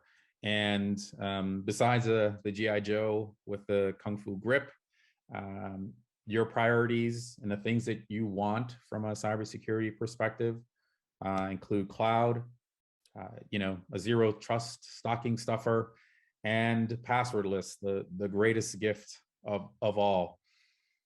But if you're, again, I don't know what our audience's backgrounds are, but I'll just call it out. These three priorities all have one thing in common, and that's they are all identity related. Identity is related to all three. So let's, break down these presents, right? And share a little bit more about each of these three going forward. So allow me to present and unwrap a few of our capability maturity models. The first one being journey to cloud. Really what these illustrate is we have a vision, and we are a strategic partner, and we have a story from an identity perspective. That's the backdrop of these journeys. So in the journey to cloud, we start with unified cloud admin because we want a unified deployment. We want a unified administration with automating routine tasks. Move on to a cloud authentication authority. We can think of this as a identity control plane with APIs, public APIs, applications running everywhere, data residing everywhere. And the need to move fast. And let's face it, most of the digital transformation has occurred outside the four walls. We need a cloud authentication authority that can centralize and manage all of the identities and access associated with these varying factors and the evolving nature of how we build and run our businesses. So this is almost like we need a identity needs to be part of this journey, and it's like our passport. Passport allows us to on a journey to visit multiple countries, and that's sort of identities akin to that as far as the journey to cloud, as well as the upcoming journeys that I'll share with you. So we move on to verification. We got to know who we're doing business with, and who's asking and requesting access. We need to be intelligent about that, so we layer in risk that has machine learning and artificial intelligence built into it, and certainly multi-factor authentication. And so that becomes part of the journey. And then we can also move to retiring legacy access management systems and technology. So this journey will allow us to save money, time, maximize our effort, and minimize complexity. Moving on to the journey to zero trust. We've moved from implicit trust to zero trust. Never trust, always verify. And similar to the previous journey, we're establishing an identity foundation. Some of the first steps from a zero trust perspective, knowing your users, knowing your identities, and knowing your devices. SSO everything, MFA everywhere. Those are the concepts. By the way, this is an identity-centric zero trust model that I'm speaking to. Any user on any device connecting to any application or service, but all of that is, again, treated as if it was originated on the public internet, take an assume you've been breached approach. So those are all those concepts. So once we've established that foundation, we optimize the new perimeter, which is really identity. We add intelligence and risk, and that's vis-a-vis, again, knowing, being able to prove and validate the level or determine the right level of assurance for the identity based on what they are trying to access. We do that smartly and intelligently through, again, risk and risk signals, and this can be from multiple sources. And that takes us to reducing friction. And reducing friction or frictionless security is all about speed, convenience, and intelligence. And so, again, following this journey to zero trust will help take us there. Then this is really about helping the business take advantage of cloud and the promise of cloud for agility and flexibility. This model, this identity-centric model, will allow us to do that, enable the right people to have the right access at the right time in a secure and frictionless manner. So that's the journey to zero trust. And journey to passwordless. Did I mention we're coming for your passwords? And here's how we'll do that. Again, centralized authentication. You see a theme here. Phase out passwords via single sign-on and multi-factor authentications. Use passwords less, and certainly having risk. Again, intelligent risk could be part of that. Leaning into FIDO, which is a standard for passwordless authentication, and then ultimately taking us to zero login, where the user may never actually know the password, and or a password is actually never created because we have trust from the start of the registration process. We know who the user is because we verified them. We have a level of assurance that that user is who they say they are, so we can use other forms of authentication and actually never even establish a password. Think of that as zero login or recognition. We still may have a username, or we may not. There's, again, various methods, but the idea here is certainly using passwordless, reducing the number of passwords, and eventually taking us to a state where there are no passwords. All of these journeys, by the way, accelerated by identity. Again, identity being that fulcrum between convenience and security, bridging that gap, helping us achieve that common ground, that mission of frictionless security. But that's just kind of part of the story. There's more, and this is actually the really exciting part, and that was somewhat of a warm up. So we have these journeys. How do we maximize this? If we're being honest with ourselves, identity hasn't always been, let's say, easy to, again, maximize the capabilities and lead us to the cybersecurity outcomes that we're looking for, and may, in some cases, have held back efforts due to some of the integration that was required. We need to go faster. We need to keep up. We need to help the business accelerate. And the answer to that is orchestration. So if we're on these various journeys, how do we tie them together? How do we make these things work? How do we go faster? How do we, time is money? How do we add speed to this?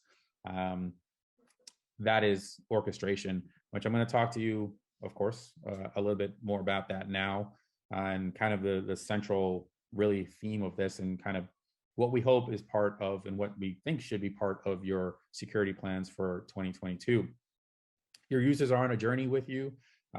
Start by verifying them, knowing who they are, creating a profile that you manage, certainly authenticating them, making sure that that authentication process is secure but frictionless. Certainly authorizing them, is this the right person? Should they have access to this service and or data? And then safeguarding the user as part of their journey with you. From a customer perspective, the user experience is key here. Personalizing that, making sure our users trust us and trust that we are maintaining their privacy. But customers spend more with brands that they trust, but we need to be able to integrate sort of marketing solutions, be able to support our customers, and again, build loyalty solutions. And so that's very important as part customers requiring more, as well as employees. And this is really from a productivity perspective, productivity for employees, regardless of where they are, whether they are still in your offices and hybrid remote models, or business partners that are, all over the world. Again, making sure that they are productive. And, certainly use cases and identities of all types, including those that are industry-based, healthcare, and retail come to mind. Again, tis the season. Creating great end user experiences that are secure hasn't been an easy task, not an easy task necessarily. But what if I told you could tie all these pieces together in one place? You'd be interested in hearing about that, right? And of course, I'm gonna tell you about that. So, Ping Identity's identity orchestration service solution, currently known as Singular Key, is the one beautiful place, I should say, to manage it all in one. So across all the identities that you have, all of the use cases, all of the flows, even those that are industry-based, tying all that together, Singular Key essentially collapses thousands of lines into a single API.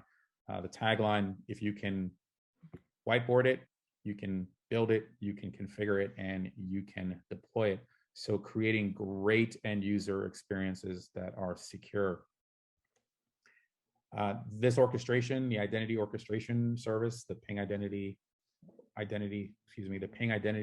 orchestration service, transforms how companies onboard customers, perform identity proofing, identity verification, know your customer, even in financial services, such things that are required, anti-money laundering, authenticate the MFA enrollment, passwordless, fraud detection and mitigation, stitching all of these things together. So any user connecting to any asset, service, data, for example, this cross-channel platform integrates and orchestrates over 100 vendors across these capabilities, again, collapsing hundreds of lines of code into an API. And by the way, this is certainly within the Ping stack, but also disparate, heterogeneous vendors that, again, one of Ping's mantras is we partner with your partners, and you have these capabilities that may exist within various tools. And again, the idea is we can orchestrate that for you, connect any user to any asset, tie that together across the user journey. Another way to think about this is, in a symphony, sort of one person playing may sound good. Sort of a violinist or cellist or whatever. One person playing may sound great, but when the conductor brings the entire orchestra together, they amplify each other and yields a beautiful result in composition. And that's the idea here of orchestration, tying various types of instruments together to yield a beautiful result and outcome. I'm not much into identity, cybersecurity hyperbole, but this is a game changer like the iPhone or Tesla Model S for battery electric vehicles. This is a game changer for the identity industry. So, of course, really excited about what this holds for our securing identities and securing business going forward. So, what are your priorities? I'm not much into New Year's resolutions, but what are your goals for 2022? Will you be ready for even 2023? Ping can help you get there and make the most of your investments. We can support all journeys through identity orchestration. We would love to show you how. So please, as always, I encourage questions and feedback, and please reach out. In the meantime, have a great rest of the year, and I hope your cybersecurity plans are fulfilled and essentially come through for 2022. With that, thank you and stay well. Take care. Okay, great. Thanks, Aubrey. Appreciate that presentation. And I do want to put up the poll for anybody who wants some more information about Ping Identity. If you could just enter what you're interested in there, we will be sure to get those out to you. And Aubrey, are you ready for some questions? I sure am. Let's go. Excellent. All right. Well, that was a really nice presentation. I especially like the roadmaps for journeys to MFA, zero trust, and passwordless, and orchestration as a security priority for 2022 makes a lot of sense. We have some questions in here. So, what are the main obstacles to passwordless adoption? Yeah, there's a handful of them, and in all the conversations that I've had, let's just say even from the start of 2021 to now, I can kind of summarize all of the challenges into sort of three basic things. One, technical debt and compatibility issues, real or perceived, and that has to deal with the tech not catching up. Well, the tech finally catching up with the hype of kill the password, right? So in the last 18 months to 2 years, that's happened. So we've made steady progress around addressing some of the compatibility challenges and tech debt issues. That's not to say that they are eliminated; they still exist. The second thing that I've seen that I can share is sort of all of the use cases. There are various scenarios. You take a given industry such as healthcare or manufacturing or others that you can think of. There are various user scenarios. So the passwordless sort of method that you may need for somebody who is in a corporate administrator at a hospital versus somebody who's actually on the hospital floor in a clinician who's actually on a floor doing healthcare things. So the methods that you may need differ, and you need to be able to adopt and offer different methods. And this applies even on the consumer side as well, right? You kind of need to meet the customer where they're comfortable, engaging with you. So that's the sort of second kind of summary bucket. And then the third, and oftentimes this is the biggest challenge, is fear, human behavior, right? And just kind of changing human behavior. And I see it on two ends, right? It's sometimes organizations are hesitant to put in these changes and passwordless for customers. Also fearing that they might get pushback from employees and business partners. And then we're really comfortable with passwords, despite all of the bad things that happen, despite the 15 billion credentials available on the dark web, besides the poor user experience, besides having to use a password manager to maintain hundreds of passwords, we're still comfortable with them. So it's that fear of change and leading people through change, both as, again, those that would be putting in passwordless and those that would be on the user side of it. So there's a lot to work through and overcome there, but we're seeing organizations make inroads against those things. Like I said, the technology has caught up. We can focus on piloting specific use cases, and there are techniques from a change management perspective that we can help people overcome their apprehension.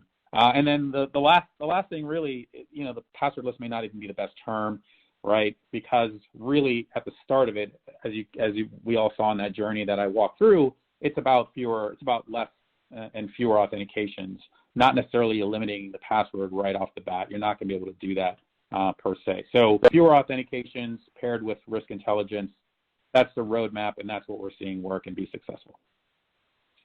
A lot of great points there. In sticking with passwordless, we had a question from Dave asking if, basically if COVID and all the remote workers changed passwordless or made it, more difficult to implement, or makes it more difficult to implement with, a lot of, employees in the office likely using their own devices.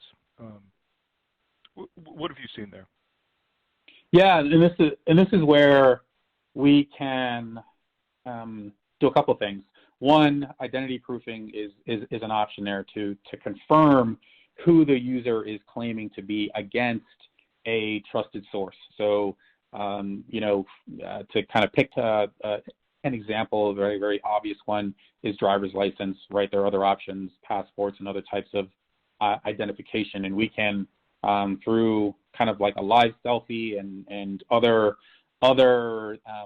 attributes about the user, compare that selfie to trusted sources and verify that person is who they say they are as part of registration, as part of authentication, or even account recovery, like let's just say somebody forgets. And then there are some things from the device management perspective that we can do. Obviously, here again, there's some various things that we would work through. Is it a corporate device? Is it a personal device, which I think Dave is talking about here? We can actually query the device to see if it has been jailbroken. Is it current, up to date? Those are some things. Those are some signals that we can take in and process, along with the identity verification, and all of this depends on the level of assurance, right, that you're looking for. Risk is a key element, but we can take and process risk signals, look at other forms of authentication, biometrics, the type of method, I should say, and look at all of that and make a decision about whether somebody should be authenticated or whether we need to step them up. Again, in that passwordless journey, we're talking about fewer authentication, so we've got to be intelligent. We've got to leverage signals and leverage risk as part of that. Those are some things that I've seen, again, help us in this day and age where people are remote and may not come into the office. It does become about alternative means of establishing trust and, again, understanding the level of assurance that you need. Candidly, authentication is not as binary as it used to be. It kind of used to be like a yes-no kind of thing because we were in trusted environments. We had implicit trust. We were on a network. We're on a corporate device, et cetera, et cetera. Obviously, those days are gone. So we've got to look at other methods to establish that trust vis-a-vis some of the things that I shared. If that makes sense, if that helps. Yeah. Absolutely. And Aubrey, unfortunately, we're running out of time, so I think we're going to have to leave it there. I will say there's been a lot of questions coming over the transom here, so if you have a few minutes and you can answer some of those electronically, I'm sure everyone would appreciate it.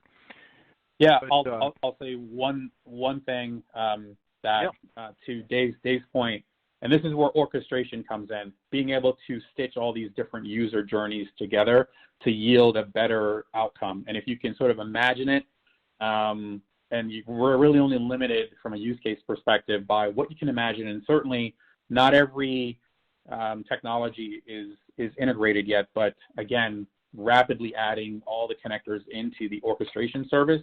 This is exactly where orchestration could come into play.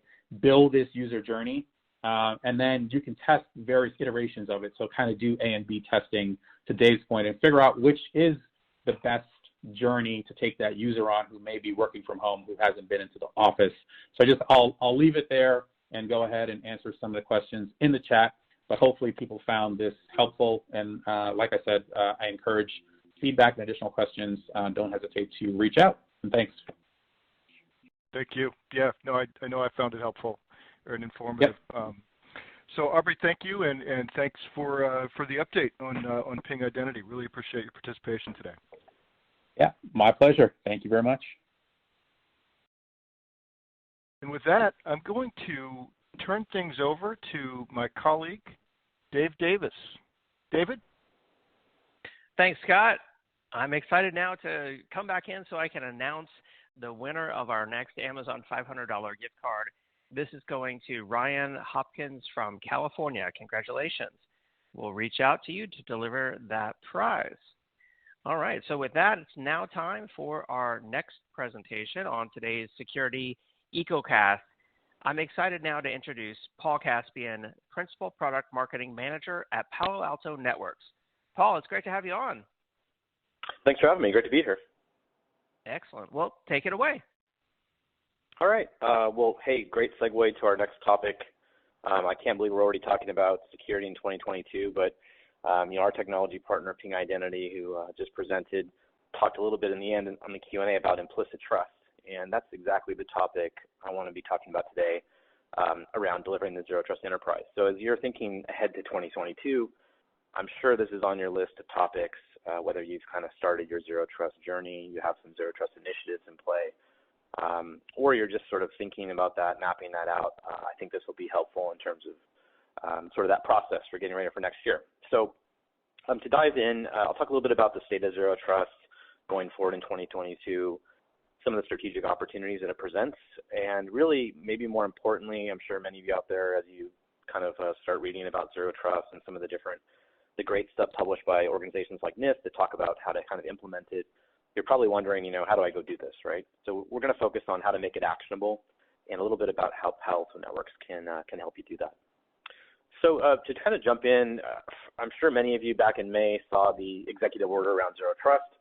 It was really pretty interesting, right? Because we haven't, not to my knowledge, I've never seen something like this where the federal government actually has an executive order that addresses cybersecurity in such an explicit way.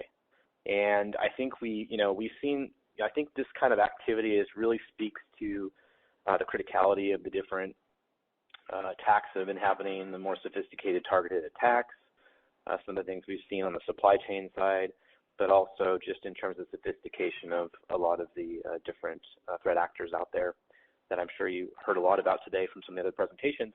And so this is really a huge move, and we've really seen a big uptick ever since this directive came out in May, and a lot of interest in Zero Trust architectures in general, and just really, again, going back to sort of, how do I do this? Given my infrastructure, this mixture of legacy stuff, newer stuff, how do I do it? Where do I start? And things like that. I kind of mentioned NIST, and organizations like NIST have developed some excellent guidance around Zero Trust. It's very explicit, it's very prescriptive. If you take a look at, 800-207, it gives you a very, very good idea of kind of the spectrum of different considerations when it comes to Zero Trust. Things like identity, and the folks out there that do a really good job at stuff like MFA and strong authentication, things like that, all the way to, how do you create a policy around Zero Trust? How do you implement least access? Things like that. Unfortunately, there's still a lot of confusion out there about, how do I go do this, right? Given my current security tool set, things like that. And so there is the NCCOE, National Cybersecurity Center of Excellence, which is part of NIST. Palo Alto Networks is one of 20 vendors that have been selected to help sort of flesh this out, right? And figure out, okay, what are reference architectures that help go do some of this stuff? What types of tools should I use in doing it? And also, given the tools that I have today, if you have things like our next-gen firewall or other types of security tools, how do you go out and use those tools to put those Zero Trust controls in place? And so that's something that, in terms of Zero Trust and kind of evolving the standard and sort of how we do it, that's something that we're really focused on at Palo Alto Networks, and really working closely with NIST as part of their NCCOE to really kind of take it to the next level in regards to how you go and do this. If we step back and kind of look at Zero Trust from a very, very high level, there's a lot of debate about what is it and what is it not and things like that. It's really a strategic approach. It's definitely not a single product. And it's really focused on, and I kind of opened up with this, and it was mentioned in the last session, it's about eliminating implicit trust. And that you do that by continuously validating each stage, throughout a transaction or a digital interaction. And that's really become sort of important from the standpoint that, our environments have dramatically changed. We've seen that, with the sort of exodus from the office that we had during, the start of the pandemic and everyone working remote. The world has really changed in terms of our infrastructure and sort of this digital transformation. I think the problem really is, and I know many of you can relate to this, is that we have this kind of tendency in the security industry to sort of play this whack-a-mole game where a new security, risk comes out or a new threat comes out, and we go off and we find a new tool to go whack that particular mole, and try to solve that problem. And we've kind of created this scenario where we have, I think I saw a number that most enterprises now have over 100 different security tools that they're using, right? And so we've created this enormous amount of complexity in terms of trying to kind of keep ratcheting up security and dealing with sort of the next problem. And I think that really speaks to the need for something like Zero Trust that is really much more of a broad, holistic, strategic approach to security versus a kind of point-by-point approach. So if we look at it, from kind of a business opportunity or enabling opportunity, Zero Trust really gives us an ability to take these initiatives we have today, things like network transformation, data center, moving our applications to the cloud, transforming our security operations. It gives us an opportunity to go back and really rebuild and retool some of the ways that we do security in general, right? And, I talk to a lot of customers that say, well, I don't really know if I have the budget for this. I don't know if I have the expertise for this. It's gonna make things more complicated. But in essence, if you really do zero trust the right way, not only should you have better security, but you should actually simplify your security operations to a great deal and really reduce complexity overall, because you're not treating particular users differently based on where they're connecting from. You're not treating one scenario in a certain way and another scenario in a different way. You're really enforcing the highest possible level of security, and you're doing that regardless of physical location, things like that. So if we kind of talk about how do we sort of deliver on this, this promise of zero trust, how do we create the zero trust enterprise, and how do you start thinking about this, in 2022?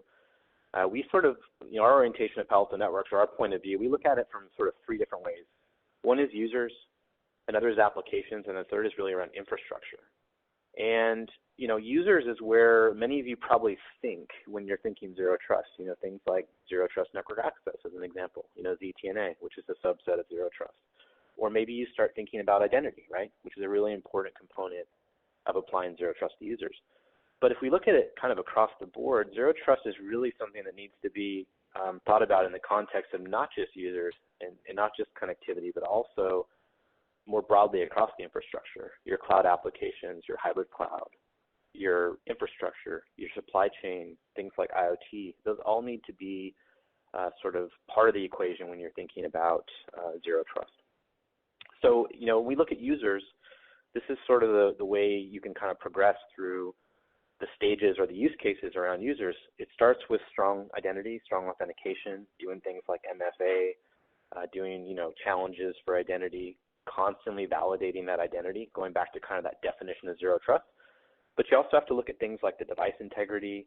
You need to look at enforcing things like least access. So if you read through things like NIST 800-207, it talks about least access, segmentation, really locking down those users of those devices and things like that. And then also, constantly inspecting all those transactions, looking for malicious content either coming from the user, coming from the device, or obviously inbound, right, from the internet coming to the user or to the device.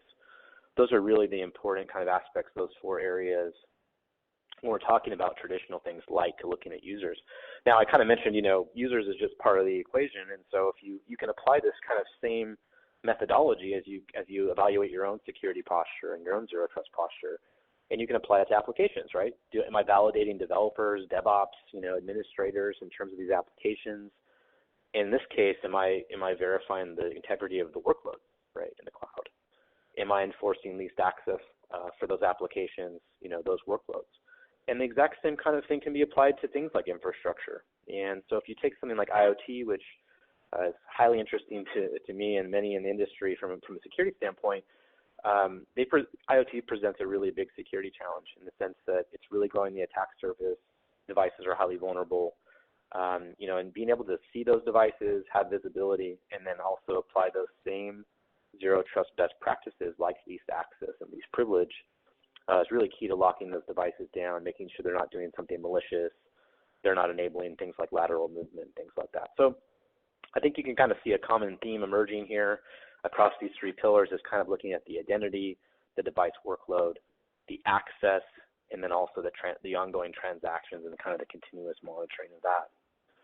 And so if you boil that down to kind of the different use cases, this is a good way of kind of looking at it across, those three pillars in users, applications, and infrastructure. And this makes it really clear too in terms of those four kind of stages or those steps that you might look at as you're evaluating, zero trust across, those three domains. From our standpoint at Palo Alto Networks, we have a really broad set of capabilities, a broad security platform, and we can actually help you with a great deal of those different use cases. We don't focus on things like enterprise IAM. We have some great technology partners that do a very, very good job of providing, a very modern approach to identity that really fits nicely into, sort of a zero trust approach.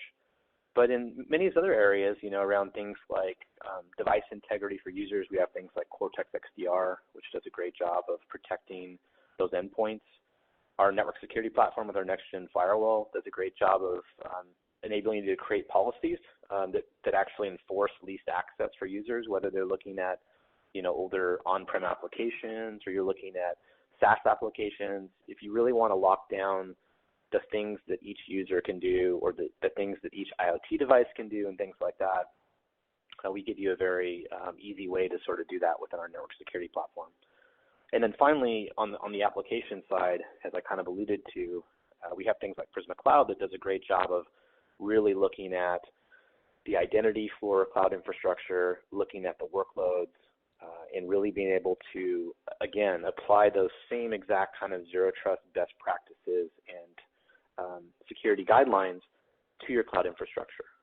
And so this is a good representation of sort of our capabilities across those three pillars. And we have really good, tight integrations with our identity partners to ensure that identity is kind of a seamless piece to enable this policy creation and the ongoing enforcement and monitoring as well.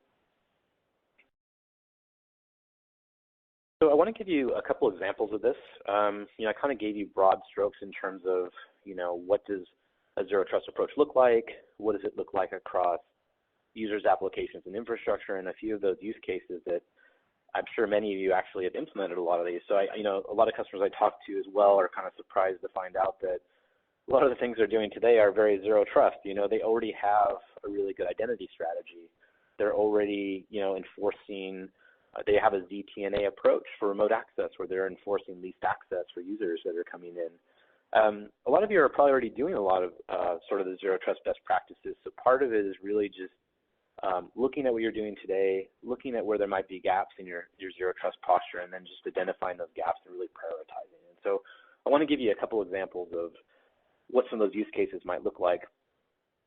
In regards to users, again, once you have kind of the identity portion figured out and you've started implementing strong authentication, MFA, and even context-aware identity where maybe, identity is being stepped up based on the particular context or some of the behavioral telemetry that it's seen. So maybe doing things like, push challenges and things like that based on context.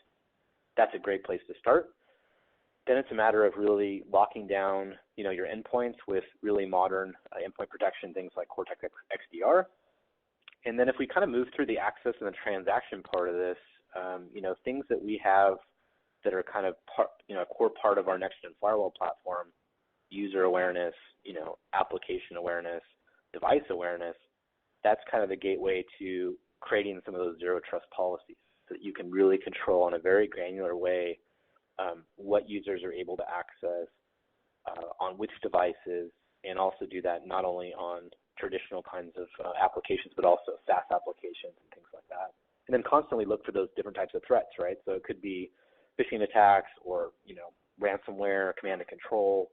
There's a whole wide myriad of different types of things that you're going to want to kind of inspect when it comes to users. And this is really the way that, you kind of do end-to-end zero trust, is really starting at an identity, creating a policy that puts controls in place, and then continuously monitoring beyond that. Another one I talked about a little bit was IoT. And again, this is something near and dear to me because I think it's a big problem in security. I don't think we've really totally solved it yet. And so, this is a good example as well, as like discovering and profiling all those different devices. And then IoT makes it a little easier for you compared to users. It's a lot more static, right? So security cameras should only be, communicating with a security storage server, a security camera head end, right? They shouldn't be talking to other things on the network. They shouldn't be communicating to China. They shouldn't be doing anything besides getting firmware updates and, transmitting video, right? And same thing with things like medical devices. They're very purpose-built. They really do one thing. And so it's very easy to lock those devices down using some of the zero trust best practices. It's a lot easier to do that with IoT than it is with users, because users are just unpredictable. They're much more dynamic. They access a lot wider range of things. Much harder to kind of solve that problem. But IoT is much easier. We have a module called IoT Security that essentially does this as part of our next-gen firewall platform. It finds IoT devices. It gives you risk scoring, and it also does policy recommendations for how to actually implement those zero trust, least privileged controls as well. So one thing I didn't mention, and you might have been wondering as we're kind of talking about this, is where does the SOC fit in as an example, right? That's one thing that's really important. If you look at most guidance on Zero Trust, it talks about continuous monitoring, but it isn't maybe as explicit about this. The way that we look at the SOC is that, and you kind of saw me step through this, is that there's sort of the discovery phase of things, making sure you have visibility, maybe doing asset discovery, knowing where your critical data is. There's the kind of policy portion where you're putting those Zero Trust controls in place, right? The least access, the least privilege. But the other question is, how do you sort of tune that, right? And how do you know that those controls you put in place are the right ones, as an example, right? And so things like, behavioral analytics and some of the modern tool sets we have that the SOC is using is really helpful from a Zero Trust standpoint as well, because the controls are really only one piece of it. You need to be able to monitor, do the continuous monitoring on an ongoing basis to determine whether those are the right controls, they're stringent enough, that you've basically accounted for different types of risks. And that's really kind of where the SOC meets Zero Trust. It's really an audit point for those Zero Trust decisions, and it's a really important component when you're sort of looking at the bigger picture, around Zero Trust. Some of the ways that we do that, we talk about Cortex XDR as an example for doing endpoint protection, but it's a lot broader than that. We really use the Cortex portfolio for a platform across detection, response, and automation. And this is really part of the way that we help, automate security operations. This is the way that we kind of tie everything together. We ingest a ton of telemetry from lots of different types of security, solutions and data. And that's one of the ways that we use to kind of do that audit point on Zero Trust and look at the Zero Trust posture and make sure that the right controls are in place. So one thing I wanted to kind of close with is that, one of the parts that we don't talk about a lot with Zero Trust is really around the expertise, right? And even though, you hear a lot in the market about if you buy X product, you get Zero Trust, we know that isn't the case. And we even know if you implement 20 different tools or 10 different tools and you really cover it from a broad perspective, they're only really as good as sort of the policies behind the tools, right? And sort of the strategy behind the tools. So I would encourage you, if you haven't really delved, much into Zero Trust, or you're kind of in the starting point of your journey, definitely engage, a partner that has that expertise. At Palo Alto Networks, we do work with a lot of customers around this to basically help them just start out at kind of the basics of doing asset discovery. Where is their critical data? What types of, how should we sort of design their network? And then also, how do you actually go and implement it, right? How do you actually go do it? So that's a really important part of sort of the Zero Trust puzzle as well. And as you're thinking forward to 2022, regardless of where you're at sort of in this journey, we would love an opportunity to sort of help you, move that forward in terms of Zero Trust. I want to close with just a couple takeaways here. One is that, as I mentioned earlier, Zero Trust is really a strategic initiative. Ideally, it should be top-down, where you kind of start at the top and figure out what the approach is versus kind of doing it tactically or project by project.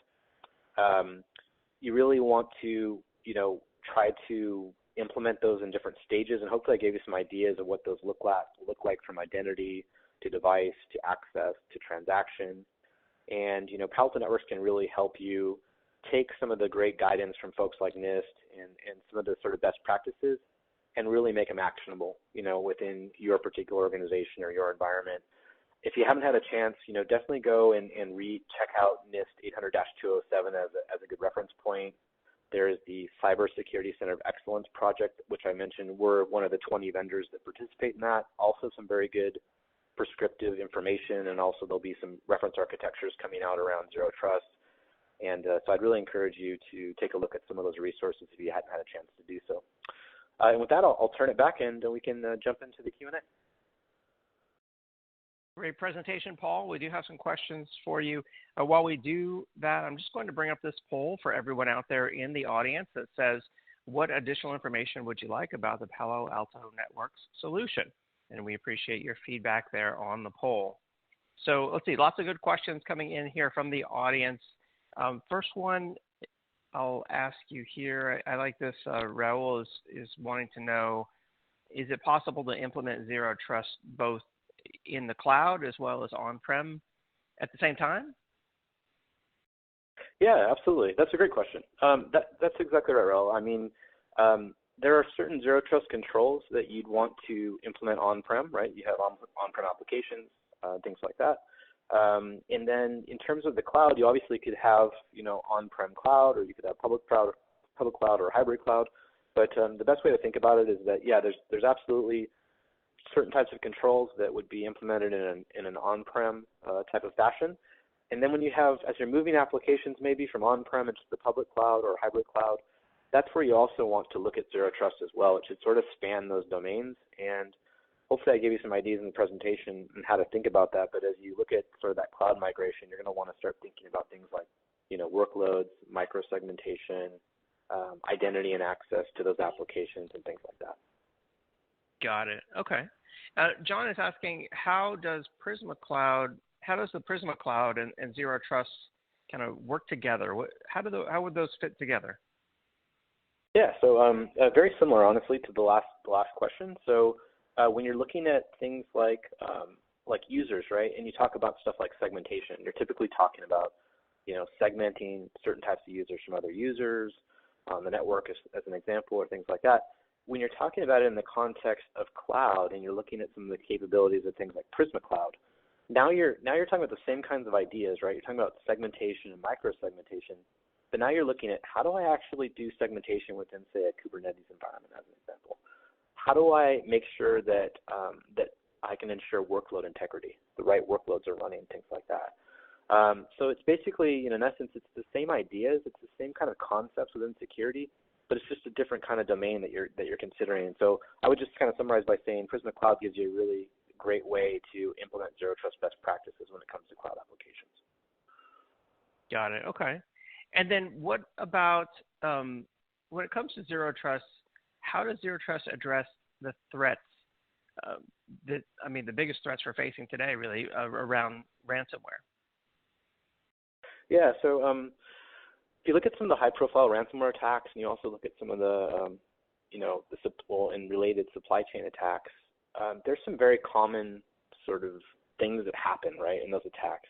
Things, very simple stuff like lateral movement, right? So, one machine was compromised, and that was able to propagate throughout the network across multiple machines or thousands of machines.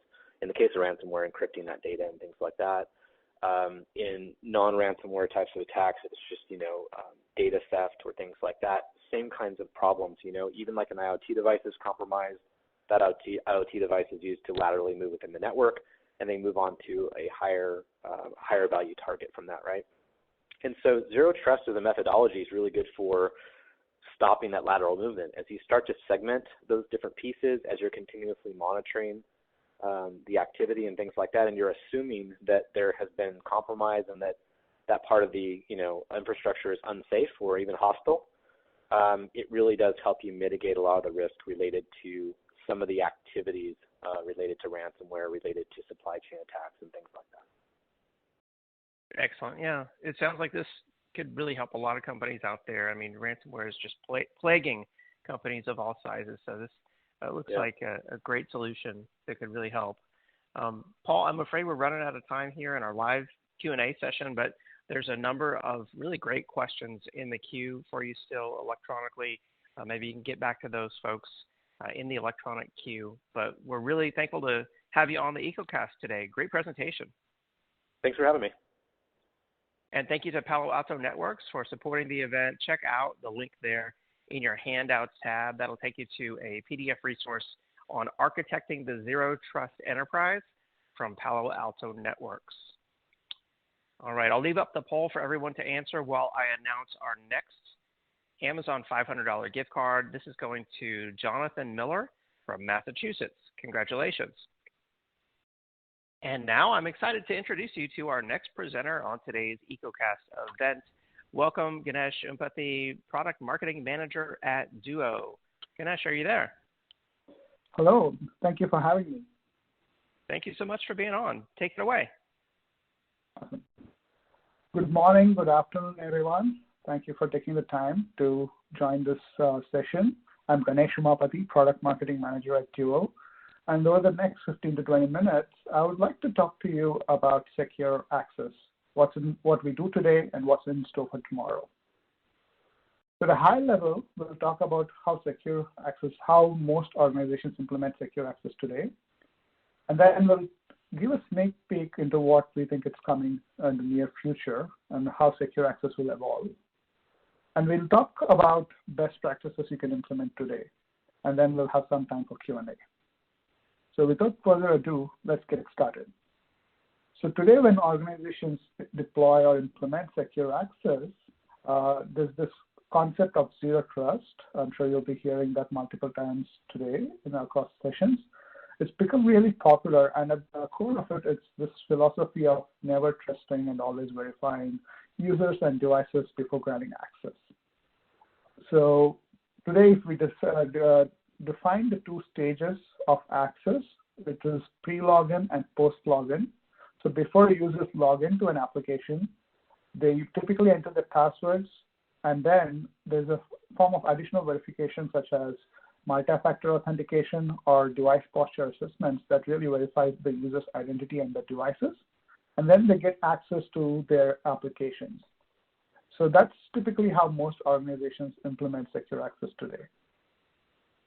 But there are threats that compromise passwords, and there are multi-factor authentication options that are not as secure as others. Not all MFA options are as secure as others. They vary in assurance levels for authentication options. We'll touch upon that later in the presentation. But there are attackers are getting more savvy. They try to navigate through the security controls we have in place. So organizations have implemented some sort of risk-based authentication. There's the device posture assessment that goes into the risk analysis, but there's also some other information such as location information, where the user is logging in from. This typically relies on the IP addresses. And then again, as you see, there's nothing that we really do in post-login. Once this user gets access and the session is established, there's nothing that really reevaluates the trust once the user gains access. So in post-login, there's nothing that happens. So in the pre-login stage, the traditional way we do risk-based authentication, which mainly relies on IP addresses, is not very foolproof because you can easily obfuscate IP address using a VPN. And there's need for a stronger, more reliable risk signal there. And the new attack surface that we see is that once a session is established, the trust indicators might vary. So once a user logs into an application at his device from his home network, he might go to a coffee shop and open his laptop. He might decide to go to work in a coffee shop in the afternoon, Starbucks, and then join the Starbucks network, and then you're on a public Wi-Fi. But the session might still be established, so the session might have changed. Or the user might have changed the security settings of the device, like turning off the firewall on the device or turning off the antivirus agent. So there are some trust indicators that can change over time once a session is established. And we want to make sure that to get the true zero trust value, we want to continuously reevaluate trust, even after the user has been authenticated. So that's what we're looking at tomorrow. So today, because of technology, we are limited to what we can do today. But in the near future, we're really excited to see some of these new frameworks and technologies coming in to help continuously evaluate trust and give us that real, true zero trust access philosophy of never assume trust and always verify, even after the user logs in. So in our world, from the Duo's perspective, we want, in the ideal world, the access experience would look like this. The user would log into a single sign-on solution in a passwordless manner. So we are not forcing users to remember their anniversary dates. And then once they're logging in, you analyze risk signals. So here we are very excited to share that we are working on a novel way to identify the location of the user's device. And I've highlighted the Wi-Fi footprint.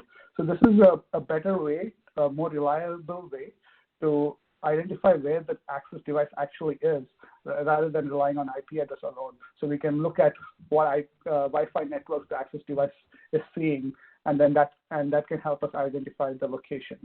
So we are very excited to bring that to market. We're currently in beta for that feature, and we'll be bringing it to public preview early next year. So that will go into analyzing the risk of analyzing the risk pre-login, and then post-login, we want to make sure that we continuously verify the trust of the user and the device.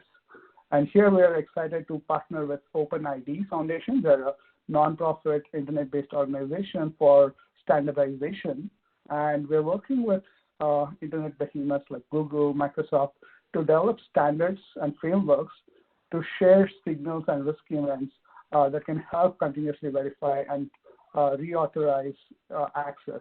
And the framework is called Shared Signals and Events. We recently published a guide. If you want to know more information about this framework, it's called sharedsignals.guide.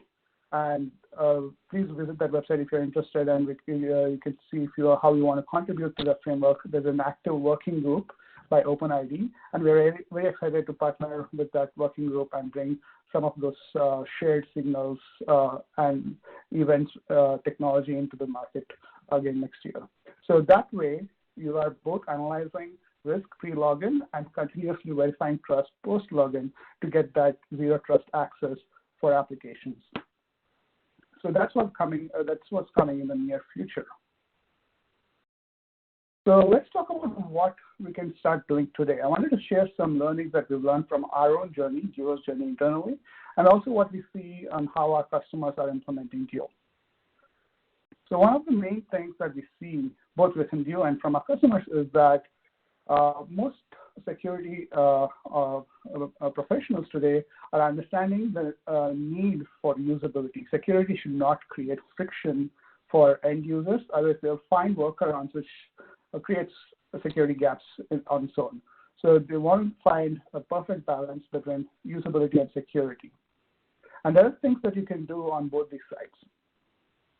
On usability side, security professionals want to provide delightful experiences for users by getting out of their way and only introducing friction when needed. So minimizing user friction by using technologies like single sign-on or passwordless authentication where applicable, and meeting where users are. So not all applications will enable passwordless from all authentication scenarios. If they're using personal devices, you might want to increase that friction to validate the trust. So we want to provide flexible authentication options for users to meet where they are. And also empower them with self-service, so managing what devices they want to access, what devices they want to register for their multi-factor authentication, so that they're not bottlenecked by having to reach out to IT all the time. And last but not the least, this is very important, is fostering a security culture and including your workforce as that final layer of human firewall, so that they understand the need for security and why they have to authenticate with the multi-factor authentication solution, because it's one additional step they need to do. So all these things help in users understanding the importance of security and also helping them access their applications and do their job without introducing much friction. On the security side, there are a few things we can do. I talked about the assurance levels earlier. Not all authentication options are equal. So when you look at the multi-factor authentication options, voice or telephonic calls or SMS OTPs are typically the least, provide the least level of assurance because they're very easily susceptible to man-in-the-middle attacks. So for critical applications that have sensitive data, we want to make sure that they multi-factor authenticate with a more higher level of assurance. So ideally, it would be a FIDO2 security key that uses WebAuthn that will provide the highest level of assurance, but the push notification also provides a good enough assurance for most applications. Introducing passwordless authentication where applicable.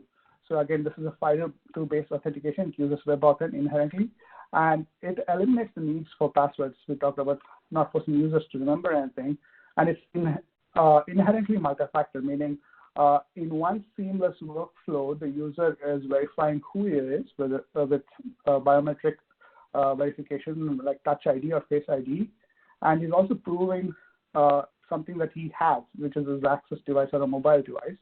So in one seamless action of authenticating with a Touch ID or Windows Hello, he's multi-factor authenticating into the application. And this experience is not only the best for users, but is also resistant to phishing because it's not susceptible to man-in-the-middle attacks because there's nothing that the user needs to remember to gain access to. And it also prevents attackers from using phishing websites because there's a secure exchange between the authenticator, which is your Touch ID, and the application that the user is accessing. So there's no way an attacker can introduce a fake phishing website. So that's really cool. And the next thing that we can do on the security side is increasing the level of device trust. Again, personal devices that are not known to the IT, provide a risk, create a risk for the IT organizations because they don't know what they can't see. So having some level of control, some level of compliance increases the level of trust in devices a lot. This could be like making sure they're running the latest version of the operating system patches. Windows has a patch Tuesday, which is second Tuesday of every month, and most of these patches have a lot of critical security updates of late, and the same with Mac OS. So how do you ensure that those devices are up to date and compliant with your security requirements? And other compliance requirements could be like making sure the password is enabled, or screen lock is enabled, the disk encryption is enabled in certain scenarios. So all those provide a good level of compliance requirements without requiring a corporate managed device. And obviously the highest level of assurance will be through a corporate issued device where IT has full control of what's being installed on their devices and and they can go ahead and configure the security options themselves. So increasing the device trust also helps taking the security to the next level. So how can Duo help? So with Duo, organizations can implement secure access that's very easy for the end users and also the IT administrators, because Duo is a completely cloud-based solution, so we are easy to deploy and manage. And we can cater to any application, whether it's SaaS application, custom applications that is hosted in custom cloud, private cloud, or public cloud like AWS or Azure, or even traditional legacy on-prem applications. Duo can come in and provide a single sign-on experience for all these types of applications. And administrators can centralize and apply per application policies for each of these applications that really enforces that least privilege, zero trust model for each applications. And with Duo, you get those adaptive policies and some of those risk signal-based policies that is launching really soon, and the continuous verification for access, so you're able to set comprehensive context-aware policies for each application. I wanted to share some of the reasons why customers choose Duo, because one is, we talked about this ease of use. We have a healthcare customer, UC Health.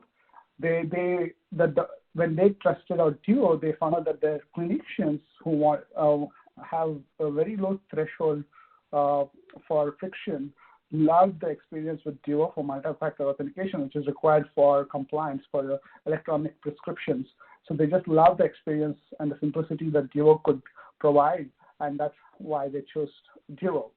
Another customer chose Duo because it was lowering the total cost of ownership, because Duo helps organizations reduce their IT tickets, whether it's because of multi-factor authentication related tickets or deployment related tickets. Duo can really simplify those things. And we can provide the broadest coverage, not only in terms of what applications we can protect, but also what users we can protect and what devices users can access from. So that's why we are very popular in the higher education space, where the user population is very diverse. Last but not the least, speed to security. This has been especially important in the last few or 1.5 years, because overnight, most organizations transformed to a remote work model, and now they're transforming to a hybrid work model. So they wanted to have a solution that provided users a secure access.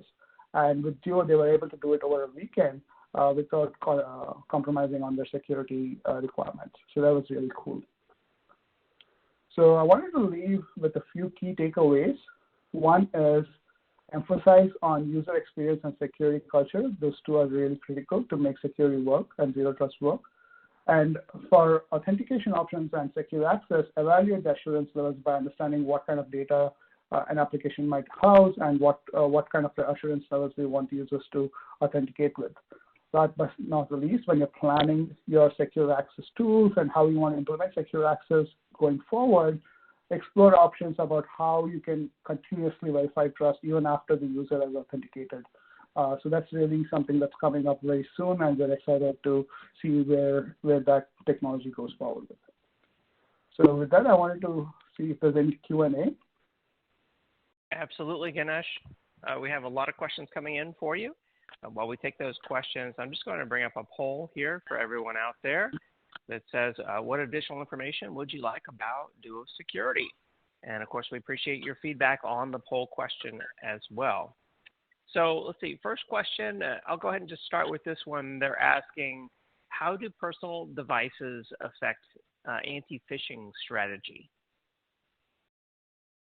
So again, one of the recent breaches that we saw, it was really popular a year ago, I see. The user or the cyber attacker actually worked around to do a push phishing kind of scenario where the user logs into a fake website and then he gets a push notification, and simultaneously the cyber attacker takes the password from the fake website and logs into the real website, and the user thinking that the push notification or the multi-factor authentication request came in because he was logging in, he approves the request, and then the attacker was able to get in. So this was a scenario that's becoming more common, where attackers are getting more savvy. They're doing a lot of social engineering on who to target and how to target, understanding what infrastructure the organizations have. So to get around these kind of social engineered phishing attacks to get that initial access, device trust can really help, because when the attacker logs in from to an application, they're doing it from a device that IT does not know or have access to. So it's an unknown device. It could be a personal device. It could be a compromised device. So having a level of visibility into what device is being accessed is used to access your corporate applications can significantly improve the barrier for threat actors. Okay, that's good to know. Thank you for explaining that. Another question here, how can a user know that a push request is authentic or if it's been sent by an attacker? Sure.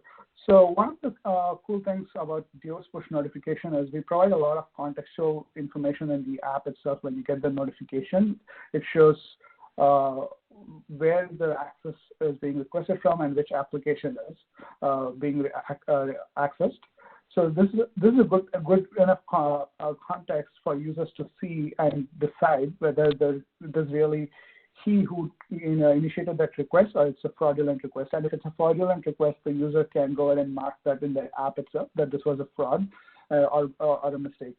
So that user has that option. But we do see that a lot of users typically just blindly approve because they use this multi-factor authentication multiple times a day. So in those scenarios, we are introducing a capability where we call more secure push. So to enhance that friction, to just verify the trust a little more. So that way we can do a more secure push might include something like adding the passcode in addition to the push notification to really make sure the user engages with multi-factor authentication and make sure that it's not a fake push. So there are things that you can do to make the push more secure.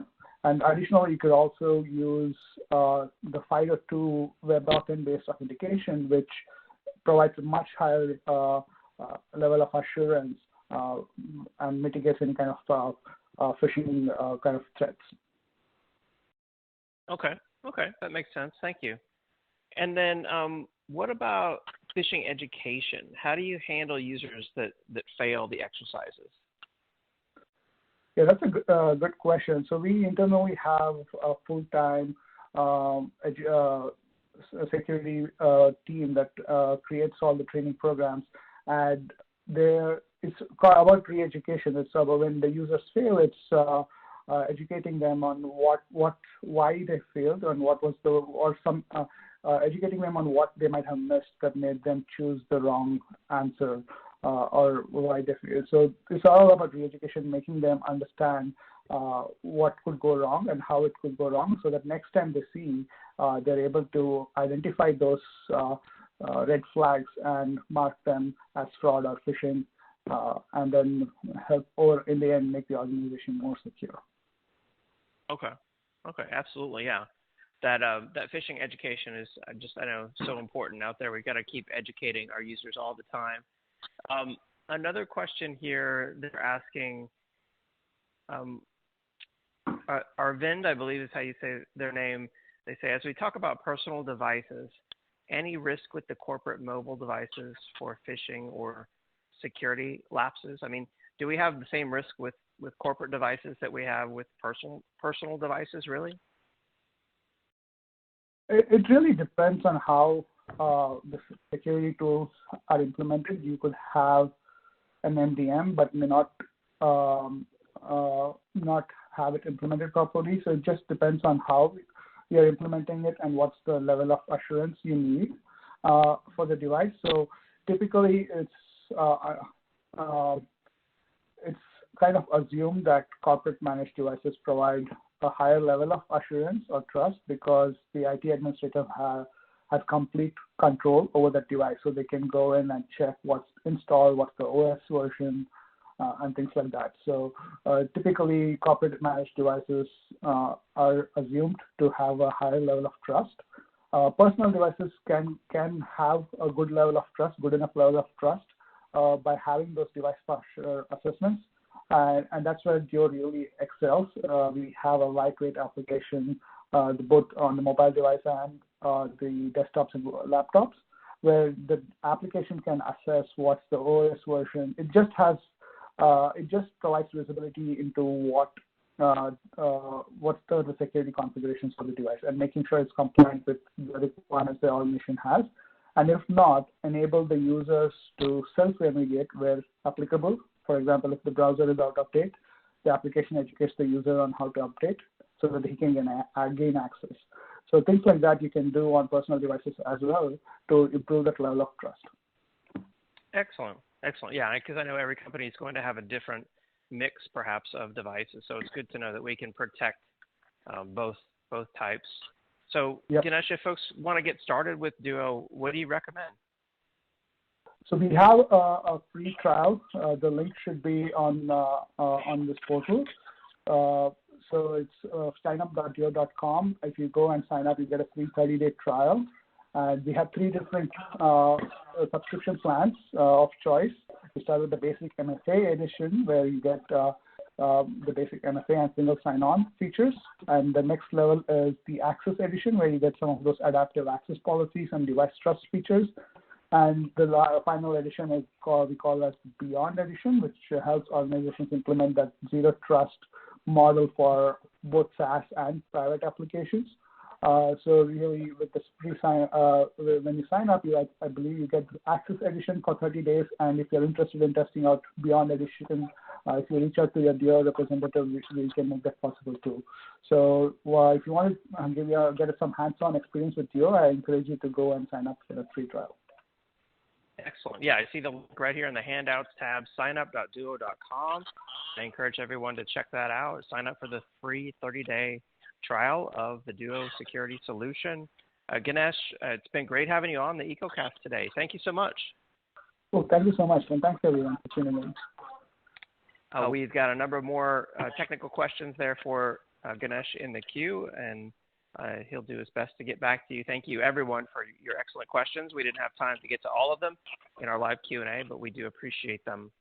I'll leave the poll question up for everyone to respond to while I announce our next prize winner. This Amazon $500 gift card is going to Venkat Kindi from Virginia. Congratulations. All right, and with that, I'm excited now to bring in our next presenter on today's Security EcoCast. Welcome, Sean Walsh, Vice President for Global Marketing at SimSpace. Hey, Sean, it's great to have you on. Hey, thank you. How are you doing today? Doing great. Excited to have SimSpace on the EcoCast today, so take it away. Thank you. I appreciate that. So one of the things that when I was thinking about this webcast and I looked at the overall agenda, because I'm a marketing guy talking about a technical subject, I always try and, be a bit more serious as I look at this. So I'm going to do my best not to be as salesy as I can, and hopefully what we're talking about follows the script that we put out. So I put the agenda in directly from the webpage.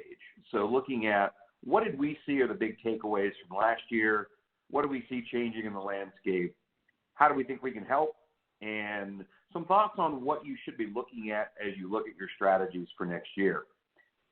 And as we look at the last year, I think the biggest difference when you look at 20 over 21, beyond the pandemic, beyond all the other things that are there, is the fact that the gap in human beings that are skilled for this role continues to grow.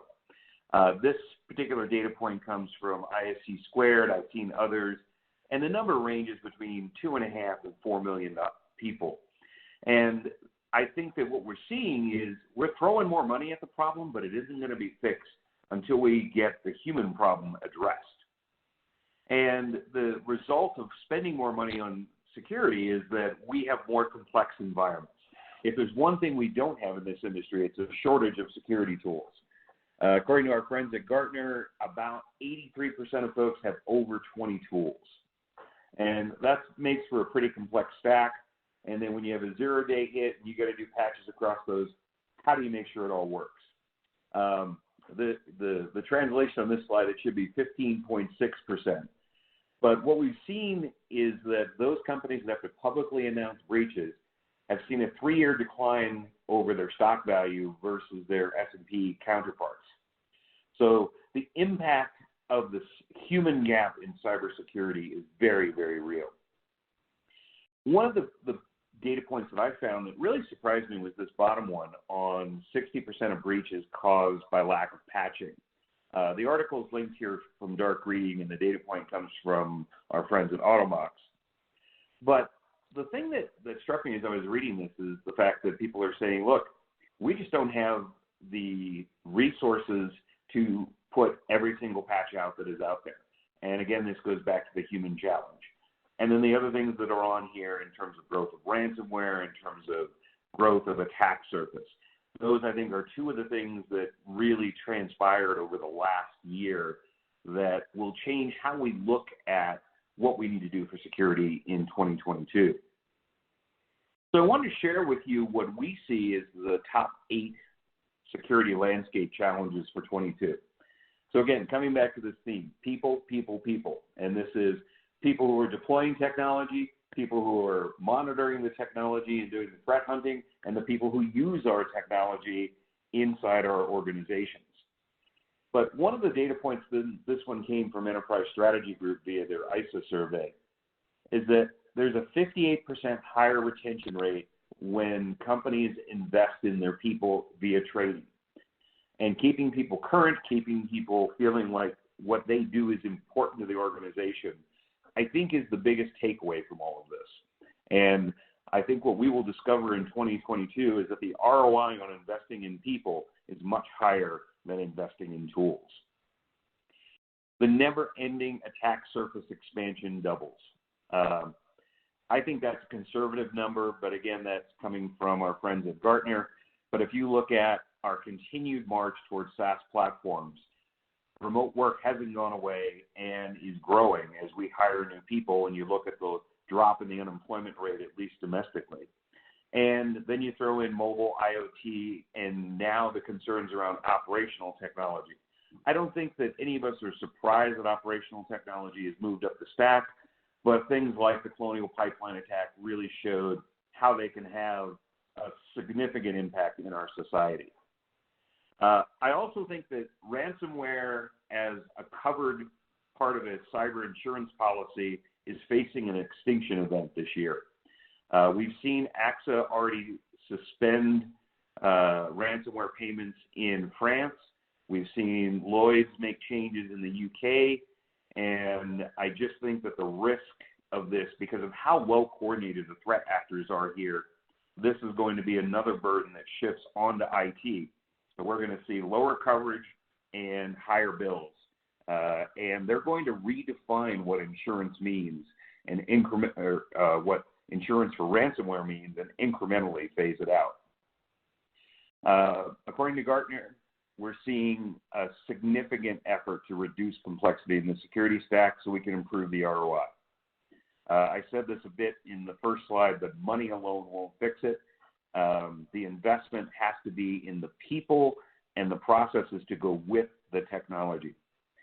We've all seen bloat in features and all the platforms that we use for a variety of things, and that is becoming exponentially more difficult as we look at 22. The other thing we have to do is move beyond the zero-day patch and pray. We have to know before we go live. And we're seeing a number of customers, and I'll talk about one of those case studies here, invest in a security development platform so that when they move things into operations, it's ready to go.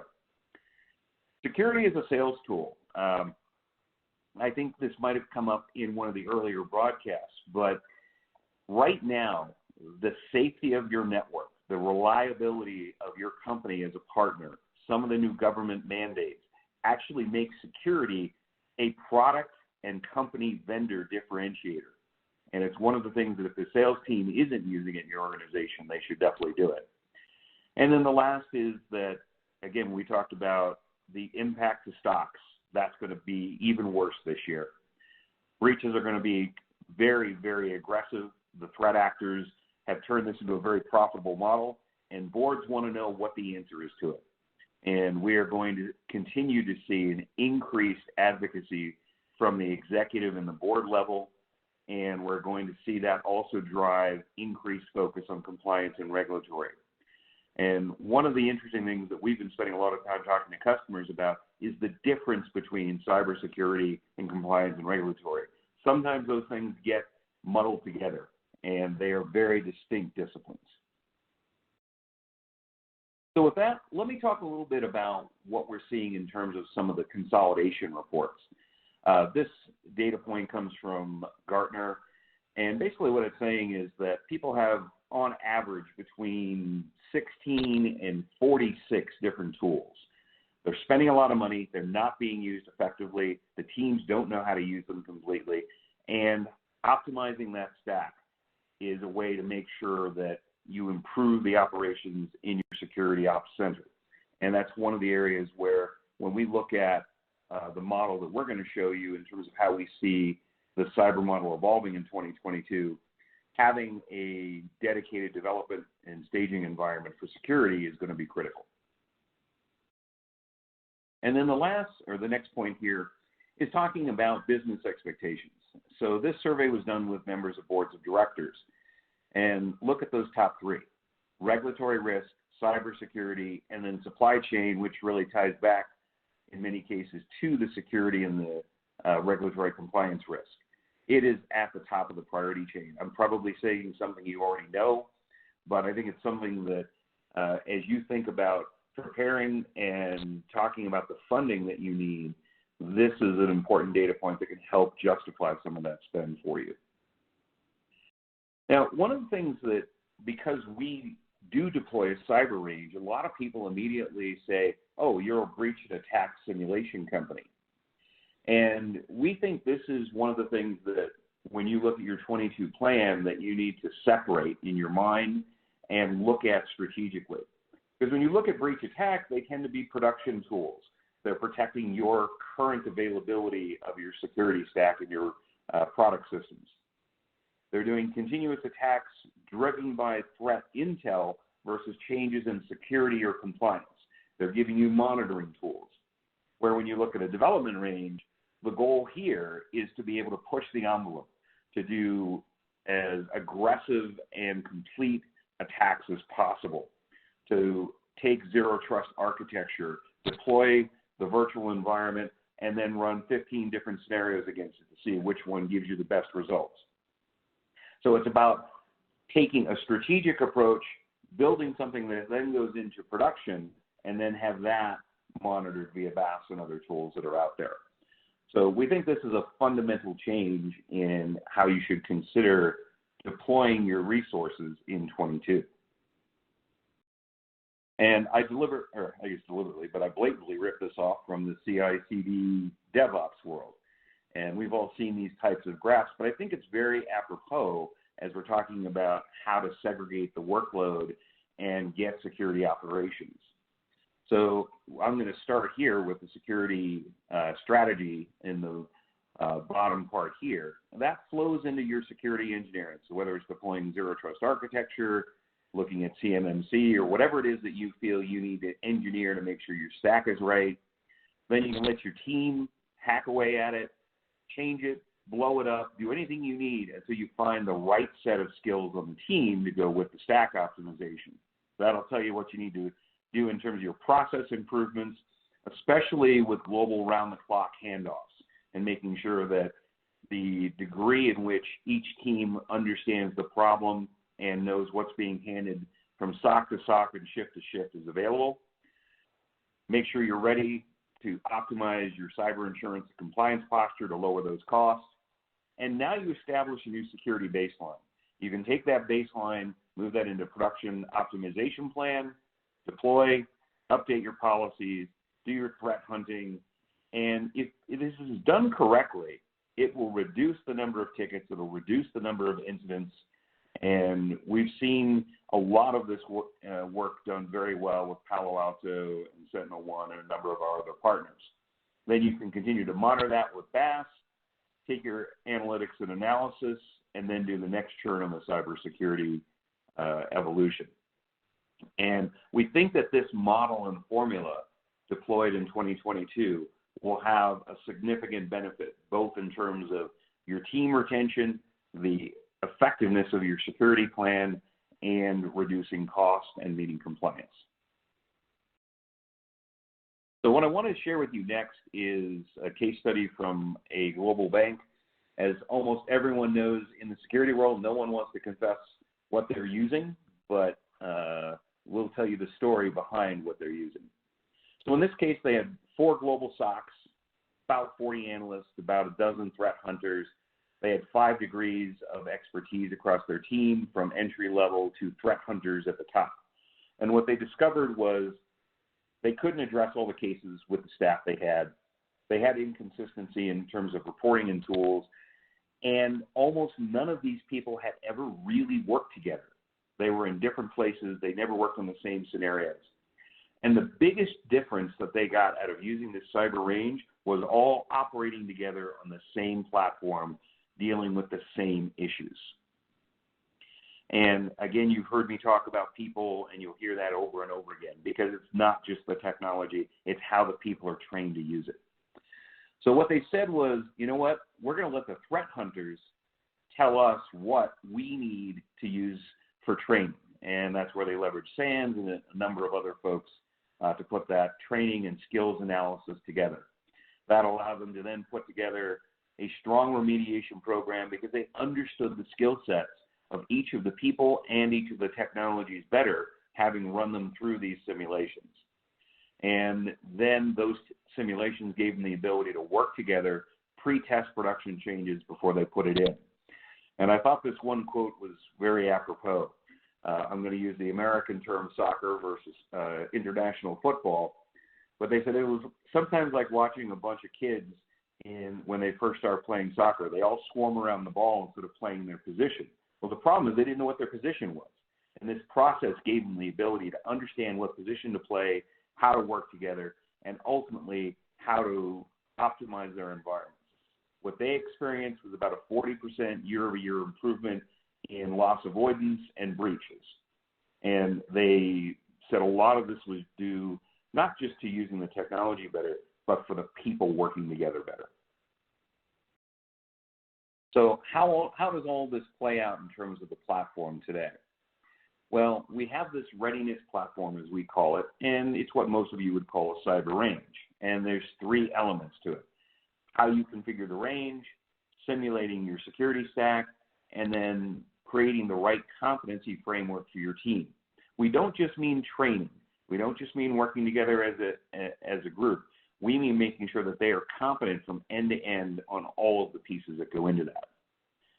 Then we can also work with you in terms of putting together the right services to support it, risk assessments, and then if there's any custom integration. Because almost every time we work with a client, they have incremental pieces in their stack that we need to add, and it's a very simple process.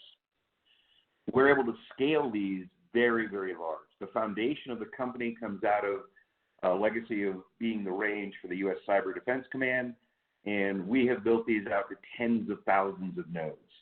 And this is an example of one of our more modest maps with about 1,000 virtual environments.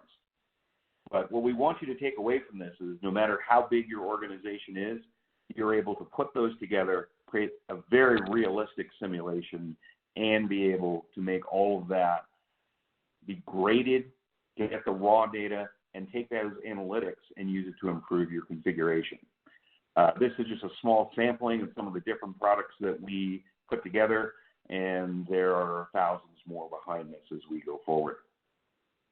And when you think about what the ultimate piece to this is, it's about the outcomes and improvement.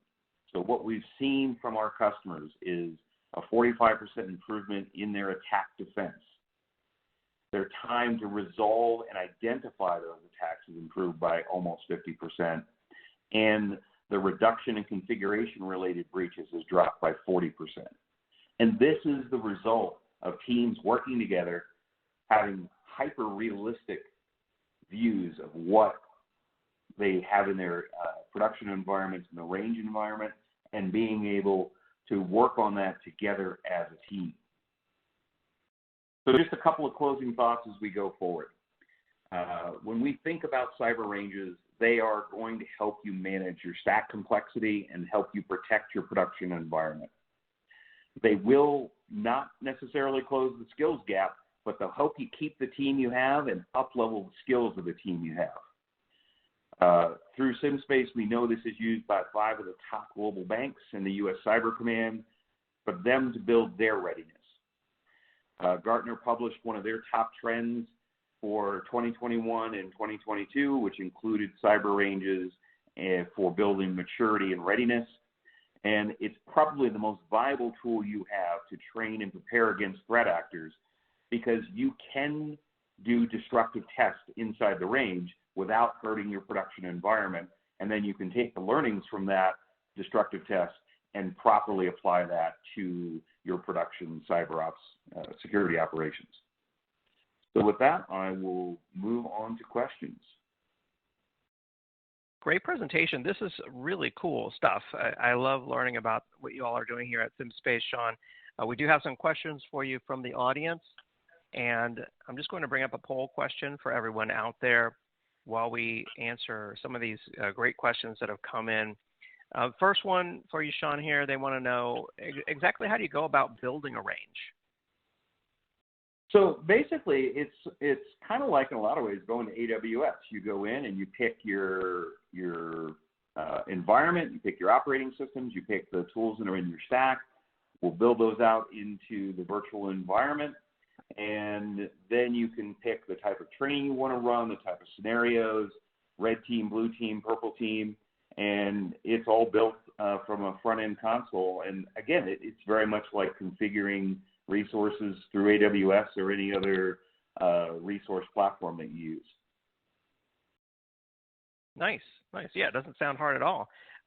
What about, can you simulate cloud environments? Absolutely.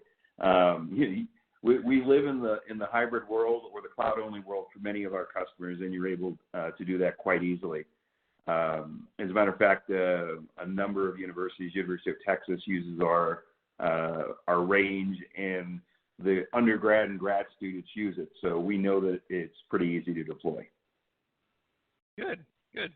And it's cool that it can simulate clouds as well. So what about compliance? I know that's a hot topic. Can this help companies to prove that they're compliant? It can. And again, talking about that split between cybersecurity and compliance and risk.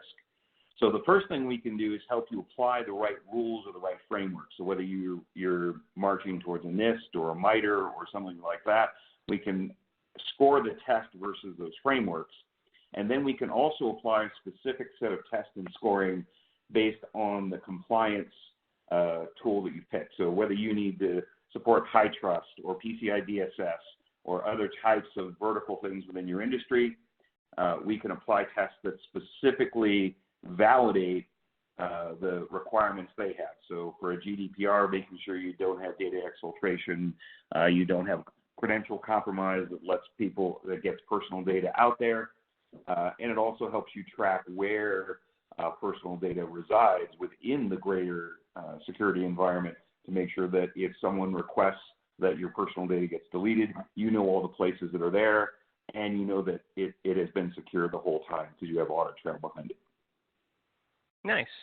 Nice. And I have to ask this question because this is one of my favorite games of all time. Is this just like SimCity? It is just like SimCity. You build it out, it grows, you test it, you learn, you make adjustments, and it's very much like playing SimCity, but with a very, very strategic outcome. Nice. Nice. And I mean, the strategic outcome is you're better, you better secure your environment, you're more compliant, you're better protected. So awesome. Well, let's see. There's some more technical questions for you there, Sean, in the queue. I'm afraid we don't have time for it in our live Q&A time slot here. But really cutting edge stuff that you all are doing there at SimSpace. Thank you so much for joining us on the Security EcoCast today. My pleasure. Thanks for the invite. And for more information on SimSpace, check out their resource. It's available for download there in your audience console. It talks about SimSpace Cyber Range. And of course, visit their website for additional information. And we appreciate your feedback on the poll as well. I will leave that up while I announce our next prize winner. We have another Amazon $500 gift card. This one going to Luke Erkenbrock from Utah. Luke Erkenbrock from Utah. All right. Thank you to everyone who responded there to the poll. It's now time to move on to our next presentation on today's EcoCast. I'm excited now to bring in Ben Opel, Senior Director for Customer Solutions Engineering at Attack IQ. Hey, Ben, are you there? Yeah. How's it going? Going great. It's good to have you on the EcoCast, Ben. I'm excited to learn about Attack IQ. Take it away. Absolutely. So how's it going, everybody? As introduced, my name is Ben. And also, as introduced, I work at Attack IQ. We're a breach and attack simulation company. I'll talk to you more about that later, but not at length. I wanted to call something out here because I had the chance to listen to the previous speaker, the last 10 minutes or so of his talk, which, by the way, was great. And he made reference to ransomware no longer being something covered by cyber insurance in the future. And I think that's a fantastic move on the part of the insurers. For various reasons. I'll kind of get into that as I talk. It's apropos of what I'm getting into today, because what I want to talk about is, as you see on the title slide, seeing the forest for the shiny new threat trees. And that's because the thing that folks should consider going into 2022, I'm not a New Year's resolution guy, but it's a good chance to really take stock of what's going on in your life and or your security program, is to stop putting so much stake in single threats, in timely or, dare I say, shiny new things that come down the threat intel pipeline, or God forbid, from the news. So with no further ado, let's be about it. What I'm going to talk about today, what do we do in security? What's our thing? Why do we do what we do? Then we're going to talk about, somewhat strangely compared to what I just said, we're going to talk about designing an emulation plan, okay, and around a Maze ransomware capability. I'm sure many of you are familiar with Maze ransomware. They'll talk about some additional resources and training, and I'm going to make a point at some point throughout these slides, so just, don't worry too much.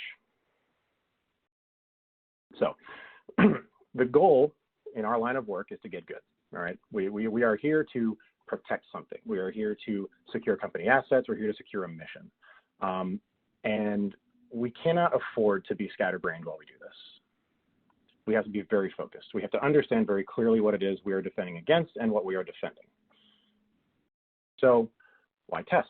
Well, because if you test, you understand where you stand. If you don't test, you are flying blind. All right, now you test so that you can answer that question that every security professional the world over since time immemorial has been unable to answer. We can only answer with kind of a shrug of our shoulders, when they say, well, are we secure? Or are we secure against this? We're like, well, yeah, mostly kind of, but we think so. We can't tell you for certain because we haven't tested it. Now, I know you're saying, well, Ben, you're dumb. Pen tests are a thing, and you're absolutely right. Pen tests are a thing. But I would ask for a show of hands, but we're not in an auditorium. Who has an in-house pen testing team? Unless you work for a major corporation, you probably don't. And very likely it is that you don't pen test more than a few times a year. Okay, got it. And that's fine. You are testing, but again, we're kind of defeating the purpose of testing if we don't test often. So if we know why we test, we have to figure out how to test. So that's the thing I'm going to go through here for a minute. I'm going to do some intros, so a little bit of introduction, some concepts and some terms that I'll use throughout this relatively short talk, but we're going to get into this and talk about what it means to actually understand how you would stand up to an attack and how to define the questions to ask to know, how you would stand up to it. So the point of testing is, yes, to understand, what works and what doesn't in your security stack. But if you just test willy-nilly, if you do anything willy-nilly, you're not really going to make a ton of progress. Maybe you might get lucky, but we don't want to count on that, not with what we do. So we do what we should be doing, by the way, is called threat-informed defense, okay? And it has three key aspects to it, what you see here. And this is defined by MITRE Center for Threat-Informed Defense, by the way. They're there. They do a lot of open source research, very cool stuff, and I highly recommend you check them out. That's MITRE CTID. So we start off with intelligence analysis, we move into defensive engagement of the threat, and then, when we've gained a lot of good information about the threat and our response to it, we do a lot of sharing and collaboration so that the entire organization could benefit from it. This is the top level. This is 50,000 feet. So let's dive in, let's go down a little bit. Intelligence analysis. So we're talking about looking at malware hashes. We're talking about understanding malicious domains. But most importantly, we are talking about understanding adversary TTPs. Again, malware hashes and malicious domains. If you want to play at the high limit table, you've got to put up the ante. And that's what this is. We are all at the high limit table, folks. And if you can't pay the ante, you're out of the game. So by all means, do your malware hashes and malicious domains. Do your signature-based checking, and that's good. And have that intelligence coming in. But if you are not receiving good intelligence and processing and using that stuff having to do with TTPs and adversary habits of action, you're not playing with the big kids, so to speak, because the adversaries, they are big kids, and they're playing for keeps. So intelligence analysis, it's what it sounds like. It's using the right intelligence to ask the right questions. And one way you can go about this is by using the MITRE CRIPS framework, which you see here, attack artifacts, life cycles, malware versus engineering, environmental influences, and that's a whole nother talk on its own, but they're there. And then kind of connecting everything together and understanding what this means in terms of defining what an adversary has done and is likely to do to you. Now, that second piece from those top three that I showed you, 50,000 feet, defensive engagement of the threat. We take intelligence analysis, we get all that good stuff out of it, and we put it into some kind of testing framework. Now, I'm not going to lie to you. I work for a breach and attack simulation company. We make a fantastic product. I'm not going to lie to you. Fact is, you can execute your tests in a variety of ways. You can use an automated testing capability. You can use a red team. You can do it in a variety of ways. But the whole point of doing the intelligence analysis is applying it from an adversarial perspective and an adversarial footing against yourself, and understanding the worst case scenarios of all the scenarios you can imagine in terms of your defensive capabilities. This is engaging the threat in a safe way, obviously. And then we go to focus, sharing, and collaboration. Now, what you're seeing here on this slide are is a set of organizations and centers that do this kind of collaboration because it's what they do, it's their job. But you also have to look at this as collaboration inside your organization. Is making sure the right people know that you've done the intelligence analysis, that you have engaged the threat with your defenses, and that you understand at least something about how you'll perform against them. Because that's how you're going to get fixes done. That's how you're going to get investments made. And that's how you're actually going to gain benefit from being threat informed. And as I was talking about before, MITRE Center for Threat Informed Defense, free open source research. They've got a GitHub, tons of great stuff, a lot of cool projects that they're doing. We're part of it. We think it's a good thing we think it's a good thing they're doing. And things like these emulation plan projects, which you'll see there if you go up on their Git, are very similar in nature for what I'm going to talk about today. It is a mapping of how an adversary does business and how to emulate what they do yourself.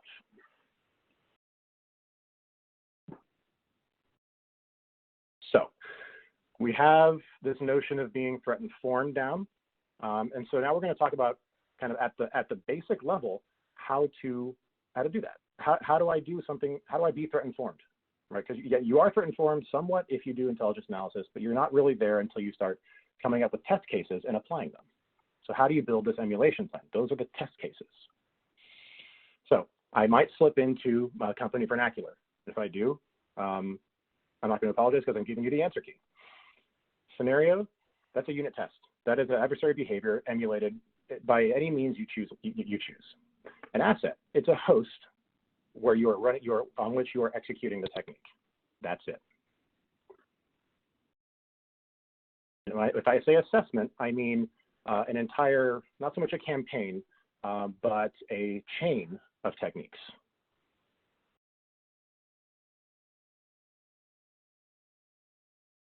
And this is the part of my ransomware talk where I put a picture of a maze because I'm talking about maze ransomware, but if you didn't gather from the beginning, that's not what I'm here to do. I'm not here to talk about ransomware. As important as it is to understand what ransomware is, it's more important to understand that ransomware is just malware with an encryption module. Ta-da! You're welcome. So let's step on and do something useful. So Maze happens to use, as one of its behaviors, Bloodhound. Now, if you're not familiar with Bloodhound, it is an Active Directory reconnaissance tool. It is super cool. I think it's awesome. My red team side of my brain says that this is fun to use. And the blue team side of my brain says, well, this is tricky to detect because it uses everything that's native inside. It uses native stuff that's in the OS. And it uses normal global catalog enumeration to find out what's going on in your AD environment and map out your environment. So, okay, this sounds like something that we should think hard about, because if it's, you go that far in your thinking to understand that this is a native tool, you need to put some more analysis into it to understand how you're going to detect it. So what I'm doing right now is describing a single technique, because this is how we break things down in emulation planning, and understanding how it works, because you can't emulate something if you don't know how it works. So in this case, Bloodhound does a global catalog enumeration, and there are multiple ways to detect that. Now, you'll need to apply this kind of a detection in a careful way, because again, your hosts are generally looking in the global catalog fairly often. But if you look here on the left, there's a sigma rule for it. There's a bunch of them actually. There's a bunch of different ones you can use to detect this.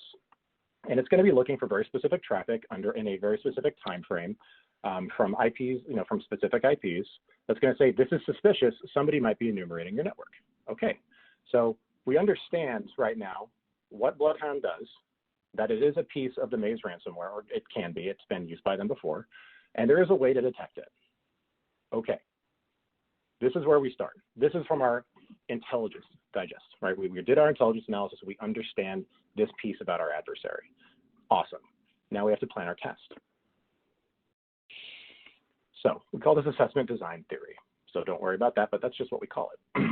So there are a couple things to go through here before we can really call our emulation plan, or at least our test case, complete. So there's some questions to be answered. We have to know which assets we're going to test. We have to know which scenarios or which behaviors specifically we're going to run, in this case, Bloodhound.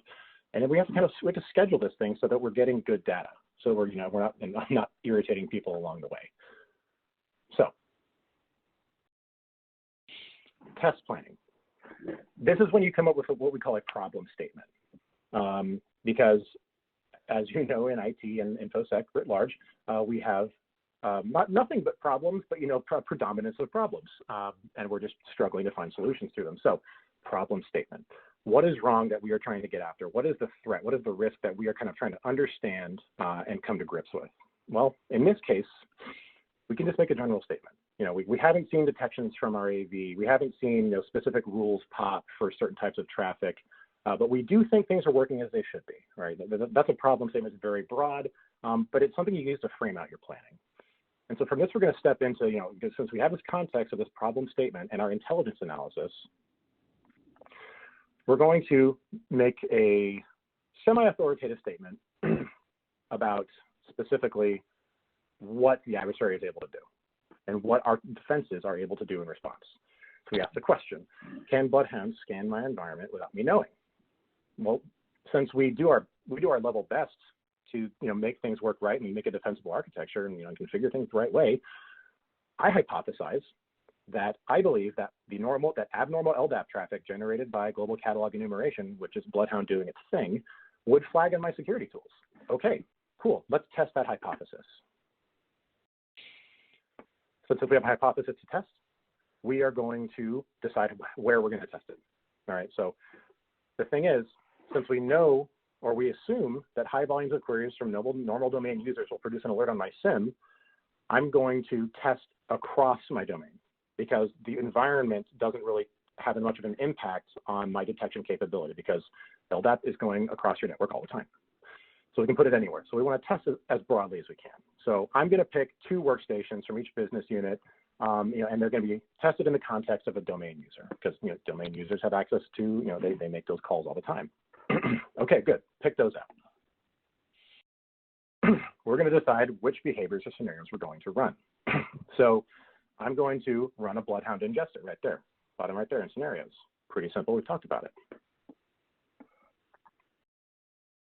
Then I'm going to come up with a schedule because you don't want to just let these things sit after you do them once. Configuration drift is a thing. I heard my predecessor in these talks talk about something similar. So let's put it on there for twice a month, no closer than 10 days apart, just because we want to make sure that things have a chance to change before we test again. Otherwise, we're getting what you might call a high-level false negative. We don't want that. So now that we have, and by the way, the most important thing about scheduling is that people know when you're going to do this kind of stuff, by the way. Obviously, we schedule out in excruciating detail how we use our red teams, our BAS tools, whatever they are, because, again, people can become alarmed when you start flagging tons of alerts on your security tools. I mean, it's good that they're alerting, but people want to know that it's not an actual emergency. So scheduled. So if you didn't notice, that took about 8 minutes to describe how to design a test case. And it is a broadly applicable thing, which I'll get into here in a second. So we described the theory and application of threat-informed defense. I talked to you about how you can immediately start being threat-informed. It's a fairly simple concept. It takes some work. It takes some time. It takes a specialist or two, but you don't need an entire cadre of cyber ninjas to do this. Not at all. Then we broke down that maze ransomware recon technique, and we designed a test to check defenses against it. It was all very simple. And this is something that should be fundamental to any security program. The ability to break down a threat this way and describe a means by which you can understand if it is an actual threat to you. So, testing ransomware is good. Understanding ransomware is good. Caring about ransomware, it's good. But being broadly threat-informed is better. And if you want to be seriously broadly threat-informed and have your defenses aligned that way against the things that are relevant to your mission as an organization, you have to be able to test. And to be able to test, you have to be able to analyze a threat, understand what's important to your organization, and actually do something relevant, okay? This methodology is applicable to every actor and every technique. Ransomware is just malware, which falls under that any actor, any technique thing. And I want to just remind everybody that there's a time to focus on specific threats. But what's important is not necessarily what's timely. And it's something that took me, a good chunk of my 10 years in the field to figure out, because the actors are going to use whatever they can to get in, and you're going to leave stuff open. I don't care how good you are. You could be the Mossad, you could be the NSA, I don't really care. You're going to leave things open. That's why we test it. And if something is open, it's important. Not just because it's something that came across the boss's desk, or he saw it in his Twitter feed, or she saw it on TV. That said, I encourage you all to be better in 2022, just like the gentleman is saying in the lovely meme. We can do better than focus on shiny new threats and spend all our time talking about what this latest ransomware family is doing. You know, we could spend our time doing analyzing that ransomware family, understanding what the new techniques are that make them different from the things we've been dealing with already. Devise tests for that family and actually be defended against it. All right, I'm off my soapbox. I'm going to recommend some learning. I can't go anywhere without saying this. Tech IQ Academy. It's free, totally free. Tons of training on there. I might have written some of it, so watch out for the stuff that has my face on it. And if you didn't like what I had to say today, if you did, then also look out for the stuff that has my face on it. Give it a look. We've got over 25,000 students. Great reviews on this stuff. We are always coming up with new material, and we want to know from you that we are putting stuff out there for the community writ large for free. It is useful. That's all we want to do with this. So it's academy.attackIQ.com, and like I said, 100% free. And with that, I'm going to stop talking at least for a minute or two. Great presentation, Ben. Really cool stuff. Attack IQ Academy. I've got to check that out myself. I encourage everyone to do that as well. Great information here. We're going to bring up a poll while we take questions from the audience. The question on the screen for everyone out there is, what additional information would you like about Attack IQ? And first question I see here that came in, Ben, they're asking, or they're saying, decomposing attacks the way you described is a big lift. How could a smaller team benefit from this? So any team is able to test. So like I said in the beginning, testing isn't just sicking your totally BAMF red team on something. Testing could be as simple as running a script that replicates an artifact or a behavior that the adversary does. And if you've got somebody, some sharp person in IT who's good at PowerShell, man, you can run a lot of tests. Tell you what, as long as manager says it's okay. And smaller teams can always benefit from automation. Don't get me wrong. There's a lot of ways to automate testing, and I'd be remiss if I didn't say that we're one of them, and one of the better ones, obviously. That said, you don't have to put an entire team on this. If you're a small organization, you've got one or two folks who you can commit half of their day to doing this a couple times a week, you can get this done. And you do that by taking small bites. And what I just described today was a small bite. You can look at a technique or a couple of techniques that are of particular import because of the way your architecture is configured, because of the things that your organization does, and test those. And come to a better understanding of what your specific tools are doing for you right now. And you can do these, and there's a ton of open source stuff out there for doing that. Okay. Yeah, absolutely. Another one here, they say, you talk about a lot of different things as though they're common knowledge, but they aren't necessarily so, at least when it comes to implementing an effective logging, backup, and testing plan. Where do we get that kind of information? Any kind of recommendations for resources? Yeah, so I think I've got a bit of there's a specific term in psychology for the kind of bias I have about this, and sometimes I speak to it, so sorry about that. This stuff should be common. Everyone should be looking at at their architectures from an adversarial lens more than half the time. Now, resources for doing this are accordingly kind of scarce, not terribly. I mean, there's stuff out there. People care about this, but it's somewhat niche when you start thinking about things in terms of these emulation plans. So the first thing I'll say is Attack IQ Academy. We have entire classes specifically on this. And again, like I said, they're free, and they're pretty darn good. If you haven't seen the blue team or red team, or actually there's a purple team field manual out now. Those are great practical application guides for actually doing these things on a keyboard.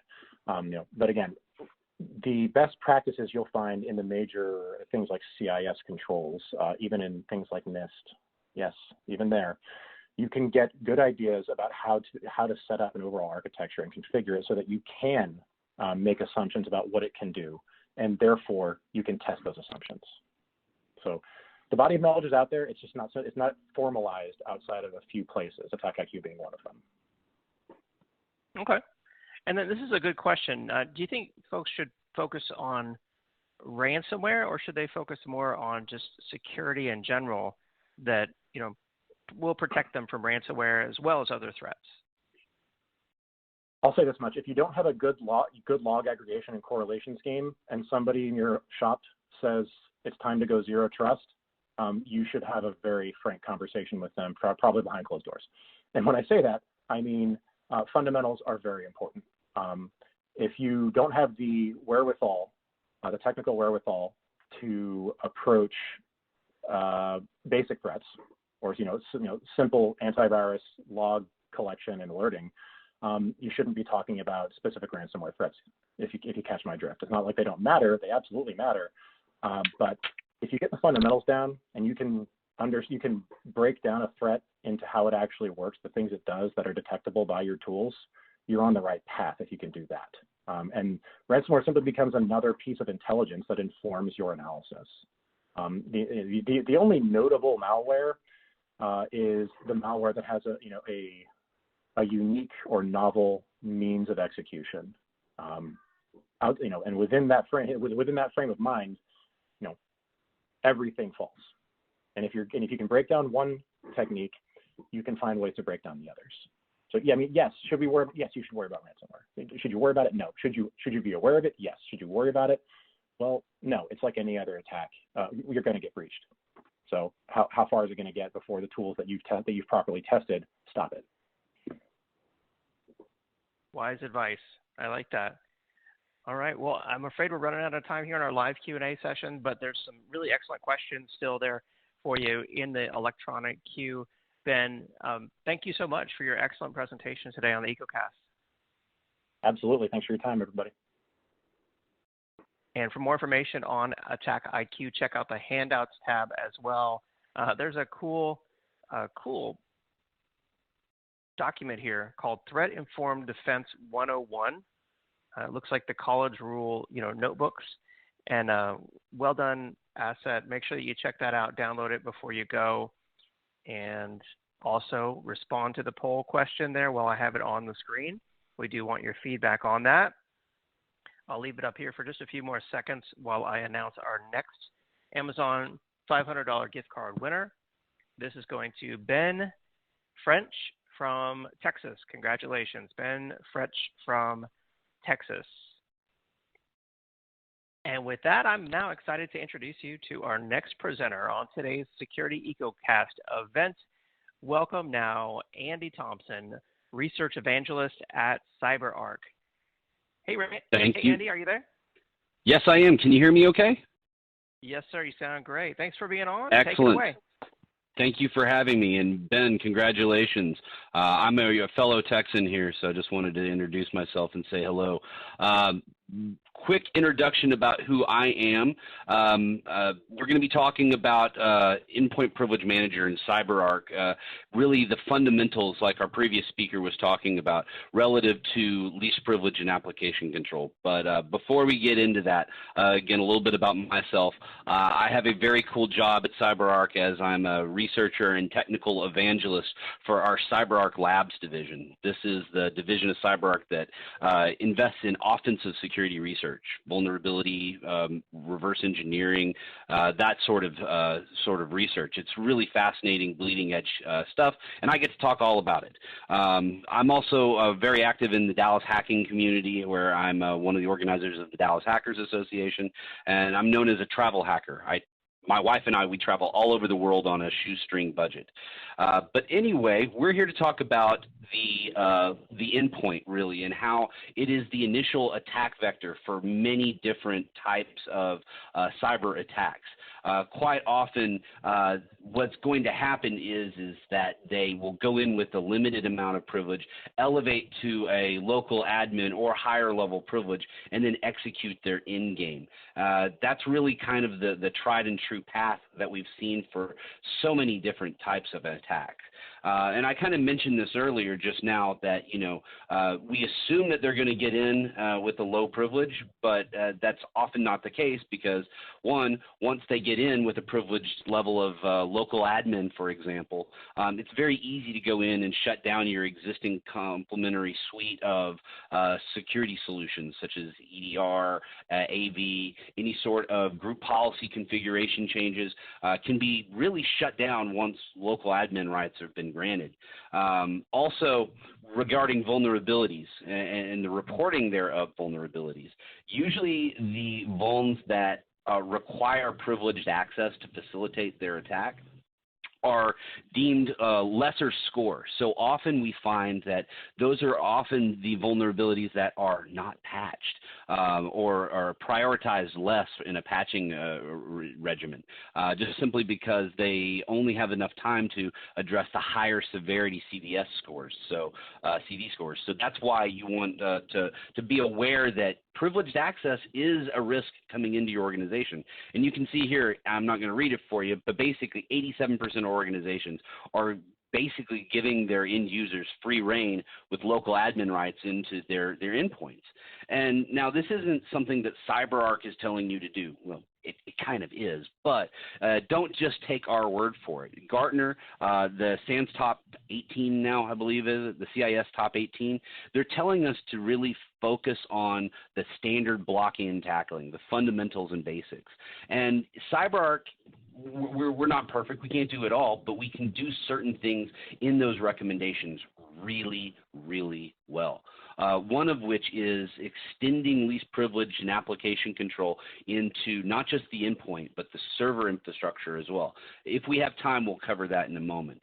The other piece is the ability to really restrict user controls, restrict the ability to not only execute certain applications, but what they can do within those applications. The other piece of this is really kind of proper and aggressive application control through data handling controls. And again, I'll dive into what exactly I'm talking about relative to data handling controls shortly as the presentation progresses. But needless to say, it's as simple as this. Microsoft Office is only allowed to open Microsoft Office files. Any rogue process, script, binary, or thread that's trying to access these files, if it's not authorized, don't get access to said files. That makes it a lot easier.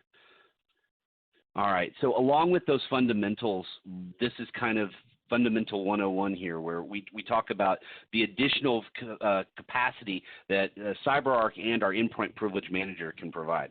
First is through least privilege, really restricting the user to the minimum amount of rights to do their job, followed by application control. Now, I thought this was kind of an interesting comment here. Computationally, the cheapest and most effective security technology. What does that mean?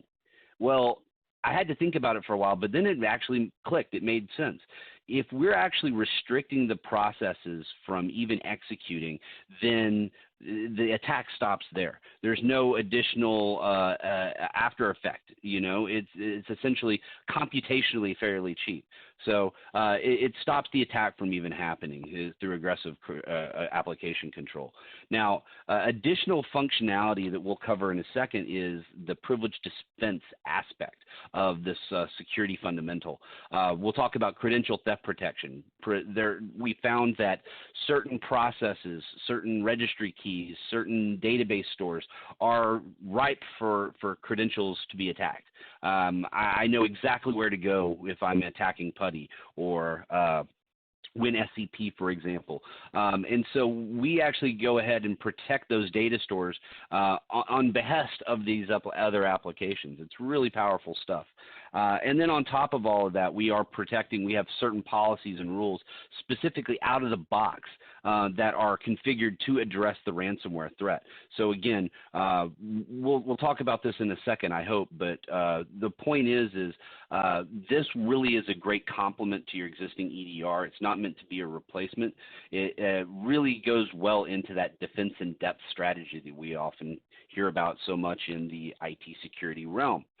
Now, it seems easy, right? It's like socialism. It's great on paper, right? The problem with it is it's so much more difficult to actually execute, because where we're at today is basically the far left here.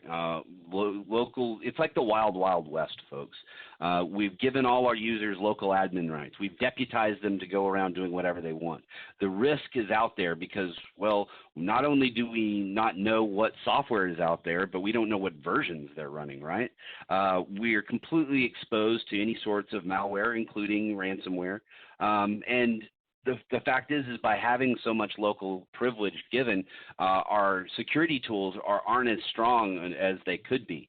And where we want to be is again, going back to those fundamentals that I talked about: least privilege, role-based access control, making sure that we have an updated, accurate inventory of our assets. I mean, that's what we want to get to.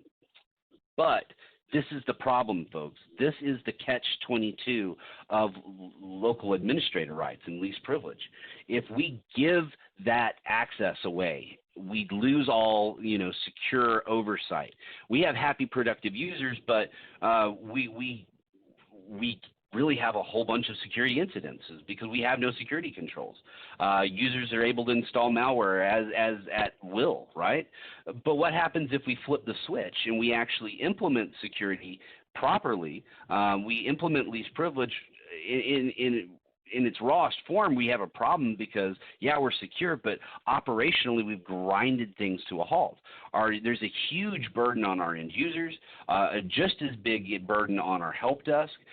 So it's that catch-22 that I was talking about, and that really inhibits us from jumping over and building that bridge that we saw.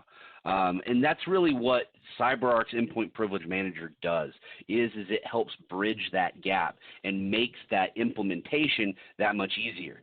And not only is it making it easier, but more importantly, it's making it secure. Hear me out on this.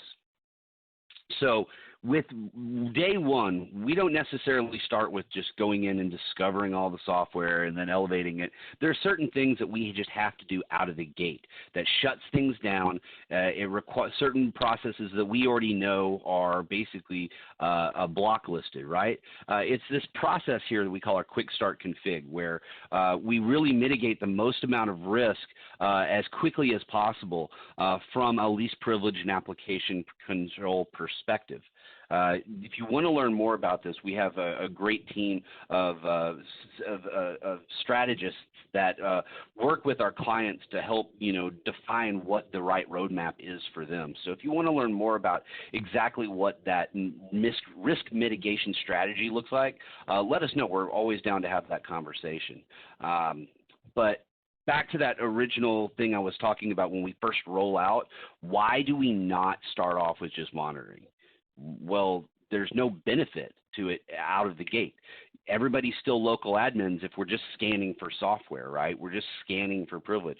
We have that delta period between when we're discovering data and when we're actually implementing some change. So even then, there's no benefit. The captured data has to be interpreted in only after the fact. So all these events have to go down, whether they're legitimate, they're false positive, you name it, before we can actually interpret that data. There's a lot of other reasons that we want to move forward with risk mitigation over just kicking off these policies. The point here is that the landscape is evolving, and the policies are going to have to too. And so that's why we started off with our rules, those initial policies. And again, it starts off with least privilege.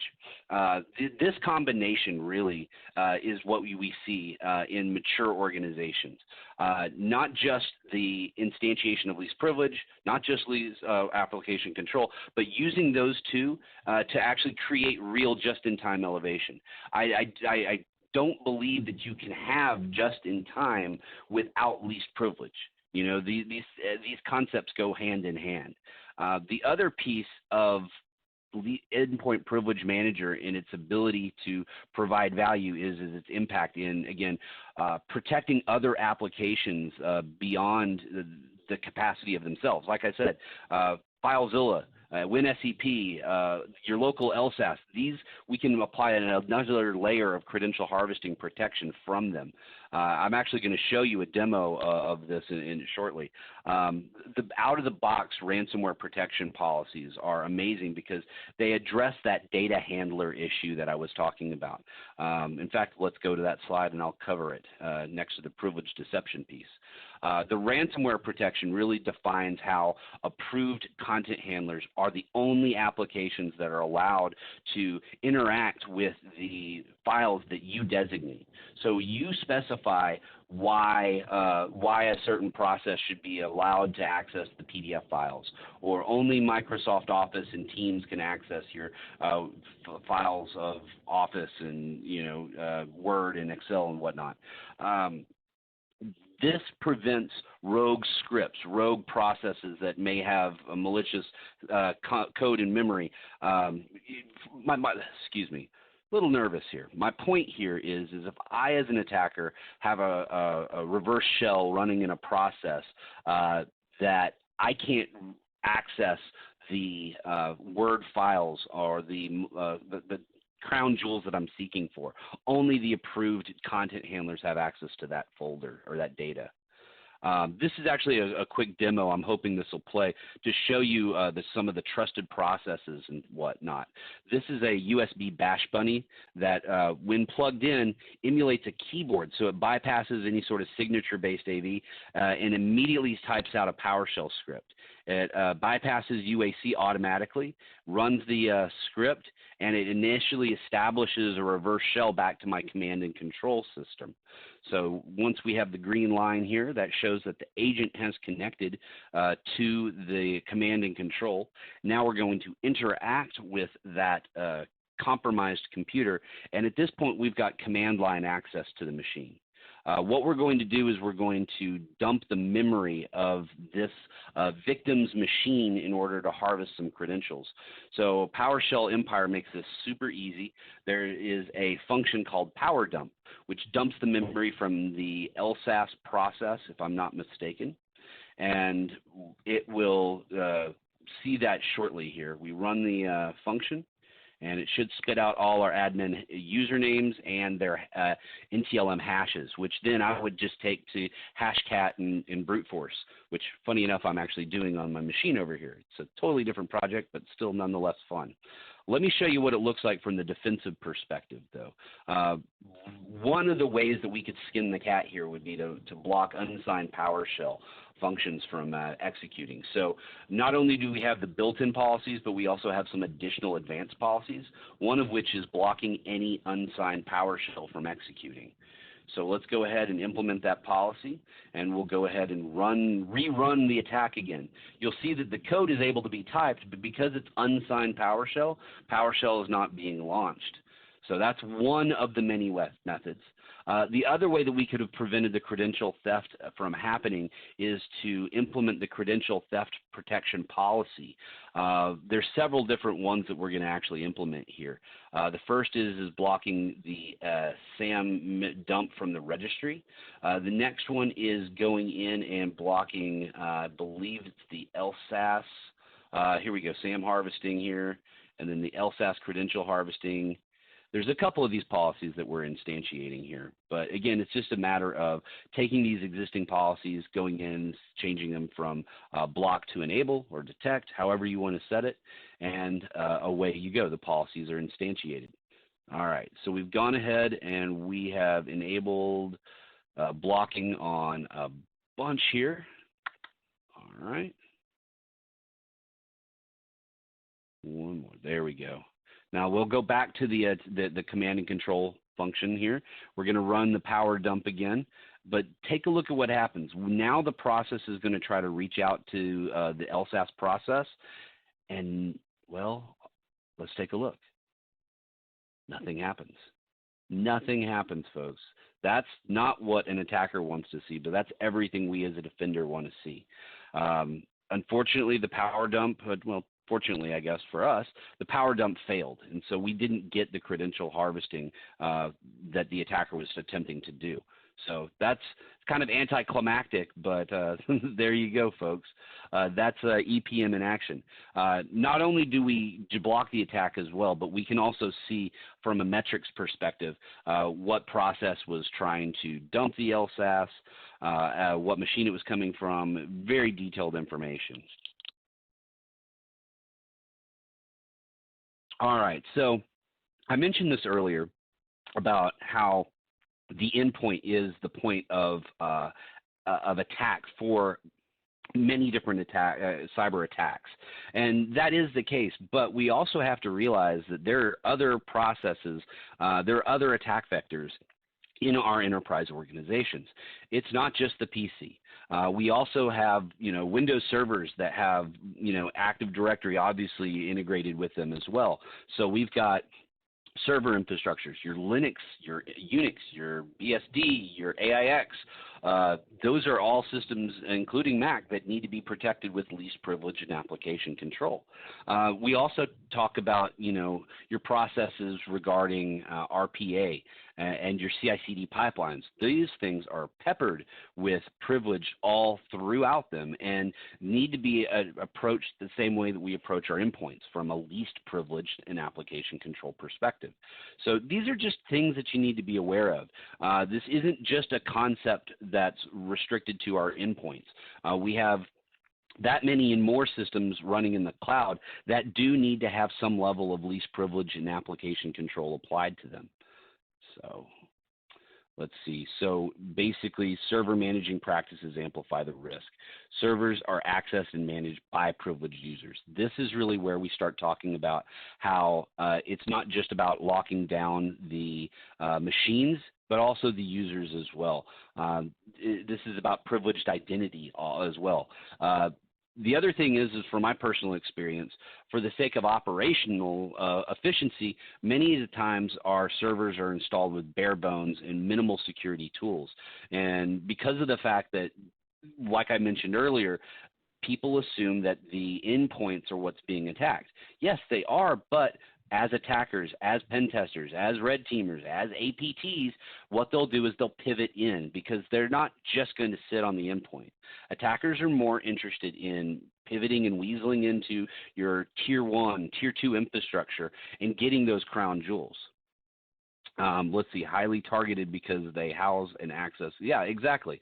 My point being here is, in this slide, is that yes, the endpoint is at a super high risk, but that's because it's the largest attack vector. They're going to target and zone in on your tier 1 and tier 2 assets.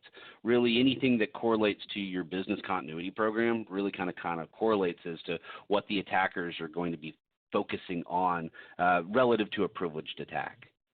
Let's see here. And now this kind of solidifies what our entire vision of identity-driven security is. Again, it starts with the endpoint right at the center, right? And it's a matter of, again, understanding that least privilege, application control, that continuous risk awareness that's constantly being updated in your portfolio really provides that sound security vision. I didn't really touch about this very much because there's just so much to talk about relative to the endpoint privilege manager solution, but the ability to not only elevate on demand, but actually challenge the user with adaptive multi-factor authentication. So it's really cool stuff, and I'd highly encourage you to take a look at one of our demos of the product. It is amazing.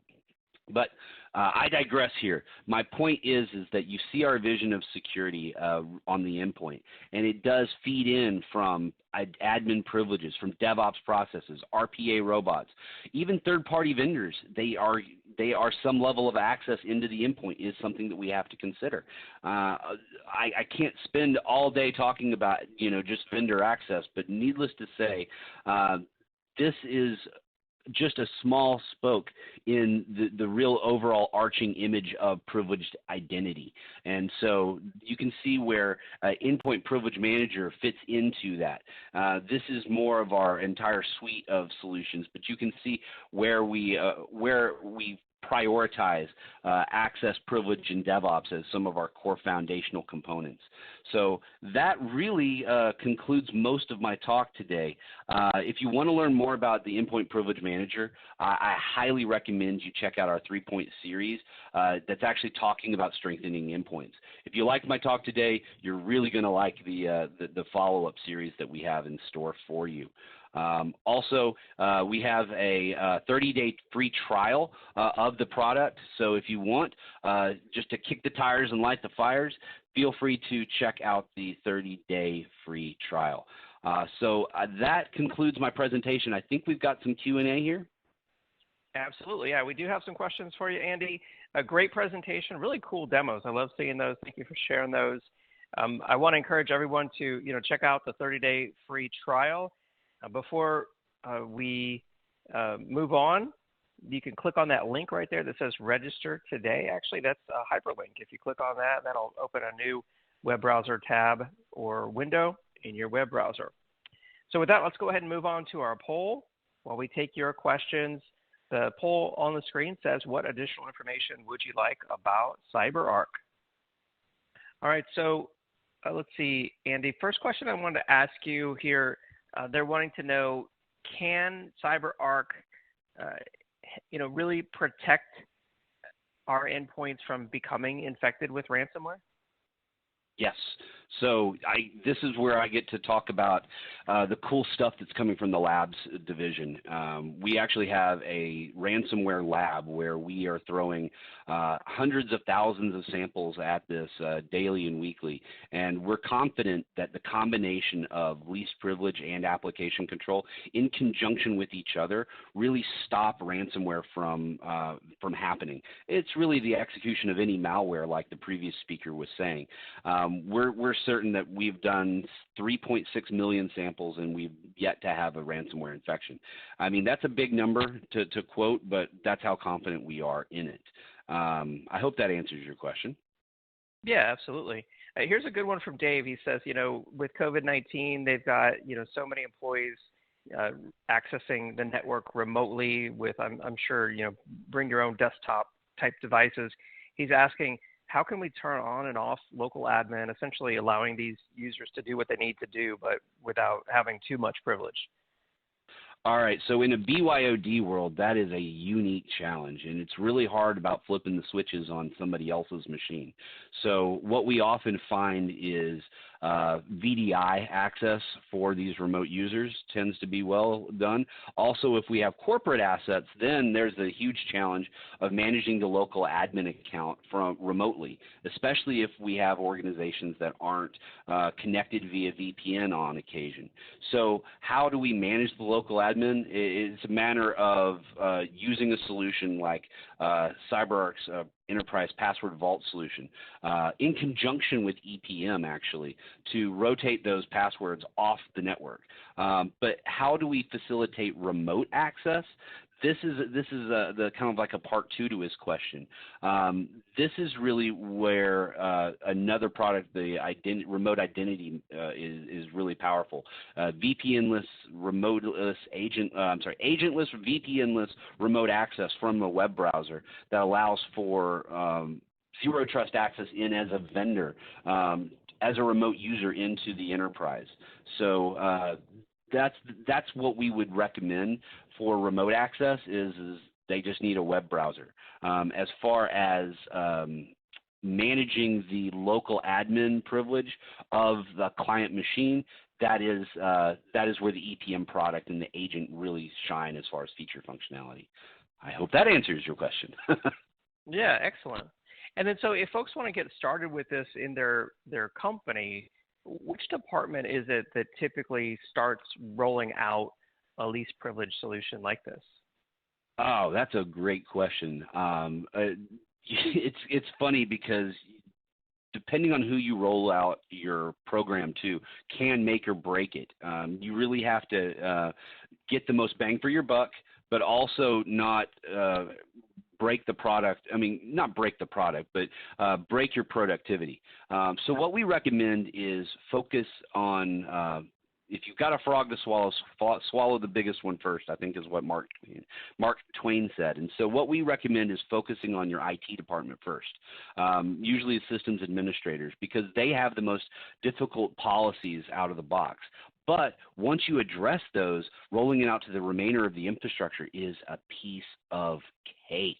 And so that really facilitates more adoption over time.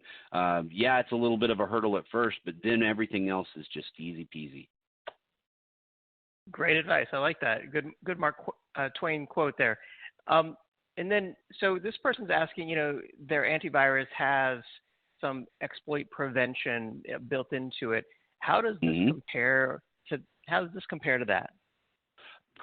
Another great question, and this is something that I'm glad that you asked, because I accidentally, I'm not as prepared as I normally am, but for these sorts of things. But one of the things I wanted to talk about was how EDR and AV do complement, but don't yet replace something like least privilege and application control.